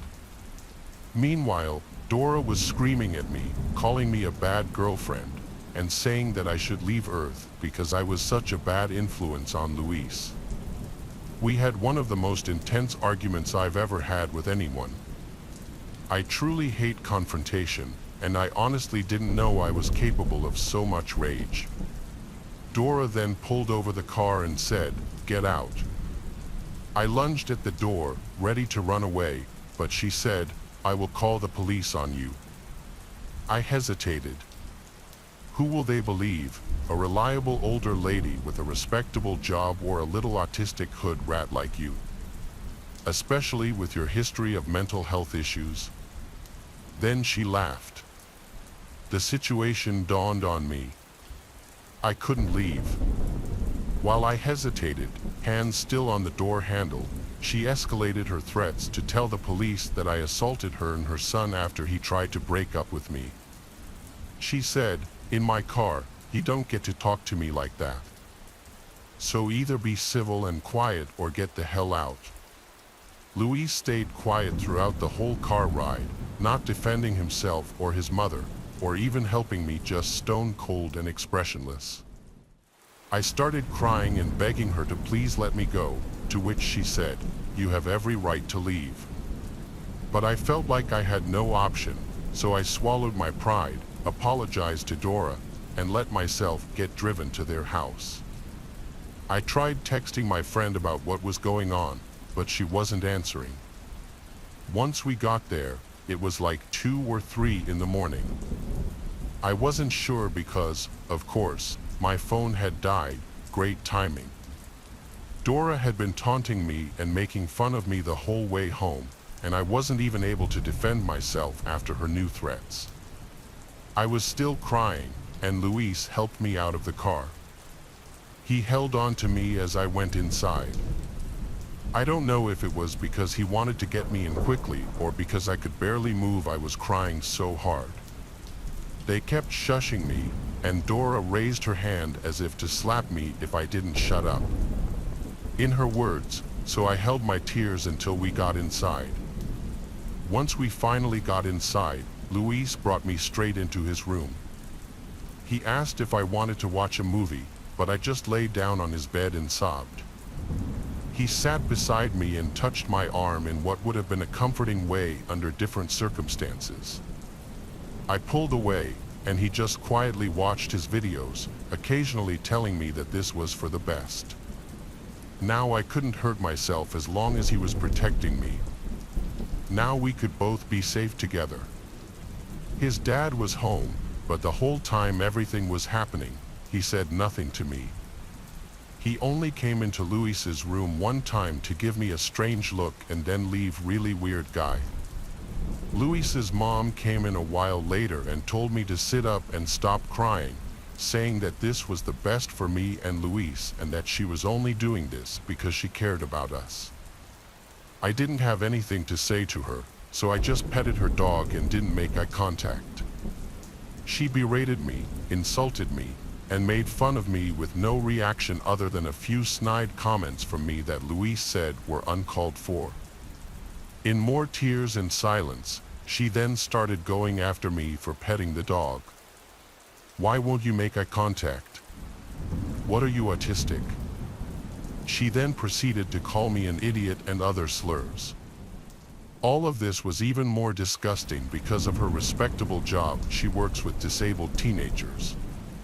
I ignored her, and then she started saying really hurtful things. Now, I can take an insult, but she crossed the line when she started talking about how my mother was abusive and how I deserved it. She could see why I was abused. My mother may have been abusive, but that crossed a line. She had no right to talk about that, and Luis had no right to tell her. She then went on to say that she was a much better mother and I should be grateful that she was doing this for me. The whole time I was there, She kept implying that this was in some sick way supposed to help me. I felt like I was only there for Luis to have someone with him, though. I lost it at the comments about my mom and started yelling at her about how she was the abusive one and worse than my mother, that I hated her. We had a screaming match for a while, and again, Luis didn't defend me and only said that I should listen to his mom. After more insults and yelling, she stormed off, and it was just me and Luis. I told him I was breaking up with him and that I wanted to leave now. He went to get his mom, who said I was just having a rough night and didn't mean it, and that we should both just sleep. They gave me pajamas to where I got dressed in his closet and went to bed, with him sleeping beside me. I wasn't afraid Luis was going to hurt me, don't worry, he didn't, not physically at least. He was more self-destructive than violent. But I was still uncomfortable sleeping beside him because I felt betrayed, scared, and even violated to a certain point. I wanted to leave more than anything. I felt like an animal in a cage. Then I got up and bolted to the front door, only for him to run behind me and grab me, with Dora blocking my way. I started screaming, "Let me go, please. I'm sorry, let me go." I was sobbing, trying to be as clear as I could through my tears. Dora looked at me like I was the most disgusting thing she had ever seen and scoffed at me. "Grow up," she said, and walked off. Luis brought me back to his room and locked the door. His mom came back, and he let her in a few minutes later. She had some kind of pill to help me sleep, she said, but I refused to take it. She kept insisting, and I kept saying no. "I'm not trying to poison you," she kept shouting, but I didn't trust that at all. Luis took one first to prove they were safe. After over an hour of arguing and Luis taking one, it was clear I wasn't going to have a choice. I pretended to take one at first, but she shoved one in my mouth after realizing I didn't take the other one. After a while, I felt very tired and fell asleep. I still don't know what she gave me, but it tasted awful. It was the kind that dissolves under the tongue. She had them in a clear plastic bag with no label. I woke up the next morning to find Luis and his mom in the kitchen eating breakfast. I saw my chance. I got dressed quickly, found my phone where he had hidden it, still not charged. He had my fare card for public transport in the case, though, so I pocketed my phone and quickly snuck to the door. Nothing had ever been so intense for me before. I put on my shoes quickly, opened the door, and ran. I ran like the wind, on the verge of tears and shaking. I had never run so fast. I didn't know the neighborhood well and didn't know how to get home, but I just needed to get away. I have no idea if they chased me or not, or if they even noticed right away. The dog stayed quiet. I eventually found a bus stop and got on the first bus that showed up. I pulled out my card, tapped it, and of course, it didn't have any money on it. My brain just buzzed. I had no way to get home. I needed to be on this bus and I had to get away. The bus driver shrugged and said, "You should have money." Meanwhile, I was still staring at my card. Then I just started crying. I practically fell over, crying so hard, trying to explain what was happening, but I was crying so hard and talking so fast that I made no sense. The bus driver said, "Whoa, are you okay?" I screamed, "No," and started crying harder. He quietly handed me a transfer. I thanked him and sat down quickly, noticing everyone staring at me. I put my hood up and cried quietly. I still didn't know how to get home, but I realized the bus was going to a subway station. Even though it was a long ride, I could get home from the station. As soon as we got there, I ran onto the subway, still crying and shaking. I probably looked like quite the sight. The subway eventually got to my school. Then I realized I couldn't go home because Luis knew where I lived. Thank God he would have called the police, I knew it. I didn't know what to do. I saw someone with a phone charger and ran over, asking if I could please charge my phone, that it was an emergency. Typical millennial me didn't know my friend's phone number. I charged my phone, face covered in tears and probably smudged mascara, and immediately texted my friend. I had told her right before my phone died that Luis and Dora wouldn't let me leave their car, and she had sent quite a few messages and had apparently tried to come to my house to look for me. I told her where I was and asked if I could go to her place. She lived somewhere else on campus. I got many messages from Luis as well. He just said that he needed me and that I needed him, and that I was making a huge mistake, absolutely anything and everything to try to make me respond. Now, you guys will probably judge me for this, but I went to visit him in the hospital. I don't know why, after all that, I decided to do this, but I did. After I got to the ER, nurses took me aside and asked if I was depressed. Of course, I said no. I was legally an adult, so they couldn't take Dora's word over mine and didn't hospitalize me. I told Luis we were over and I hoped he got better soon, but he was mad at me. He said his mom I was depressed and that she heard the nurses talking about how I was lying to get attention and all this other stuff. I tried to defend myself to him, but I just left defeated, gave Dora the middle finger, and literally ran the hell out. I never looked back. I crashed at my friend's place that night and slept on her floor for a week. A while later, I got a text from one of Luis's friends, basically insinuating he was extremely depressed and that it was my fault. I told the guy that after what that family did to me, they could all go to hell and to never message me again. I blocked his number. I have no idea if Luis is alive or not to this day. But I did get some revenge in the end of story for another day. As you might have noticed, I didn't call the police.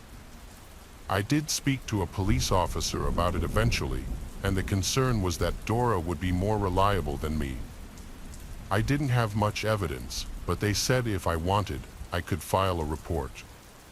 Honestly, I never did. Chu don't want to have anything to do with them anymore. It was Valentine's Day, and my girlfriend and I were college students at a small school in Kentucky.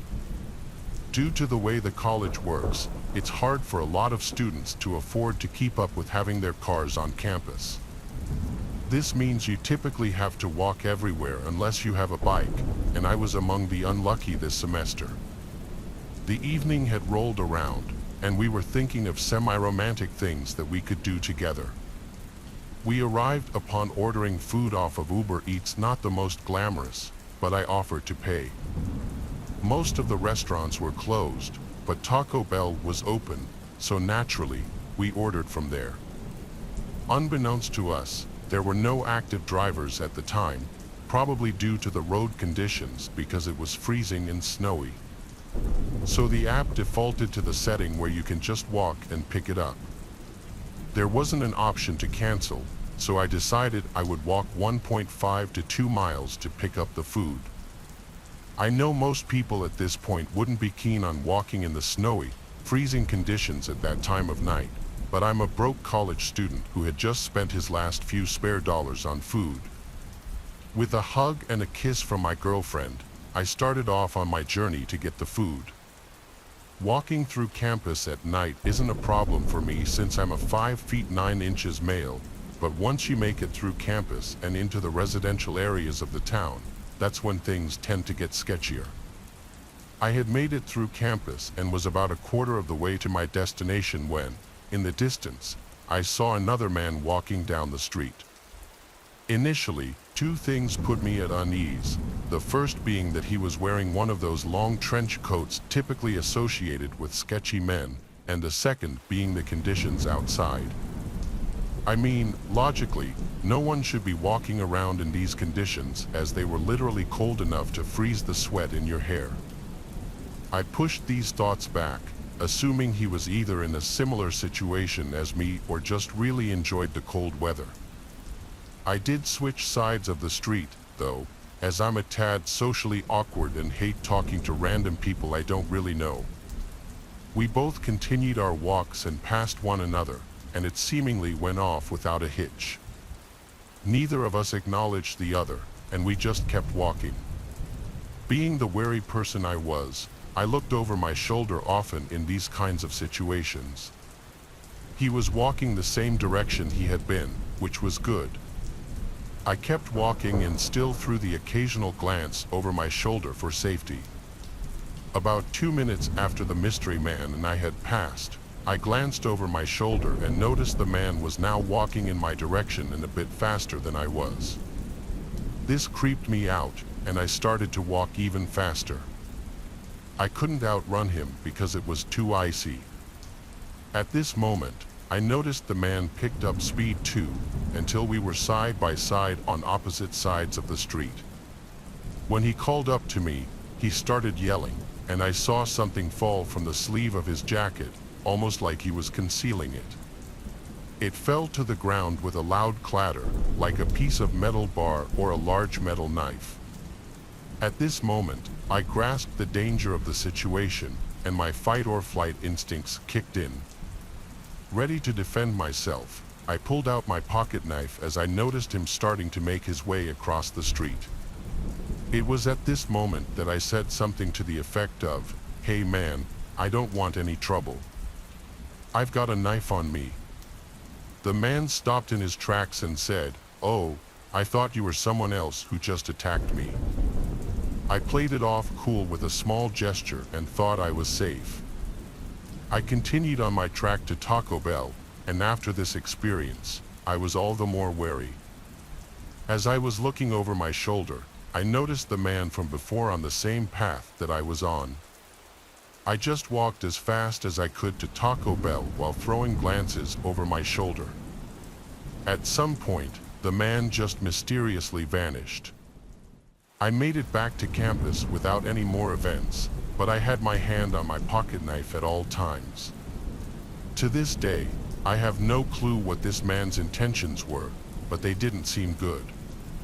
When I was 16 years old, I decided to surprise my parents with a bouquet of flowers for Valentine's Day. We've always celebrated this as a family holiday rather than a romantic one. I didn't have a car to drive to a florist, but my high school was within walking distance of a hospital that had a gift shop selling floral arrangements. On Valentine's Day, I set off for the hospital by myself, cutting across campus to walk through a network of side roads populated with specialty doctors' offices that keep odd hours. The sort of buildings where traveling doctors mainly hold surgery consultations or prefer small procedures a few times a month. The trip there passed without incident. As I was walking back, though, I noticed an unkempt 1990s car close behind me. While my memory of the car is hazy, I am left with the impression that there were at least 2 men inside whose faces I could not see. Initially, I assumed that the driver was simply afraid of hitting me, which is why they weren't passing by. So I made a point of dramatically walking further into the grassy shoulder of the road, demonstrating to them that they could safely drive ahead. But they still refused to pass me, continuing to creep along behind at a slow pace. Beginning to suspect the driver was more interested in me than a destination, I began to walk faster. The car confirmed my suspicions by matching my speed. Despite the impracticality of my shoes and the threat of spilling water from my vase, I started to run as fast as I could. That was when they hit the gas and again matched my speed. I realized at this point that the car was 100% following me and that there was no one in sight to notice. I needed to get away. I bolted into the first parking lot I saw, and the car turned in after me. Despite there being only 2 or 3 cars in the spacious front parking lot and no other sign of activity at the office, this car did not stop to park.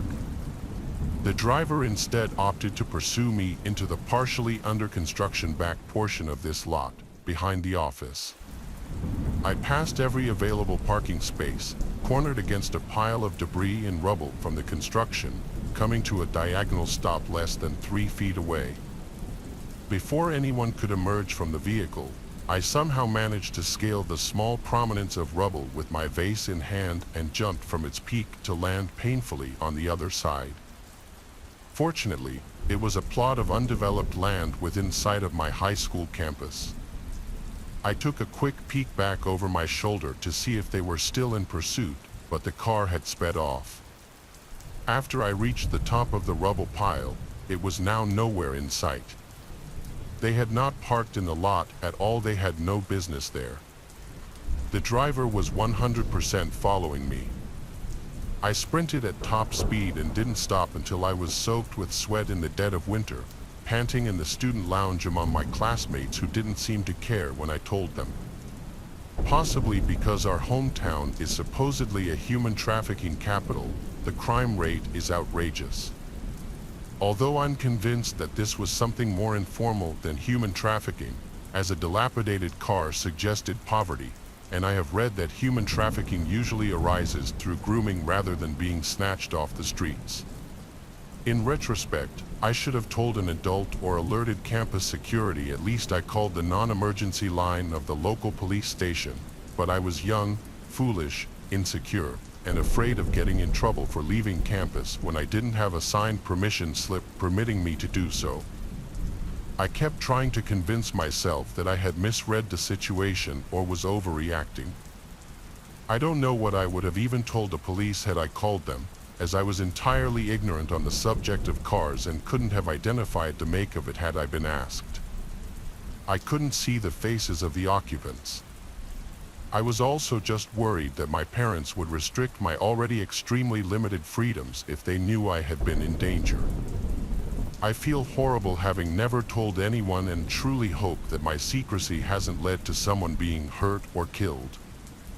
I believe the only missing people aside from runaway children or elderly adults with dementia in this city right now are men, aside from one woman a few decades ago. Anna was yet another teenager who would have to spend Valentine's Day alone. She threw herself on the bed, sighing. She was exhausted after an afternoon of hard work. She booted her laptop on her legs and started to check out her social media. Everyone's statuses were filled with heart emojis, photos of hugs, and mushy phrases. Seeing that made her sick, and it's not like she gets sick easily. But suddenly she realized the stubbornness she was feeling in her stomach was due to something different, or rather, someone different. She started to profile the profile of a boy named Jeffrey Woods. She opened the chat tab and there they were, dozens of messages written by her with no response from Jeffrey. She felt very sad, and a tear started to go down her cheek. She wiped the tear using a corner of the blanket, but then she realized she had stained her cheek with blood. The blood came from the body of a girl that lay by her side, just as if she were a horror doll. Anna casually set aside the body with a kick. It fell on the floor, face down, revealing several stab wounds on her back. Filled with gloom, Anna looked at the splashes of blood on the wall, as well as an inscription written in blood that said, "Sleep with me, my love." That was another message for the same recipient. Anna looked back at the chat window and hesitated about writing yet another message. Outside of the house, Luis was crouching while he observed Anna lying on the bed. He had been following her lately and was having a great time observing her massacres. It really seemed the pupil was besting the master. It was awesome how, with just a couple of knife movements, she ended the parents in the living room, and the way she savagely stabbed that girl in the back. You could tell that Anna had the same spirit and bloodlust as Luis. Maybe he was starting to feel something for her. The vibration on his phone interrupted his thoughts. He had a new message from Anna. He observed her again lying on the bed typing at her laptop, and the smile on his whitest face turned more marked and evil. He stood up and went away from that place while answering the message on his phone. Evening came, and Luis arrived at the doorsteps of a small restaurant on the outskirts. He covered his head with his hood. He looked at the entrance. It was filled with pompous decorations with hearts and cupids everywhere, with a sign that said, "Today's special, Valentine's Day dinner." That made him feel sick as he strongly held a knife he had hidden under his hoodie. His lust for killing increased, and he put his eye on a woman in the side alley. It was most likely one of the employees taking out the trash. He was about to rush towards her, but managed to contain himself. There would be enough time for that later, but for now, he was waiting for someone else. In the alley, Dora threw some trash bags into the trash container, tired from the several work hours she still had before her. That was the date she hated the most in the entire year, the hypocrisy, the unnecessary spending, the ridiculousness of it all, and all for people to go back to arguing and yelling at each other the next day, showing their true selves. Moreover, her boss required her to wear that embarrassing pink uniform, smile at all times, and congratulate the customers.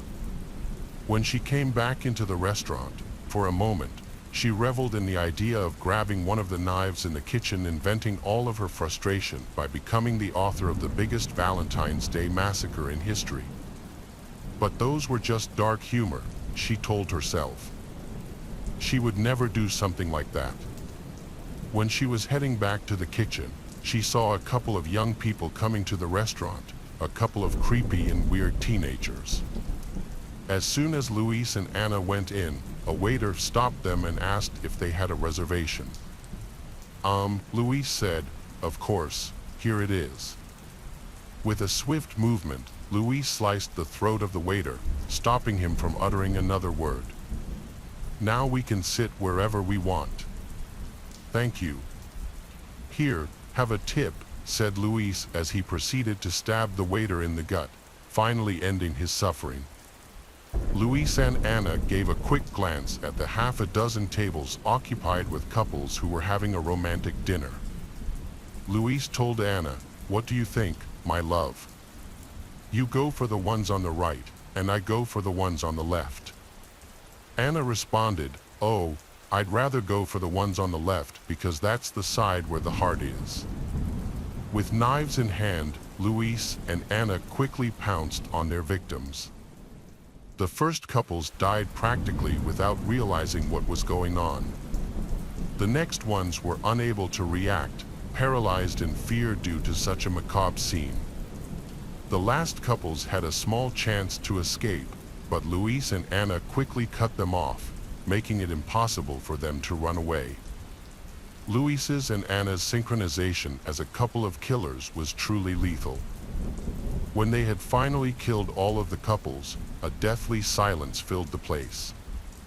The two of them looked into each other's eyes, and Anna decided to get closer and kiss him. But Luis stopped her at the last moment. "Honey, wait, we're not done yet." Anna nodded, trying to hide her embarrassment. Then the two killers split up to finish the job. Luis went towards the kitchen, and Anna went to the toilets. When Anna got into the women's toilet, she saw how all of the stalls were empty except for one. She remained very still, attentively listening inside, until she heard someone gasping. She rushed towards the occupied stall, opening the door with a kick, and found a female cook curled inside and paralyzed. In a very slight way, Anna said, "Oh, I'm sorry, I didn't know it was occupied." In the kitchen, Luis looked around carefully but didn't see anybody. He turned away to leave the kitchen, but all of a sudden, Dora came out of her hiding place under a cabinet, armed with a kitchen knife. She rushed towards Luis and stabbed him in the shoulder. Louise fell on the floor and quickly searched for something to finish him off, but her hard stab was not enough. Witnessing what had happened, Anna furiously rushed into the kitchen and knocked down Dora, making Dora hit her head and fall unconscious. Whoa, another sourpuss who hates Valentine's Day, huh? Is it because you don't have someone to spend it with? Anna and Louise looked at each other with passion once again.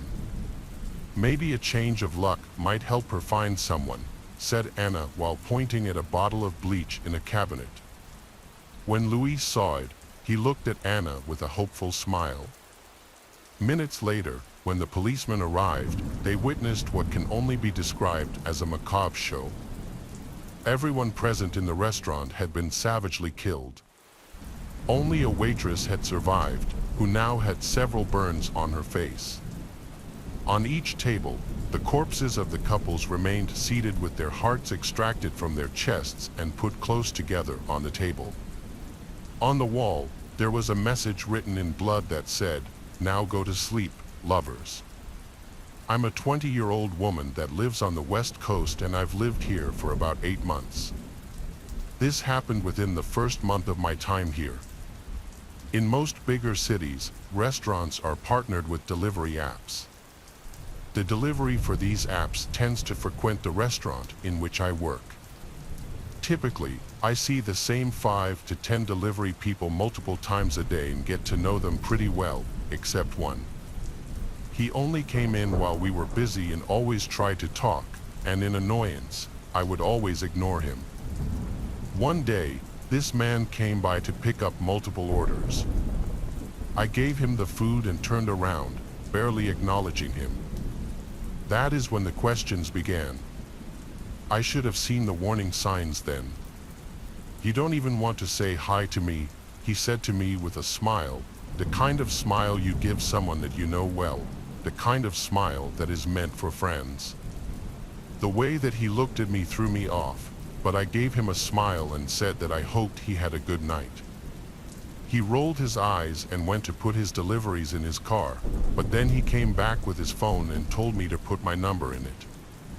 I politely declined his offer and began to turn around. "You won't regret it, Carol," he said, gently pushing his phone into my hands. At this point, I was extremely uncomfortable, but the restaurant was empty besides the chef in the back of the kitchen, and I couldn't get his attention. So, I set his phone down and did what any person would do. I wrote down a fake number on a napkin. To my own horror, he picked up the number, began to dial it in his phone, put it up to his ear, and rolled his eyes in frustration. "Just give me your real number," he said. I then wrote down my real number, but with no area code, hoping that he would be okay with that. I had just moved here recently, so my area code would not be easy to figure out without knowing my life before the West Coast. "Carol, you didn't write down your area code." My heart started beating quickly. I had never given him my name, and I never wore a name tag. "Pick up the phone when I call, and if you answer, I will leave the restaurant." I could tell he meant it. He would not leave until I proved to him that it was my number. He called, and the phone vibrated in my pocket. I knew that I had made the worst decision of my life. I showed him the phone, and he left. I loved my job, but the worst part was the distance. I always took the bus home and had to make multiple switches in order to get home, and it was typically an hour commute. This was not a problem during the day, but by the time I got off work around 11 o'clock, it was risky. About halfway through my commute, I received a call from a number I didn't recognize. I answered out of curiosity and partly because I thought it was someone asking me to cover their shift the next day, but the voice said, "Oh babe, you didn't have to take the bus home. I would have driven you home. Someone as pretty as you should never have to do that. What are you doing tonight? Do you want to come over? My friends are with me, we could come to your place." I quickly hung up the phone. When the bus reached the stop about a block from my home, I was lucky enough to see that my neighbor had been sitting near the front of the bus, and I was able to walk with him back to our apartment building. For the next 2 weeks, I received 10 calls a day at least, and maybe 15 texts, all of which were increasingly strange. Most of them were just about how pretty he thought I was, but then they began to make me extremely fearful. He began to offer me money and tell me that he could find me a better job suited more for a girl like me. He started coming in more for deliveries, and finally, I told my boss what was happening. The next time he came in, my boss pulled him to the side and warned him that behavior like this was not okay, that if he did it again, we would report him to the delivery company that he was working for. He stopped for about a month. At this point, I had picked up a morning job too, and I would begin walking to work around 5:30 a.m. while it was still extremely dark. On this particular morning, I was so paranoid that I did not turn on music, and I was always looking around, looking for people behind me. That is when I saw him. He walked up next to me as if we were friends and put his arm around my shoulder. Every alarm in my body was telling me to run. "I've been waiting for you. Let me walk you to work, you won't regret it." How did he know that I had gotten another job too? I declined, telling him that I needed to do homework, and turned into the cafe that was closest to us. I made the workers aware of the issue, and they allowed me to stay inside until he finally decided to leave the area. That's when the private calling began. The frequency of the calls began to pick up, and he would leave angry messages. In my mind, what I did next was a good idea, but I quickly learned how wrong I was. The next time he called, I answered the phone. When he asked why I never made an effort to talk to him anymore, like I even ever had, I told him that I was homosexual and that it wasn't anything wrong with him, he just wasn't my type. Just give me a chance. I can change you. You never had a man treat you right. You won't regret it. Things stopped for a while. There was a text here and there, but about a month ago, I began to get weird comments on my Instagram posts. "Wow, so beautiful. There are so many things I would do to you. Stop ignoring me. I'm trying to treat you right," and many other comments of this nature. I blocked him, and he would make a new one.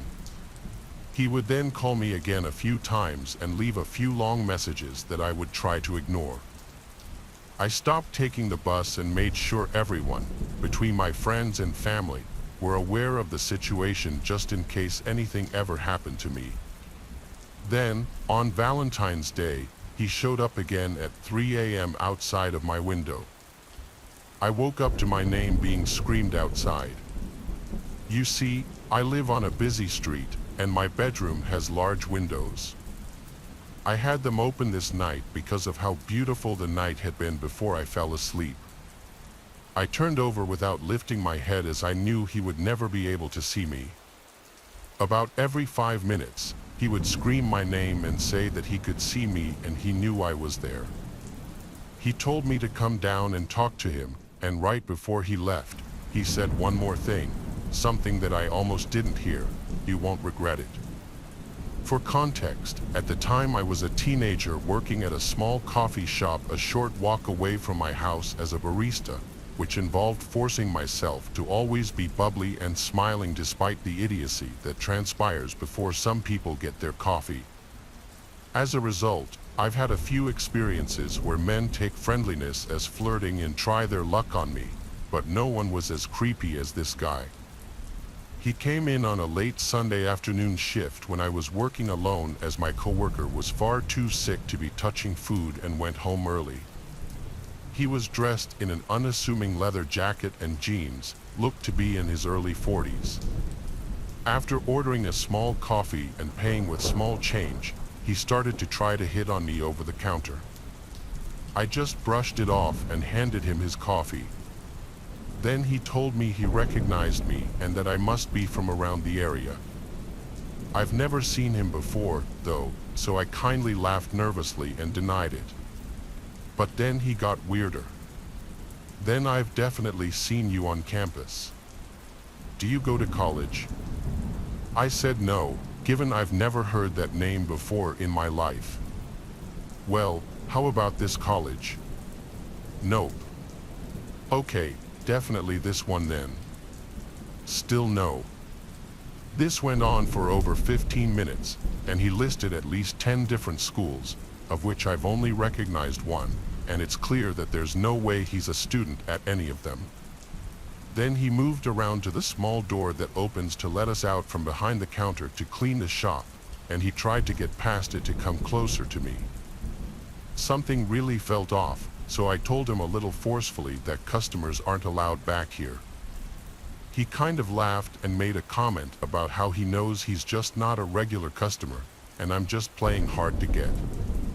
I repeated again that no, he isn't allowed back here, and his face instantly became serious and he totally shifted gears. So you're probably working until closing, huh? What time do you guys close? I followed my gut and lied, saying that we closed around 2 a.m., when in reality it was 10 p.m., given it was a Sunday. He nodded and told me, then I'll come back at 2 a.m. for you, and he finally left. Given I've served some strange people in my time there, I tried to push it out of my mind and focus on my work for the rest of the shift. My manager wasn't there at the time like usual. He only ever came in on Thursdays and Fridays, so I didn't get a chance to bring it up until then. When I did on my next shift, he invited me to come into the office and watch the night security tapes just to ease my mind. And guess what? The creepy dude had actually come back at 2 a.m. in a beat-up Honda on a Sunday night. The cameras caught him forcefully trying the front door and crouching along the windows of the cafe to try and see past the shades we'd put down at night. Eventually, he stormed back to his car, which was one of only 2 cars in the lot, and sped off. I have no clue what his intentions were in trying to meet up with the teenage girl at 2 a.m. on a Sunday, but I've never seen him since. So, my psycho ex-stalker story happened on the west coast of the United States about 11 years ago.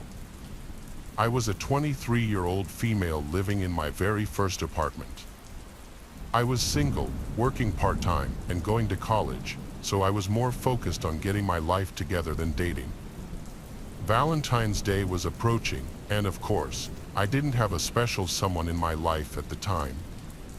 So, a coworker of mine thought it would be a good idea to hook me up with a single guy she knew named Tom.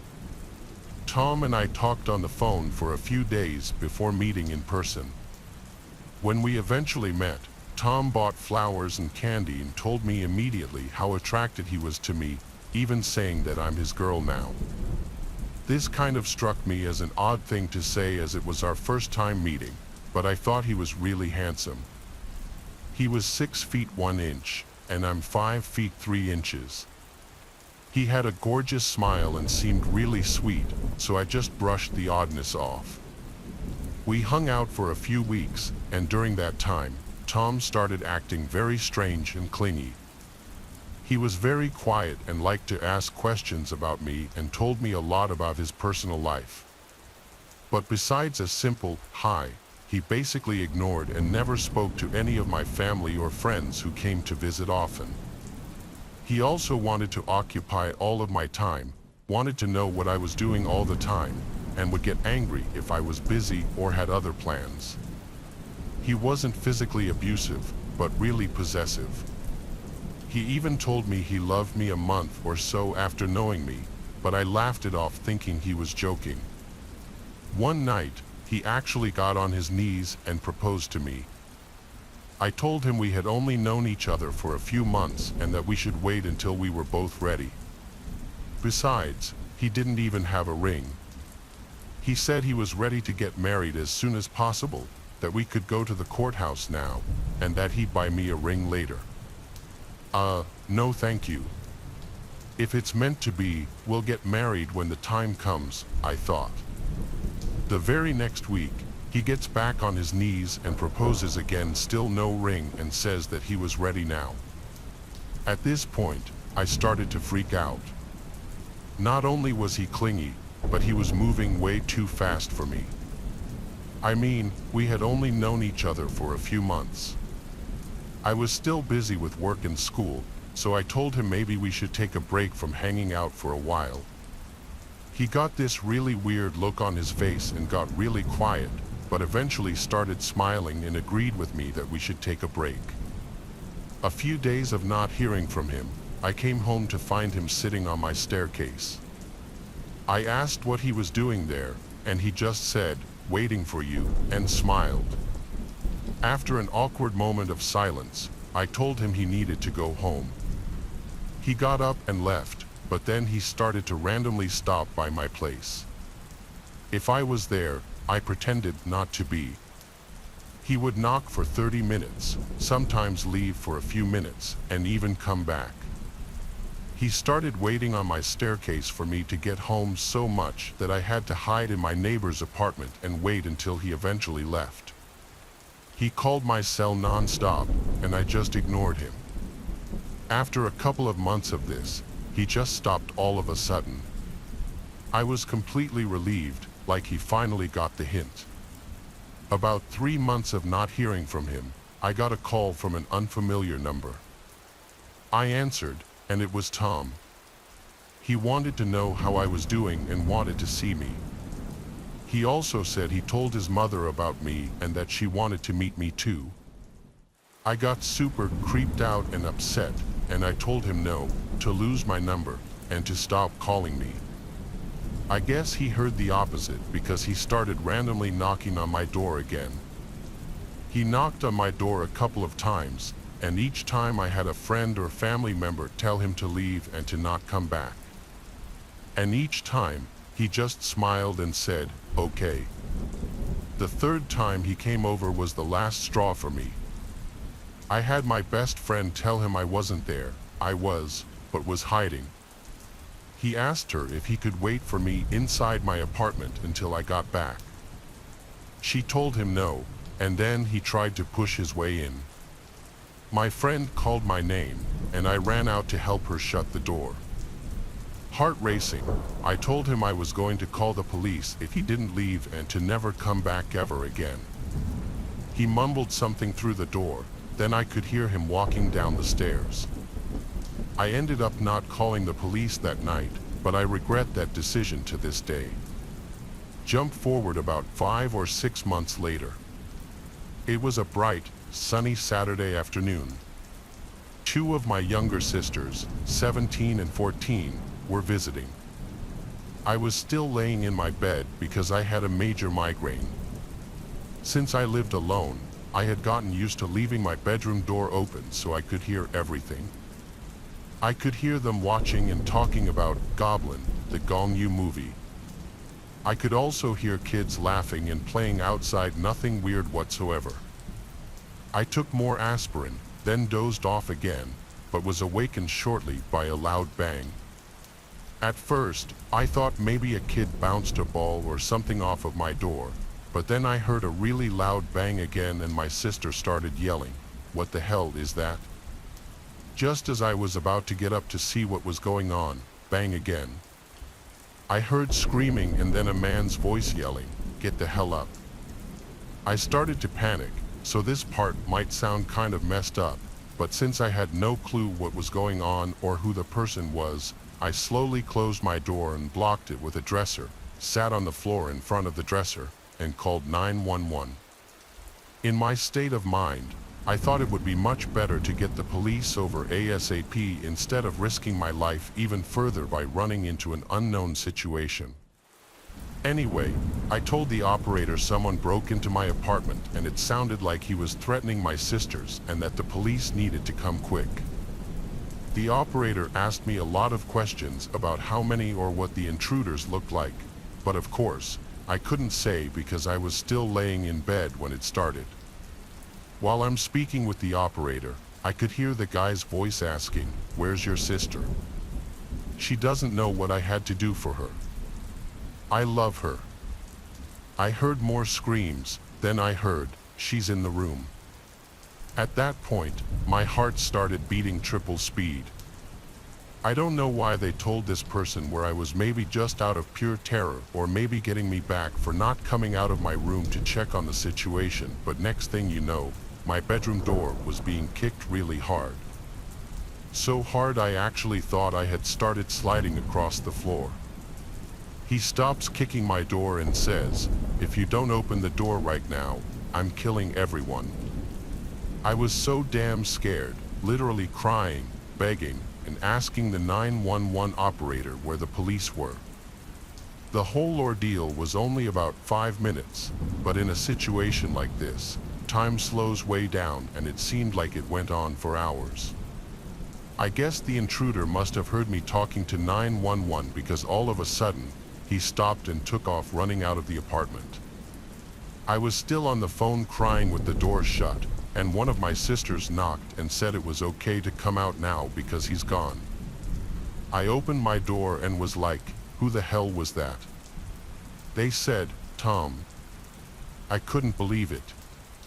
In broad daylight, Tom kicked in my door with a sawed-off shotgun and threatened to kill my sisters and myself. The police ended up catching him about a week or so later. During this time, I found out through the police report that there was a previous incident that occurred with Tom a couple of weeks before my incident. The police were called because someone was shooting a shotgun in the air. When the police arrived, they found Tom holding the gun. They asked why, and he said because someone broke into his apartment, stole his weed, and cut the tip of his tongue. Not kidding. The police just issued that guy a ticket, which is crazy in itself. Anyway, I actually helped catch him by giving them one of his family members' addresses that I found in the phone book. They caught him headed to their house. He confessed right there, but after he was arrested, he pleaded not guilty but ended up taking a plea deal and only ended up serving 5 years. I moved to a different state after that, and the even scarier part is I found out that when he got released, he moved into a halfway house literally right down the street from my old apartment where he kicked my door in. 11 years have passed, and I still don't feel completely safe. I feel at any moment I could run into him randomly or hear my door being kicked in again. I keep moving constantly. I change my number every year, and I carry pepper spray and tasers with me everywhere I go. And I never go to bed without checking if the doors and windows are locked tight. I still even put a chair under the doorknob before I go to sleep at night. A little bit of background, I, 23 female, was 20 at the time. I moved in with my uncle in San Antonio, Texas with the agreement that I didn't have to pay rent as long as I helped him out with chores and my cousins. I got a job at a super coffee chain downtown, close to the touristy part of the area. We had a lot of regulars and a lot of homeless people coming in and out. I felt relatively safe, though, because I got to know the people there and it was almost always a lot of foot traffic. I used to even take walks after work in the area, especially since I was super close to the Riverwalk. Skip to a couple of months into the job, and I was friends with everyone I worked with. We were all super close. On this particular day, it was one of my coworkers' last days. There were about 3 guys who had been there almost all morning. They hadn't bought anything and were just hanging out, which was not unusual for my location. On my break, I decided to walk down to a nearby drugstore so I could get a farewell card, maybe a small gift for said coworker. I walked down and put my earphones in, and before I could press play, I heard the door open behind me and footsteps following. Whoever it was caught up to me and started walking beside me, matching my pace exactly. I turned to look, and it was one of the guys that had been there all morning. He was a bit taller than me. He tried to ask for my number, and I kindly told him no. He persisted, and I, with a short temper, told him to screw off. He stopped and stared at me in surprise, as I don't really look like someone who would speak up. He stood there as I walked away, and by the time I went back, they were gone. I proceeded to tell my coworkers about the encounter, and we laughed it off. I thought that would be the end of it, but I was wrong. Every time after that, he would already be there, just hanging out or walking in mid-shift, sometimes with somebody else and sometimes by himself. I assumed he was just another homeless person because how else was he always able to be around? My shifts were pretty sporadic. Some days I opened, some days I closed, and some days I worked mid, but it didn't matter. He was always there. At that point, I started to feel paranoid. I would always catch him staring in my direction. He never ordered anything, never talked to me, and luckily wouldn't follow me. He would just sit there watching me. I started mentioning it to my coworkers, and they started noticing it too. One of my team leaders would help me out by sending me to wash dishes in the back or organize the cooler. My coworkers would also try to place themselves to block me from his view. I started feeling uncomfortable at work. Sometimes when I closed, a coworker would walk me to my car before heading home themselves. Then one day, when he was just staring, I was working the register. He walked up and ordered a water. I asked for his name for the order. I now had his first name. He took his water and sat down. I had mentioned him before to my manager, but because he hadn't really done anything, we couldn't do much besides noting it to the manager. The next day I worked with my manager. It was him, two other coworkers, and me. I told him I had to go to the bathroom real quick. There were two bathrooms right next to each other, but sort of hidden from the coffee bar and register, and they weren't gender specific. I walked around the bar to the lobby area. I had to pass his table and walk down the lobby to get to the bathrooms. I noticed him get up before going inside. I sat down to do my business when someone rattled the knob. I shouted out that it was occupied, but whoever it was kept rattling the door until I finished. When I opened the door, no one was there, and walking back, I noticed him adjusting back to his chair. I was super freaked out and told my boss. He couldn't go and tell him off, though, because we had no proof that it was him.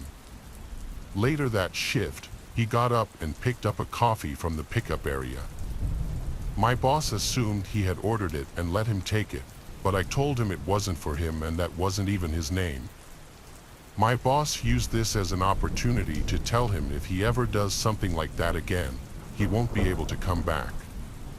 The man apologized and actually stuck to the rules every day after that, but he went back to just watching me. Cut to Valentine's Day. One of my team leaders and I would be scheduled to work certain Thursdays after close to deep clean the store. We would stay until 2 a.m. This was one of those Thursdays. We were almost done, and I had to clean the bathrooms as one of the last chores. I finished, and as I walked out of the bathroom, I saw him peeking in with both of his hands pressed to the window, eyes wide, just staring at me with this super intense look. I froze for a second, just staring back. I noticed on one of his palms that was pressed to the window, a purple foam heart. He didn't move at all. I shouted, "Lily, Lily. He's here, he's back." She barely hears me through the music that we were blasting. Lily was the team leader who would help me hide from him, so she knew the huge fear I had towards him. She walked towards the bathroom, shouting back, "What are you saying? What's going on?" I told her again, "He's here, he's watching me." She started shouting through the window, "You need to leave. If you don't leave, we're calling the police." I stepped out a little to see if he'd leave, and he's ignoring her, his eyes fixated in my direction. I stepped back into the bathroom, and my leader continued to shout at him to leave and threatened him with the police. About 5 minutes passed by, and he realized that I wasn't stepping out until he left, so he did. The next day, my lead, and I told my manager I wanted to file a police report. He told me no, to wait until he talked to his boss. He showed up again that day, but I was only there to talk to my manager and left right after. When I got home, a friend convinced me to call the police anyway, so I texted my boss that I didn't care what he said and that I was scared and going to file the report. I dialed 911 and told them a summarized version. They told me they were going to send someone to where I lived to take the official report. 2 officers were so nice and supportive. I told them my whole story and how my boss didn't feel the need to get the cops involved since I wasn't harmed. The officers told me that I should have called right away and defended me, saying they could get him for harassment. I thanked them, and they told me that if he showed up, I should dial 911 immediately so they could take him in for trespassing and harassing. I think that day my manager banned him and warned him because he never showed up to the coffee shop again. A few months later, when I was comfortable again, I went out with some friends to walk around. We were close to where I worked, and as we rounded the corner, I saw him. So I ducked into a little corner store and my friends followed. I told them I saw him, and they kept an eye out. Once he was out of view, we left the store, and that was the very last time I saw him. It was a few months after I started high school, and I was trying to keep in contact with my friends from middle school, especially my one friend that we call Winter. I've never talked to Winter over the phone, but I've always texted her. I stupidly didn't save her number, but she was the only one that texted me at that time. I remember her number ended with 86. So, one night, my family was in the process of moving home so I could be closer to school. I got a text from Winter asking how I was doing. I carried on with normal conversation for a very long time. I didn't think much of it since the number had 86 at the end. One thing that threw me off was that she was asking me to call her all the time. It was weird, but I never called her because I'm terrible over the phone. One day, I was at my mom's office, bored out of my mind. While I was texting Winter, she asked me to call her for the millionth time. I finally caved in and decided to call her because I had nothing else better to do. This is where things get very weird. I call her, and a guy answers the phone. Thinking it might have been her older brother, I asked if Winter was there. He then asks, "Who's Winter?" Totally weirded out, I said, "Oops, wrong number," and hung up. Not even a minute later, I got a text saying, "No, you have the right number." A few seconds went by, and I got more texts, but I didn't answer the rest of the day. A few days later, I got a friend request from a guy I don't know on Facebook, who we'll call Dick. I looked to see if we had any mutual friends, and we had one in common, my friend that I'll call Don, and they went to the same school. I had just gotten into high school and wanted to make friends, so I accepted him. Again, not a minute later, I got a message from him asking why I ignored him. I told him that I didn't even know it was him and that I thought I had been texting my friend Winter the whole time since both their numbers had an 86 at the end. He blew it off and started texting and messaging me non-stop. He began telling me really weird things like, "You're beautiful," and "I love you so much," even though we didn't even really know each other. I remember changing my profile picture, and again, he didn't waste time telling me how adorable I am. Things got progressively more uncomfortable towards Valentine's Day. He kept asking if I wanted anything, and I kept telling him no.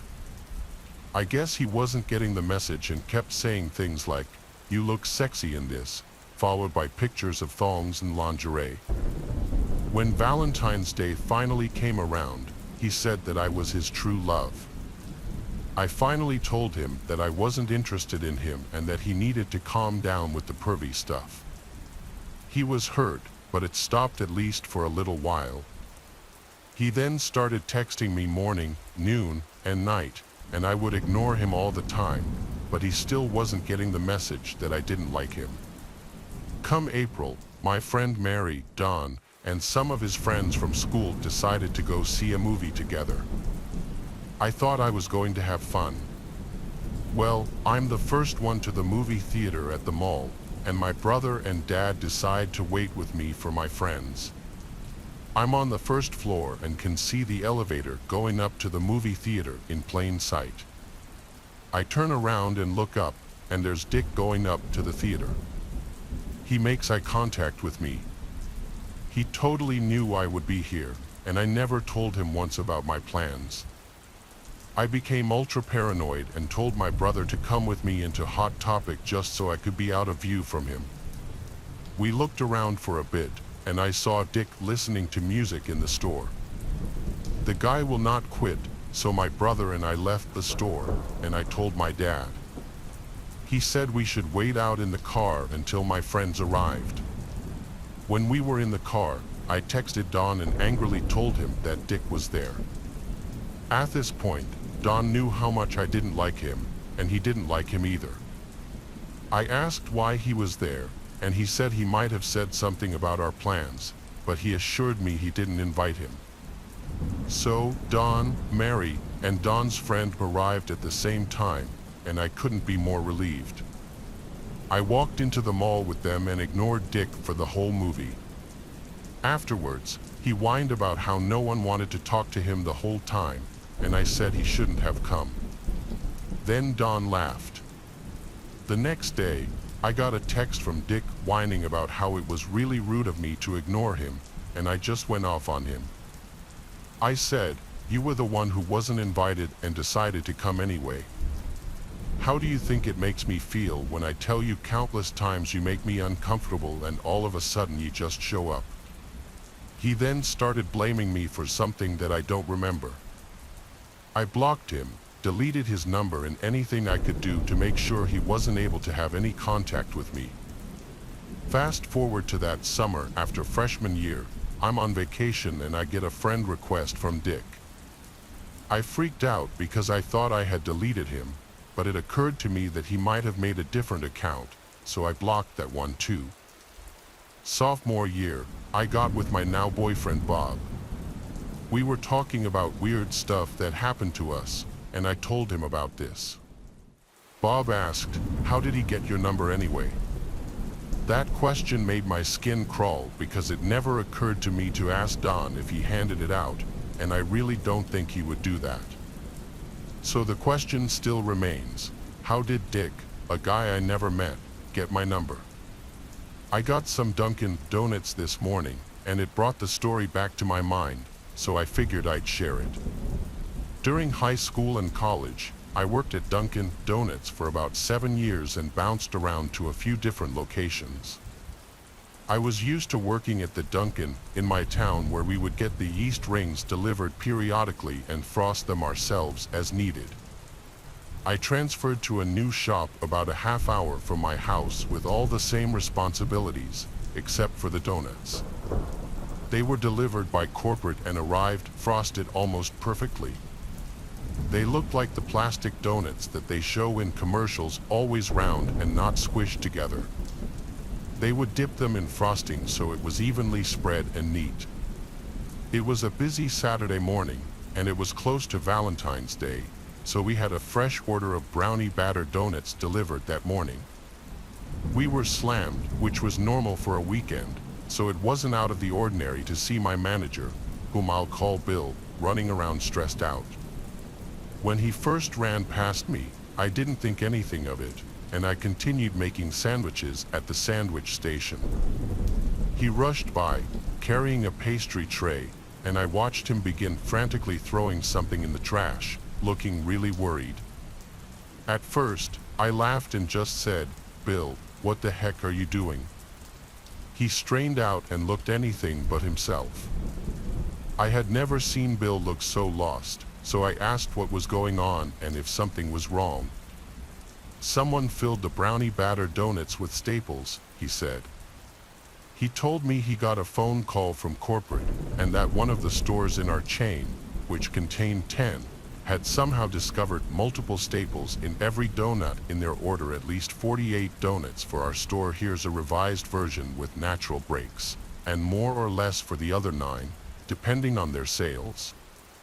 They told Bill we had to get rid of the most recent delivery because whoever put the batter in the filler dumped a ton of staples in it as well. Thankfully, we hadn't sold all the previous orders yet from that morning because it was still relatively early. But the more I thought about it, the more I felt like I was going to be sick.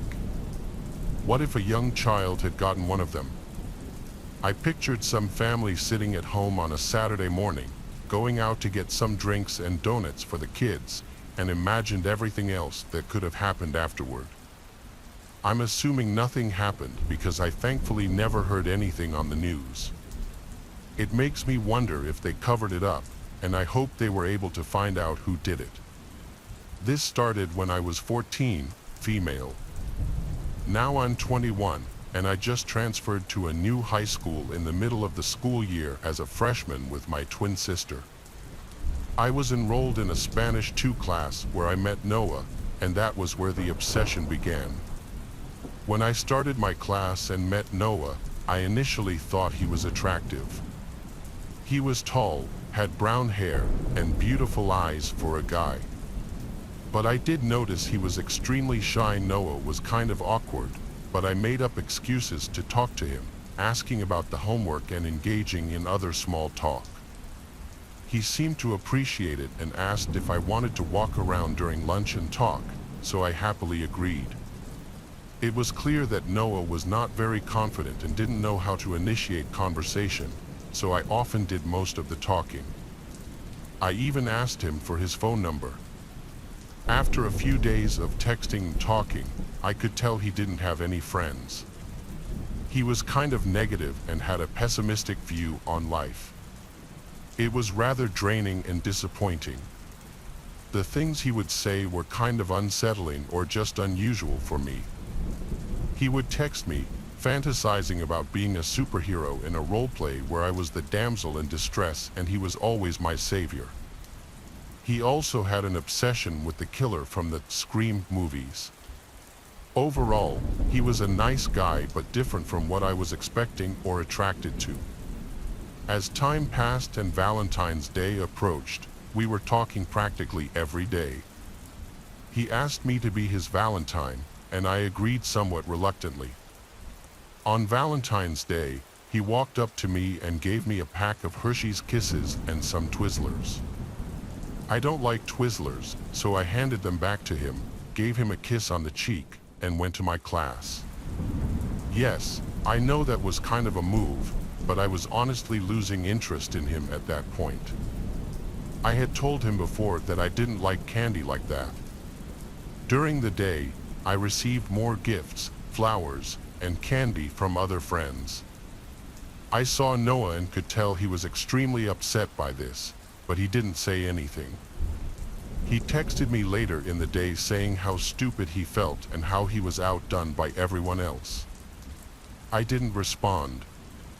Over the next few weeks, I gradually talked to him less and less. Class became awkward, and I could tell he wanted to say something to me but never did. I later learned from my twin sister that he asked her every single day about me, if I was talking to someone else, if I liked him, and how to win me over. He confided in her that he had never even talked to a girl before. At first, I thought it was sweet, but I still no longer had a romantic interest in him. We would talk at school sometimes, and he would bring me homemade cookies and walk me to the train station. He still texted and tried to call me in the evenings after school. By then, I was talking to someone new who eventually became my boyfriend for the rest of high school, Jason. When I started dating Jason, I knew that Noah was absolutely devastated.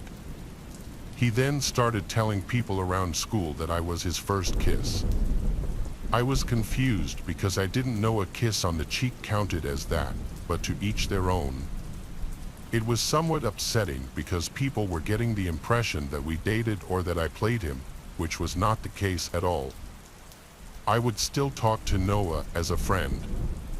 He was in the same grade and classes as my new boyfriend.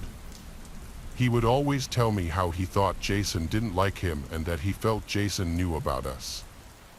I told Noah there was nothing to know about us because we were anything but friends. Jason was totally chill, non-confrontational, and definitely not the jealous type. As the school year was coming to an end, Noah came running up to me on the last day of school and handed me a 60 to 70 page notebook, white-ruled if it makes a difference. It explained all the ways he was in love with me, how everybody at the school thinks poorly of me, and how he could treat me better. I read it once and showed it to my twin. She told me how weird and uncomfortable it made her, and we both agreed on that. I stashed it away and didn't speak of it to anyone else. I acted like nothing happened and still talked to him as a friend occasionally. I worked a lot in high school, spent time with my boyfriend and friends, and didn't think much about Noah. Time went on, and we eventually stopped talking completely. I saw him around school, and he was never really with anyone else. He was always alone, which I didn't find strange anymore considering how awkward and quiet he could be. Fast forward another year, I'm a junior, and Noah and Jason are both seniors getting ready to graduate. Noah texted me out of the blue one day and told me he had written a book. It would mean the world to him if I could be the first to read it and give him feedback. Being the person that I am, I agreed. So, he met up with me at school the next day and handed me a thick notebook. He told me to take my time reading it and to give him honest feedback when I finished. I read the story in 4 class periods. It was around 300 pages long. The story takes place in a Game of Thrones setting. The 3 main characters are Gary, which is Noah, Lily, me, and David, Jason. For the sake of confusion, I'll be referring to the characters by our real names. The only reason I know the characters were us is Noah's story was not fictional, it was based on us, as he had described the characters as literally identical to our physical appearances. In the story, Noah was the son of the king, while the rest of us were mere peasants. Despite this, Noah was always in love with me, though I was with Jason. It was the annual time when our kingdom would go to battle with another for honor and glory, gladiator style. Noah thought it would be a wonderful opportunity to prove himself and volunteered. The night before our kingdom traveled to the battle location, my character went to Noah in the middle of the night to express her love and fear. They ended up having very graphic sex, which was truly disturbing to read. The next day, after they arrived at the place of battle, my character went to his room again, where the same graphic encounter occurred. During this, Jason came looking for my character, and we were caught. My character told Noah that she didn't really love him and ran after Jason to apologize for being a harlot. Noah was absolutely devastated and ultimately let his opponent kill him in battle because he couldn't handle the loss of the love of his life. When our kingdom returned home, Jason sneaked through the window in the middle of the night and murdered me by slitting my throat. As you can imagine, I was horrified and creeped out. I threw the book away and never told Noah what I thought about it, but he must have known because he never asked for it back. Noah and Jason both graduated, and life went on. Noah didn't try to reach out to me for a few years until I was around 20. He messaged me on Instagram in the middle of the night, saying, "Show me your feet. Submit to daddy." I always looked at your feet at school and would fantasize about them, along with links to a few foot fetish websites. I promptly blocked him.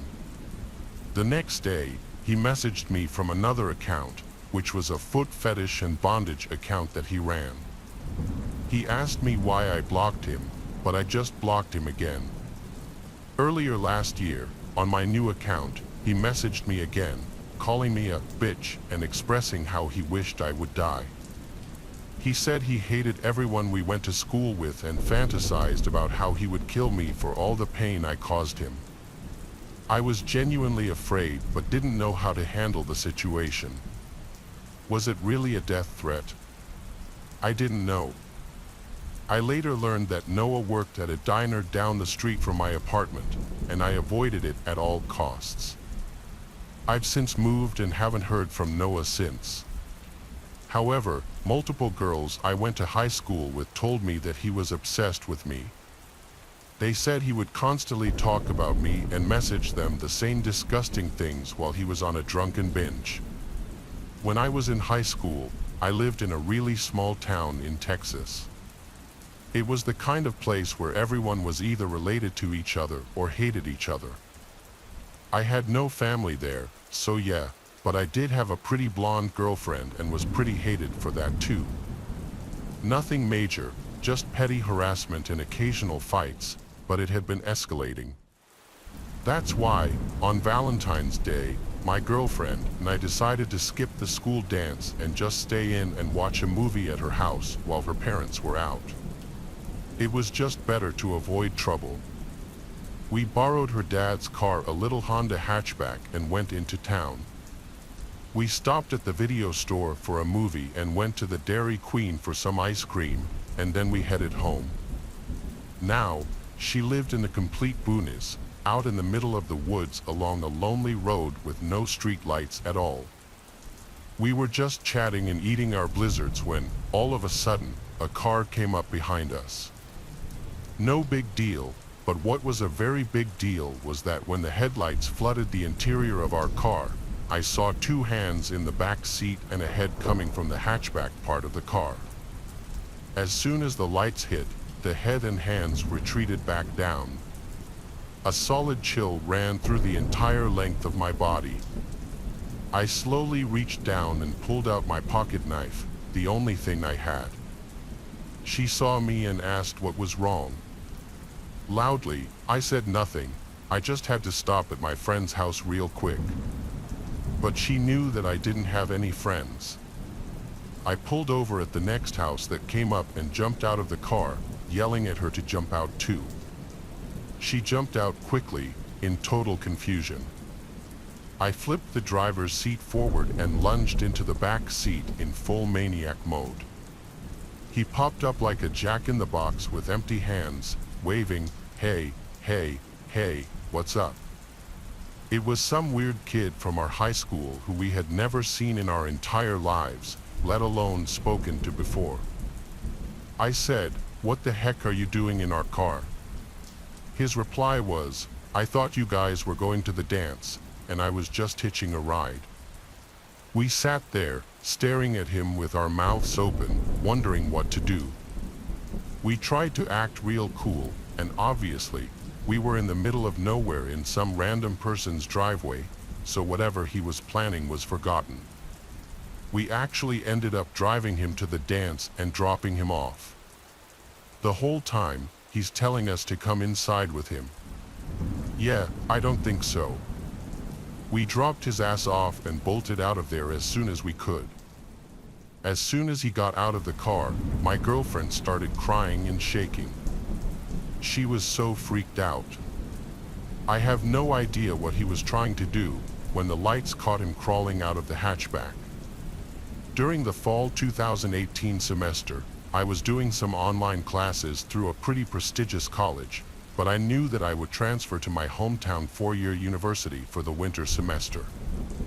I still wanted to make some new friends, though, so that I wouldn't feel alone.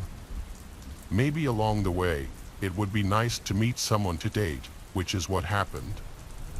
I met this girl through Tinder.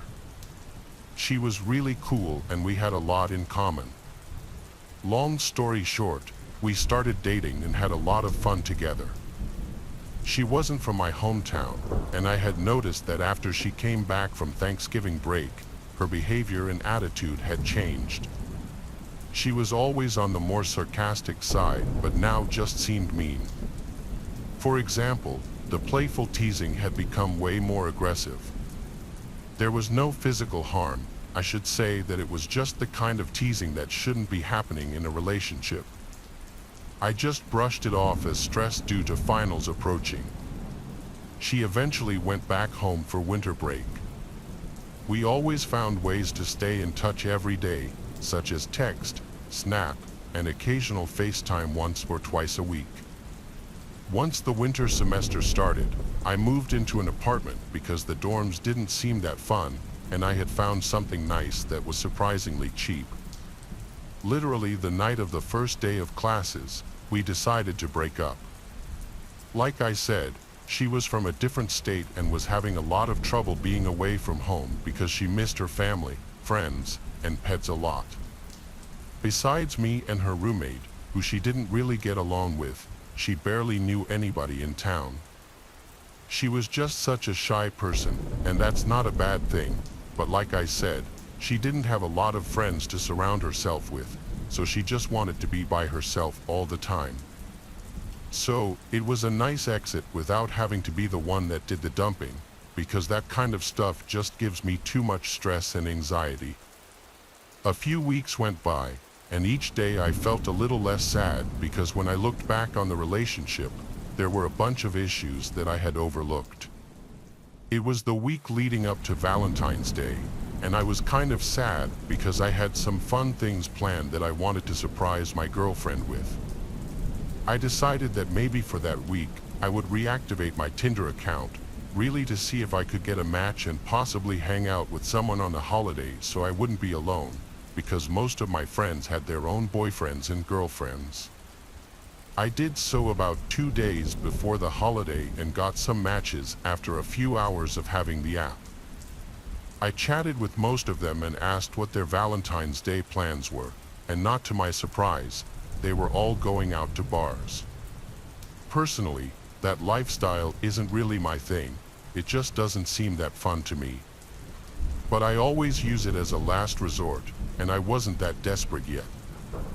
I eventually started texting with a girl named David who wasn't into that stuff either. She would rather stay in and watch movies, which is what I would rather be doing too. She even had the same major as one of my best friends and was taking some of the classes he was taking, but she didn't know if they had classes at the same time since they had just started and she was trying to figure out everyone's names. The best way to describe David is that she had shoulder-length blonde hair, cute glasses, freckles, and bright blue eyes. After texting for about an hour, I got her Snapchat and we moved the conversation there. I asked if she would want to hang out on Valentine's Day, and she was down. So, it was Valentine's Day 2018, which had fallen on the Thursday of the week. Luckily, I didn't have any Friday classes, and David said she would skip her Friday morning class so we wouldn't feel pressured to end the night so early. The first part of the night went pretty smooth. We got some McDonald's, saw a movie, and then walked around the downtown area for a while. To spare you the details, we eventually went back to my apartment and had sex. To be honest, everything went great. She asked if she could spend the night because it was snowing out and her place was about a 10-minute walk away. So, of course, I told her she could stay. We eventually fell asleep around 1 a.m. I'm a pretty light sleeper, especially when there's someone else in the bed with me. Around 3 a.m., David woke me up as she was getting out of the bed, but I didn't make her aware that she woke me up. It was pretty dark in the room, but I could see that she was walking towards the bathroom. She turned the light on and shut the door so that it wouldn't seep into the bedroom. I was very tired, so I just went back to sleep. I awoke again around 5:30 a.m., and to my surprise, David wasn't in the bed next to me. I turned to see if she was still in the bathroom, but I couldn't see the outline of the light, so that meant it was turned off. I wasn't in too much of a shock yet. I was just curious as to where she was. So, I sat up and grabbed my phone off my bedside table. I didn't have any texts from her saying that she had left, but I was able to see that the clothes she'd been wearing earlier were still on the ground next to mine. So, she was still here somewhere. I then heard a creak come from the other side of the bedroom. I could see that David was just standing in the corner, back facing toward me. I was really freaked out. I quietly called out her name and asked if she was okay, but there was no response. I turned on the lamp I had on the bedside table. It didn't create too much light, but there was enough. I got out of bed and walked over to her. She was just standing there, not even moving. I was so creeped out but wanted to see what was going on. I gently placed my hand on her shoulder and said her name again. There was no response. There were 10 seconds of silence, and right as I was about to say her name one more time, she turned around at an inhuman speed and started screaming like a maniac and hitting me. It wasn't the hardest of hitting, but I'm kind of a skinny guy, so it hurt a bit. The scariest part is that there was no emotion on her face at all. I backed up and fell over onto my bed, and she followed me, still screaming and hitting me. After about 30 seconds of this happening, she ran over to her clothes, grabbed them, and ran out of my apartment. I got off the bed and ran to my front door, which was left wide open, and she was gone. I shut it and locked it. I then noticed there was a horrible smell coming from the bathroom. The door was shut, and when I opened it, the horrible stench came out. I turned on the light and found the room in a mess. The shower curtain was ripped off, my medicine bag had been thrown on the ground, and my floor was wet. The worst part was that she defecated and smeared it on the mirror. I called the police immediately, and they sent an officer to my place. They asked if they could see her Tinder and Snapchat profiles, but of course, both had been deleted. I only had one picture of her that she sent on Snapchat, and I had screenshotted it because it was a cute picture, but she was using a Snapchat filter in the picture. Sadly, there was not really much the police could do except take a report and keep an eye open for her in the area. They advised me to have a friend sleep over later that night in case she would try to break in, which is what I did. I called one of my best friends, John. He was the one who had the same major as David. He came over later that night, and I told him the whole story. One of the classes she said she was taking, that my friend was also taking, was a pretty small class that only met twice a week. I showed John the picture I had, and when I asked John if he knew her, he said he had never seen her in class. John and I watched a movie and fell asleep around 12 a.m. I awoke around 3 a.m. to find someone trying to open the front door from the other side. After letting it happen for about a minute, it then stopped. I walked over and looked out the peephole, but nobody was there. Nothing has happened since, but it still really freaks me out. Valentine's Day was coming up. My boyfriend and I had planned a cute dinner like most couples do. As we were walking into the restaurant, there's this couple outside weirdly staring at my boyfriend and me. I slightly shoved my boyfriend's arm as we got inside, and he gave out his name to be put on the wait list. The host said it would be a 45-minute wait and she would text us when our table was ready. My boyfriend said, "Let's go to the mini golf across the street." So, we're walking back to his car, and the lady from the couple stood up and held up her hand, introducing herself as Mrs. Mary. I found it really weird and looked at my boyfriend. The lady still had her hand out. I wasn't trying to be rude, so I gave her a shake. The lady went on to explain that she and her husband think we're a great-looking couple, and they're photographers. They think we would make great photos and asked us to follow them to their studio, as she believed the wait time would be long. She went on to say that she had no card on her, but their place was a 7-minute drive away and they could take us there as well. Red flags were going off, and my boyfriend politely declined, letting her know we had things to do. The look she gave was still one of the most haunting looks ever as she smiled and sat down next to her husband. As we got in the car, I told my boyfriend how creepy that interaction was and how the husband didn't even say a word. As we entered the mini-golf place, we were pretty surprised to find it empty. We laughed the situation off, but in reality, I was still creeped out. This place is not really huge. You can see the front door on all the levels. As we were on our 5th round, I heard the entrance bell ring. I turned to look and my heart sank. It was the same lady with her husband. She seemed to look around, and then, as we made eye contact, she gave me the creepiest smile. I let my boyfriend know, and he turned to look.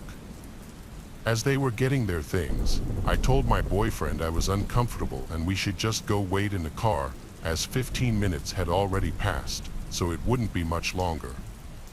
He agreed, and we turned around. They were right behind us, giving us the widest smiles. "Crazy how we both came to this spot," said Mrs. Mary. This time, the husband said, "We should face each other, Mary versus Robert." My boyfriend's heart sank in that moment, as his last name is Robert. We politely declined, not wanting to know how they knew that information, and we said we had to go. Both of their smiles faded as we rushed out of there. I told my boyfriend we should just call it a night and go back to his place since it was closer than mine, plus my parents wouldn't be home until Sunday morning. He said we would go after dinner and not let some random weird couple ruin the night for us. We waited about 15 minutes in his car, talking about how weird the situation was. He got a text from the restaurant saying our table was ready. We ate dinner, and he insisted on paying since it's Valentine's Day, as we usually split the bill. He went to the bathroom, and as I was waiting, I thought I saw that lady peeking out from around a corner. I convinced myself it was just in my head. My boyfriend got out and was ready to go. To get to his place, you have to take this long road surrounded by trees. As we started the drive, we noticed a car following behind. I let my boyfriend know, and we headed into a CVS parking lot. I had to use the restroom, and since it was going to be a drive, we both got out and went. When we came out, we didn't see that car that was potentially following us anywhere, so we made our way to his house. You know that road I talked about earlier, being surrounded by trees? Well, while we were driving on it, about 5 to 7 minutes onto this road, we heard a loud pop and my boyfriend stopped his car. His 2 front tires had popped. He put 2 and 2 together and ran to the car and said, "Get out, there's not much more time before they get here." He cut his engine, turned off the lights, and locked the door. I was so scared and confused, not knowing what was going on. I told him we should wait in the car, but he quickly got me and we ran into the woods. He told me to shush. We were hiding behind some trees and bushes. While we hid, he called the cops and quickly explained where we were and what was happening. The operator asked him to stay on the line, saying the cops would be there in a couple of minutes, but he said he couldn't stay on the line and hung up. As we stayed laying down, we heard a car engine coming up. My boyfriend said to lay flat, and he did too. We heard the engine stop and then the familiar voice of Mrs. Mary, if that was even her real name.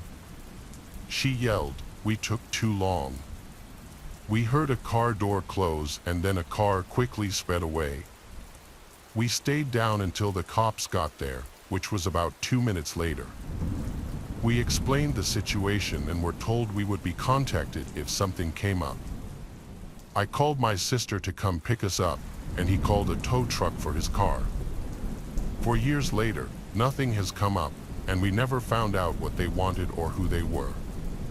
We're now married with a crazy story to tell our kids. I've been dating my girlfriend for 3 years now. I'll nickname her Linda.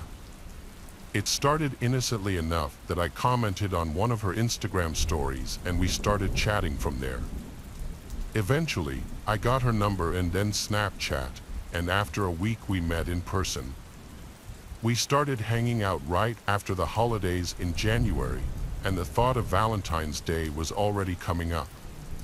It was nice having started talking to a girl around that time so that I wouldn't feel the dread of being alone on that annoying holiday. But as Valentine's Day approached and Linda and I were a few dates in, she confided in me about a stalker situation she'd been dealing with. The man's name is Don, and he's a guy a few years older than Linda who happened to go to the same commuter college as her. He met her in class for a group project and followed her around campus a few times. She never involved police or anything, shockingly, hearing that this guy found out where she lived and sent her a bunch of creepy texts which she ignored. She said she never blocked the number because she wanted to see how far he would go without getting the hint. When I gauged why she was choosing now to bring this to my attention, she said because he started reaching out to her again, specifically for Valentine's Day. As you can see here, he started ramping up the texting again as Valentine's Day approached. She continued to just ignore it and let the texts pile up, but he brought it to the next level when he left a box of Russell Stover chocolates on her doorstep. She knew it was from him because he texted her, "I hope you liked the gift I left you." This was when she decided to put an end to it and replied to him a long message, which I won't share for her privacy, but in short, she said he needs help and that she's seeing someone now, so to leave her alone. There are a number of ways to get someone's address these days, but she was scared that he got it by following her home one day. I did my best to make sure that she knew I wouldn't let him do anything to her. Well, fast forward maybe a few days, and Linda sent me a concerning screenshot. It was a screenshot of some text from a fake number asking if the guy she was seeing was me. Me as in he wrote my name. Now I felt involved, and that made me feel moderately uncomfortable. To this point, all I'd heard of this guy was that he was a very creepy and overly persistent texter and potentially followed the girl I'm seeing home to her house, and now he's texting her on fake numbers bringing up my name. It was reaching the point where Linda was close to calling the police if this didn't stop. I told her I'd go to the police station with her if he reached out one more time. Fast forward to Valentine's Day. It was on a Friday this year. Linda and I went out to eat at a nice restaurant that sat on the water. We were at an outside table because the weather was nice. As we ate, we both took notice of a guy sitting on a bench outside of the dining area by the parking lot with a hat conspicuously pulled down over his face as if he were hiding. Linda made a joke, "What if that's Don?" We laughed, but then he slightly tilted his head in our direction as we were looking at him, and then he quickly looked away. Seconds later, he got up and walked away. We weren't laughing anymore. Now we actually questioned the chances of that actually being him, but after a few minutes, the conversation shifted to something else and we enjoyed the rest of our time there. Afterwards, we wanted to keep hanging out. It was Valentine's Day after all, but her parents were home. I had the place to myself, so we went together back to my rental house. We were on the couch and things were getting a bit more intimate. That's when Linda pulled away from me and said, "What was that?" I heard it too, something from outside in the backyard. "Want me to go check?" I asked. She nodded her head. I went out to the backyard patio expecting to hear some animals scurrying off in reaction to my presence. I slipped on my slides and walked around the yard looking around for anything that could have fallen over. I found what made the noise. The entire stack of beach chairs that was leaning on the house had been knocked over. I don't know how that would happen unless someone or something bumped into them. There wasn't even the slightest breeze that night. I looked around at the bushes that encompassed our yard and then, as if my brain immediately could spot something out of place, I locked my vision on something tall in the bushes. My neck jutted forward as I literally tried to focus in and get a better look at what I was looking at. I stepped forward a few steps. I had an oh moment when I realized it was someone standing in the bushes. He had seen me notice him by this point. I said, "Who is that?" The guy started quickly coming out from the bushes at a quick enough speed that I took it as a threat, as if he were about to charge at me. I took the chance to get him on the ground when he was still struggling with the bushes and twigs, and I yelled at him to stay down multiple times. I yelled Linda's name until she came outside, and I said, "Call the police." The guy on the ground struggled and tried to get loose a few times, but I more or less had him in a steady hold. When Linda came outside while talking with the police, I asked her if this was the guy. She gasped and said, "Oh my God, yes." It was the Don guy who had been harassing her. What's worse is at that moment I realized he was wearing the same colored shirt that the guy with the cap from earlier at the restaurant was wearing. Police got to the house and put him in cuffs. He would be charged with trespassing, and taking advantage of the moment, Linda showed the officers all of the harassing and obsessive messages she'd been receiving from him. Since he was already being arrested, Linda pressed charges for stalking and harassment, which the guy ultimately ended up paying a fine for and getting a misdemeanor. Linda got an order of protection against him, and now if he ever contacts her again, he'll be arrested again. Don was the ultimate creep. Thank God he's at least halfway smart enough to not have contacted her again. Though this happened 4 years ago. This happened when I was in high school, long ago. My mom just recently found the paperwork about it when she cleaned out her office upon retiring from the police department. I remember being upset and scared when it happened, but reading the details as an adult, it sounded even worse than I remembered. I was 16, female, working at a flower and gift shop. It was nighttime, and a man came in short, overweight, balding, and in his 40s, just plain creepy. He told me he needed an apology gift for his girlfriend, so I offered a bouquet. Obviously, it's a flower shop. He said she didn't like flowers because they die. This was the first weird thing, as he came into a flower shop. Then he went into detail about how he hit her and asks me if I think he was right to do so. This was long ago, so I don't remember exactly what I said, but it was something along the lines of, "Not if you want her to continue being your girlfriend." He then tells me what a great job I'm doing and asks when I get off work. I don't dodge answering, and he leaves. Nothing more from this guy for 6 months. Then, right before Valentine's Day, he walks in the door 1 minute before closing. It was dark, and from the outside, it looked like I was working alone, as my coworker, about 40 and female, was in the bathroom. Instinctively, it felt like a predator had just entered the room.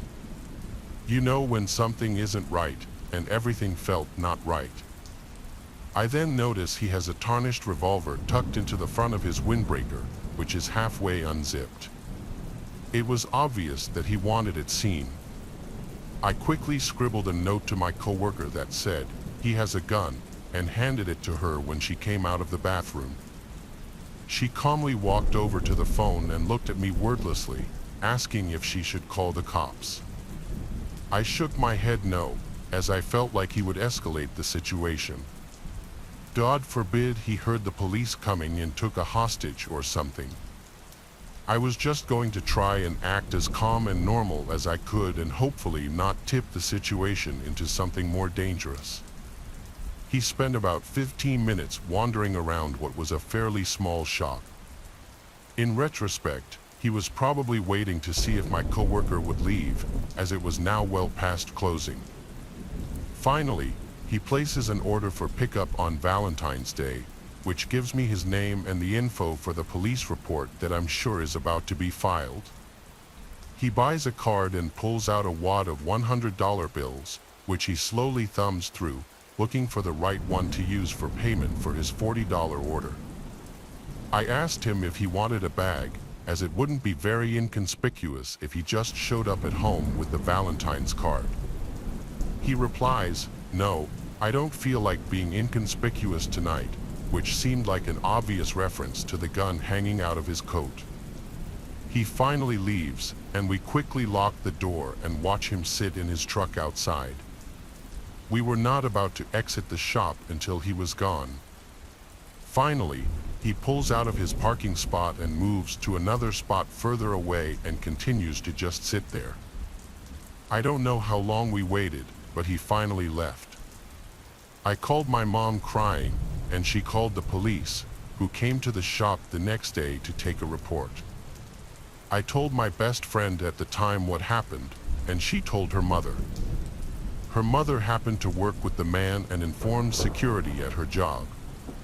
She said he was very weird, creepy, and liked to talk about weapons a lot. Security at his job, which is a large company with government contracts and things related to tech and security, pulled him into the office and questioned him about it. He claimed it was a glove in his pocket, not a revolver. The police were pissed that his company made contact with him about it before they did, and he successfully dodged the cops with multiple calls and visits to his apartment. My mom, much to my teen fury at the time, made me quit my job, which was devastating as I loved it there. But in retrospect, it was totally the right call. I never saw him again,